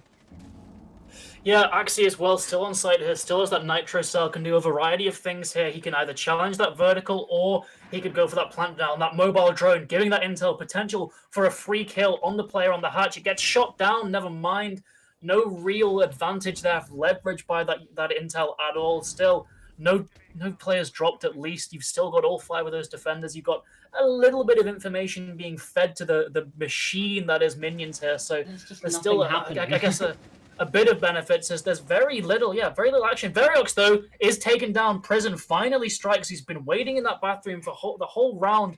Now, when to get a bit aggressive, holding this angle could maybe catch another, as Madrino instead gets Hachi to play it outside the window, but Prison was so eager to look for it. He does get it somehow. Yuki whiffs the shots. Madrino gets another 1 versus 5, but just make it a 1 versus 4. Looking at a mirror window, can't survive that. Alex Norley takes him down, and Minions, map point, match point, series point, grand finals point, whatever you want to call it, they're in a very good position right here. How have they... There's some gunfights, ladies and gentlemen, and non-binary folks, in Rainbow Six Siege that I feel like just shouldn't be won just at all. That one from Prison onto the Gridlock outside, I think it was Gridlock, just shouldn't be one of them that you win. That's not a gunfight that should be won at all. That should have just been a kill for the attackers. Maybe that round still ends up the same. Obviously, you had kills going elsewhere, but at least it's then a 2 versus 4, not a 1 versus 5. Infinitely more doable for the attack. But as it stands, that didn't happen. What we do have is MDF. They took individual gunfights, weren't able to be traded by any of their team, and it leads to a Minions round win. Again, these fights becoming pivotal, even more pivotal even than some of this utility, you might say. But it certainly played its part. Again, Minions, they're this aggressive team that we know play for these gunfights. And we're back to bar gaming here, a site that has had mixed results for the defense. Minions hoping they can just get it over the line. Madrino getting aggressive in the final moments, going for the small big hits it! Just taken down, the sledge off the board, a set of nades gone. Only Aina and Hachi, so still, they've come prepared. They can certainly dislodge these players with Madrino. He's having a blast of a time. Alex Northey as well. They can taste the victory on the horizon, just jigging away behind that mirror window. They'll surely find this win. Surely a pick up. That sledge as well. Such a crucial player. Just has had some fantastic moments. The highest amount of kills on that entire team. Gone for what was potentially the most pivotal round of the series. Elsewhere, Axie still in this deep roam, hiding, waiting for the attackers to try and challenge him, maybe even going for a run out, it seems. Prepped, ready to go, but he's not going to risk it. No risks required for the side of Minions here, because MDF, they've really done a lot of the legwork by just walking out, taking that shot head on, fantastic from Madrina there. Just the exact play they need in such a crucial moment. And it shows, even though they are on this match point, even though the tension is going to be very high, they're still not afraid of taking these aggressive fights. The Candela's ring on through. Eli is playing the Warden, so not going to be too troubled by that. Madrino finds a second kill. Eli watching this window as well. There's more shots elsewhere. On towards this piano window. There's a kill the other way, though. Veriox finds one. Alex Northy, though, dealing damage. There's a run out, but still nothing found. Veriox taking down Eli into a 2 versus 3. MDF still clinging to life here as this top blue position now is taken away from them. The impact grenade through the wall, even a nitro cell. Axie finds that kill. Veriox in a 1 versus 3. The revenge, they can taste it. Minions are so damn close, and the Minions, they become the masters. ESA Cup Season 6 is theirs. Your champions of this season. It is that Xbox side, and they take it in style. 3 maps to 1. Fantastic play from Minions. Redemption from their failures at the end of the last season. That grand final with Entropy just didn't go their way, but this time, after a crippling loss on Villa, 7-0, there was no life in that team in the first map, and they have just come rolling back in. They've come with an immense just rage after Villa. They were infuriated. They were getting incredible kills, incredible plays, and incredible performance from Minions, not only in this match, but throughout this entire season. Congratulations to the ESA Cup Season 6 winners. I mean, that was such an exhilarating final round as well. Minions, again, they came so close Season 5. Yuki and Hachi on that other team as well. But they come out on top. The victors, the champions, whatever you want to call them, that's 1,400 euros as well, straight into the Team Minions bank account. Definitely going to be happy with that one. That was a very, very hard-fought game. That 7-0 on Villa, maybe just the kick in the ass that they needed to actually get this series underway, because from there, they never looked back. 7-3, 7-5, now 7-4 here on Chalet. But I mean, we've had an absolute blast casting this one, Joe, but that's us done for Season 6 ESA Cup. We are now going to toss it over back to our desk. 2 doors. Let's close out this hell of a show. Indeed, let's get right on that. A bit of an infuriating start, as you mentioned, on map number 1. That was Villa, but the rest of the entire best of 5 series, that was truly cathartic for the side of the Minions. Overall, just 3 maps back-to-back, Whiskey. It was a really, really ridiculous showing that they put up through and through. Oregon was probably the closest affair overall, but we're not here to talk about that. Chalet in particular had Minions written all over it. Yep, we talked about the Minions setting the pace early, and they did. They've taken several gunfights that, as the caster said, maybe shouldn't have went in their favor, but it's the grand finals, baby. It's all on the line, and as one of the great theologians says, pressure makes diamonds, and they were just incredible here throughout this last couple of maps.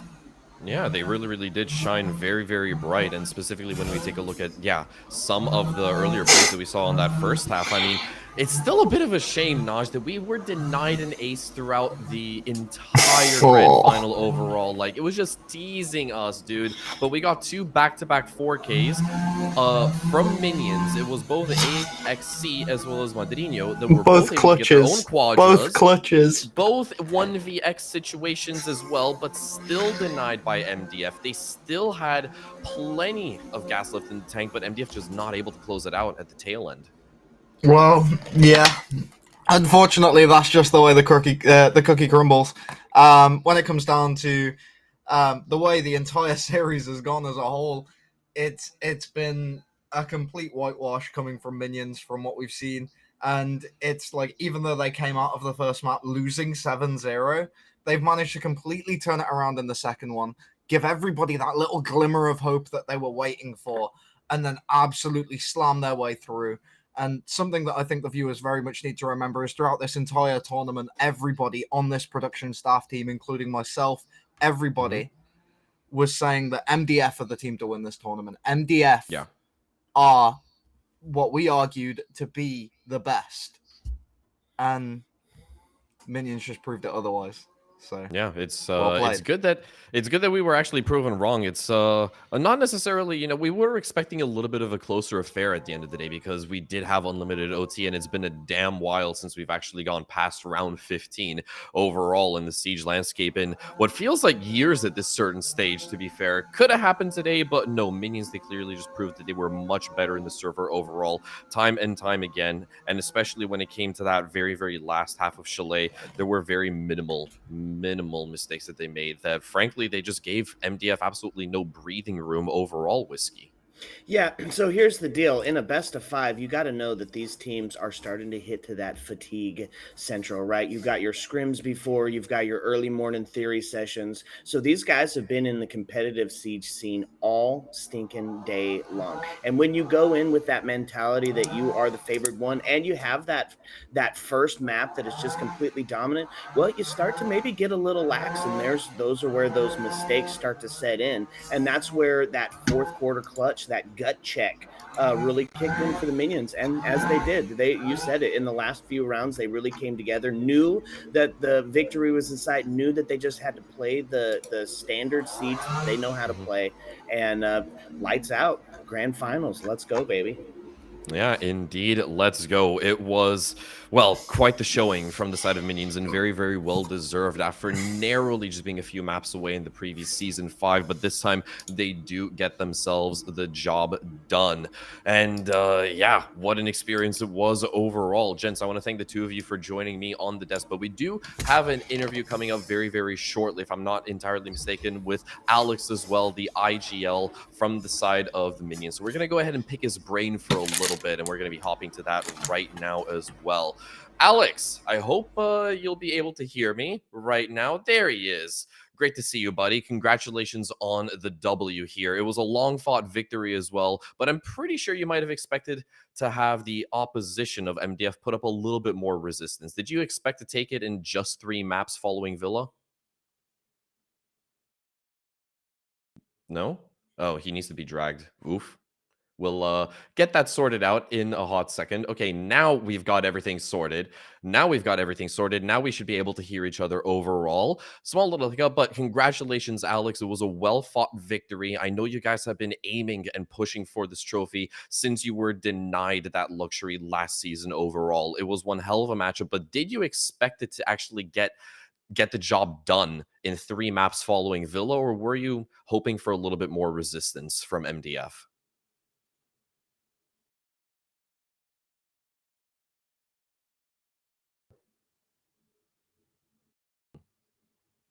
Mm-hmm. Yeah. I mean, all of us were really hoping for a 5 mapper, but clearly you guys had other plans set in motion, and you definitely did follow through at the end of the day. Everyone on the squad was very, very instrumental, and I just want to ask you as an IGL as well, because you know you're the one that has to actually lead the boys into charge. You're the brunt of the spear. You have to be the commanding force as well. So following what we saw, for example, on Skyscraper, that was map number 3, where by the very end of things, we had both Madrino as well as AXC go absolutely nuclear, just barely edging their way over towards 20 kills. Is that basically just a natural gift for them, or did you maybe inspire them with some words of wisdom halfway through Skyscraper?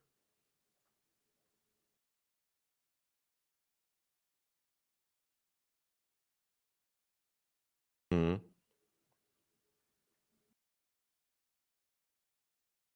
Okay. All right, and what were these inspiring words? Because it seemed as if you guys completely flipped the switch. Are you allowed to share that with us? Hmm.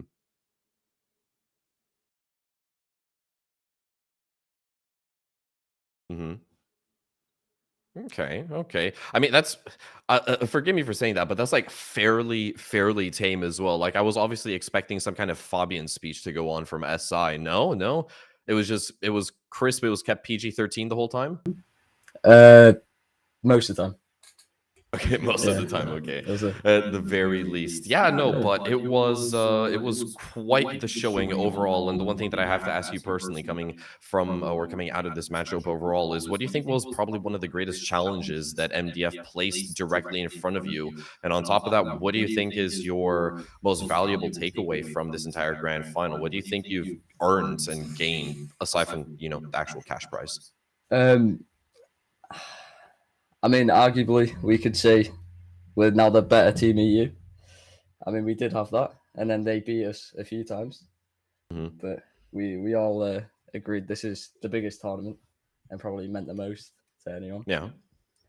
But I mean, it's probably the last season of this current Minions team for ESA. Yeah. All right. Sounds very, very solid. Last tournament for this team in particular, like this roster that you're currently with. Yeah. You guys are going to be swapping things around a little bit? No, we're splitting up into 2 different teams. Some of the people that played today are going to a different team. And I'm remaining with Minions.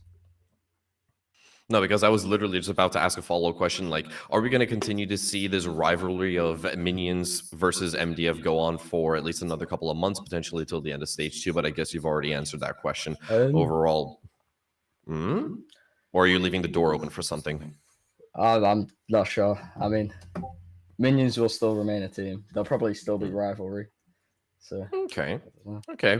We'll be looking forward to see exactly what's in store for you guys in the future across all of the console circuit as a whole. But Alex, I want to go ahead and thank you so much for joining me on the interview desk, for allowing me to pick your brain. Once again, huge congratulations to you and the lads. Minions, it was a very, very well-deserved victory overall. Map number 1, Villa, basically didn't even exist at all. It's a non-factor, but you guys really showed up in the following 3 maps. How are you going to be celebrating, if I may ask?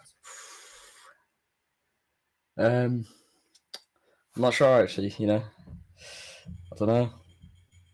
Well, I mean, it's only like 5:30 in Western Europe, so you've still got plenty of time to figure that one out as well. Yeah. But either way, I'm going to go ahead and leave you to it. Thank you so much for joining me. And best of luck to you and all the lads on the Minions side in the future, wherever you may end up. This one has definitely gone down in the history books. None of us are going to be forgetting it. It was a wild showing. Congrats once more. And we'll see you next time, whenever that may be. Thank you. Bye. Thanks. Take care. Bye-bye. And that should now technically be us narrowly done and dusted. But obviously, we do have to go ahead and take a hot little moment to break down the rest of the couple of maps that we just saw. So obviously, we did have Whiskey, and we also had Naj take us through the opening couple of maps. And I believe, if I'm not entirely mistaken, that I will also have Kelstrin and Stucky joining me once again in a hot second, so we can dive into the map or the game as a whole, and just go ahead and talk things through. So hi Kelstrom, hello Stucky, guys, welcome back. I'm going to immediately start off with you, Stucky. What do you think? How do you think the entirety, or what do you think about the entire game that has been played out so far? Was this a little bit of an expected result that you were expecting, or let me know what your thoughts are. To be fair, absolutely not. What? Oh, I'm full of visions today, guys. Absolutely not. To be fair, I thought that both teams could do this in the 5-mapper. The first map, Villa, was a little bit struggle for Minions. They had problems to join the lobby with Medvenio. They started with 0-2 backs to the wall, needed to perform. I mean, they dropped Villa out, it was there, but Minions weren't, to be fair. After that, they played very, very good Siege. They played awesome Rainbow. They showed everything they've got for MDF today. And let's be fair, I'm all hyped up. They played the better game today, and they were the winner. Yeah, exactly. Very much worthy of the trophy and very much worthy of the lion's share of the €2,000 prize pool that we have available. They will obviously be walking away with 1.4K for their efforts throughout the entire season so far. And it was quite the matchup overall. It kind of, reminds me a little bit of the final that we saw at the Copenhagen Major, where W7M just stepped into the game completely ruthless, showing absolutely no mercy whatsoever, Kelstrin. Yeah, I mean, of course, the first map was a bit of a I mean, MDF just completely dominated. Just gotta go right ahead and say that they completely dominated the first map, especially also because the Villa is normally something I would say is a map where you can win rounds even though you don't have like you aren't there mental wise, because there also like small things can go wrong and rounds over. But after that, like on Oregon, minions just showed up completely. They went into 5-1 roll swap, incredibly good, and of course, then MDF had a good 2 rounds. But minions just closed that out then, and that just kept on going. So they mostly split 3-3, and then just minions dominated the second half of the round or of the map rather, and that just shows like if they get into a map and they play kind of even, you just have a very tough time against them afterwards. So especially what I saw on Chalet was like they had so many 1v1 rounds in the end where it was really just going to that 50-50, get that angle or have a better timing, whatever, and just close the round out. And also there was a 3-3 wall swap, and we even had like in round 7, I think it was, Amy almost clutching 1v4. Unfortunately, not getting the real clutch there. But again, after the wall swap, minions just didn't let anything burn on the stove and just went through with it. Won it 7-3. I think it was 7-3, right? Or 7-5? No, 7-3. It was 7-3. Yeah. No, 7-5 was the third map. Yeah, that was it. Then I completely made a mistake while taking my notes, because I had like a 7-4 written down, but it doesn't really even matter at the end of the day because minions was they a still 7-4 rose on win. top. Was it 7-4? Yeah, I mean, my notes aren't completely finished either. So, I mean, that doesn't really matter. But what you can see throughout this whole map, just give minions a good half, and you will have loads of issues in the second half. Yeah, exactly. They got a really, really good map pool overall at the end of the day, despite the fact that what we saw historically from the semifinals and from Season 5's competition overall, it's good to see that both squads, they have technically adapted overall, but still, with the side of MDF not really being able to pick up the map number 3, for example, the likes of Skyscraper, which was on paper their favorite map overall, and just kind of, falling and tripping at the very last couple of meters of the sprint. It really didn't bode all too well for them, Stucky.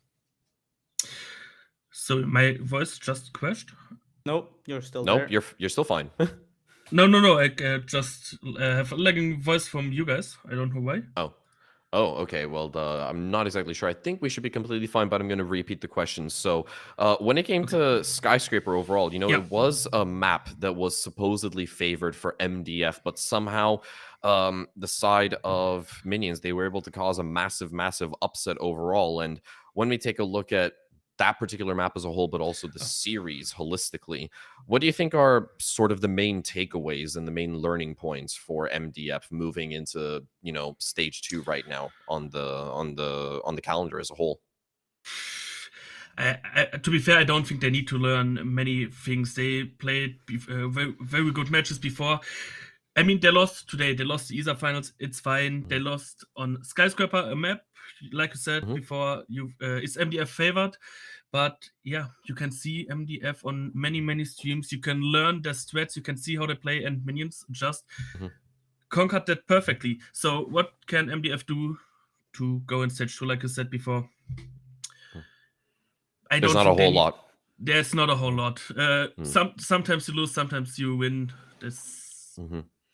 Yeah, no, it was a very close affair, and that was more or less a story, as you also mentioned, Kelstrin, just earlier on Chalet. It came down to a lot of 1v1s and a lot of very small 1vx's, where the gunfights, they just happened to somehow end up, for the vast majority, in Minions' favor overall. But we're going to be shifting gears for a little bit, because obviously we don't have an official coronation ceremony, but we're just going to go ahead and make up one on the fly, because at this stage, screw it. We have a little bit of extra time to kill. So I want to go ahead and grab both of you guys' 2 cents. I'm going to go ahead and start off with Kelstrin, because I do really want to see if we can potentially pick out an MVP from the 10 players.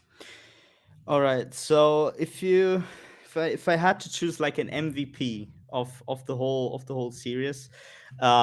First of all, because I really can't have names if I don't see them. So yeah, that's a big issue for me. But I mean, if I had to really take an MVP, I would probably, like, in terms of all of ESA. I'm just gonna go with that first.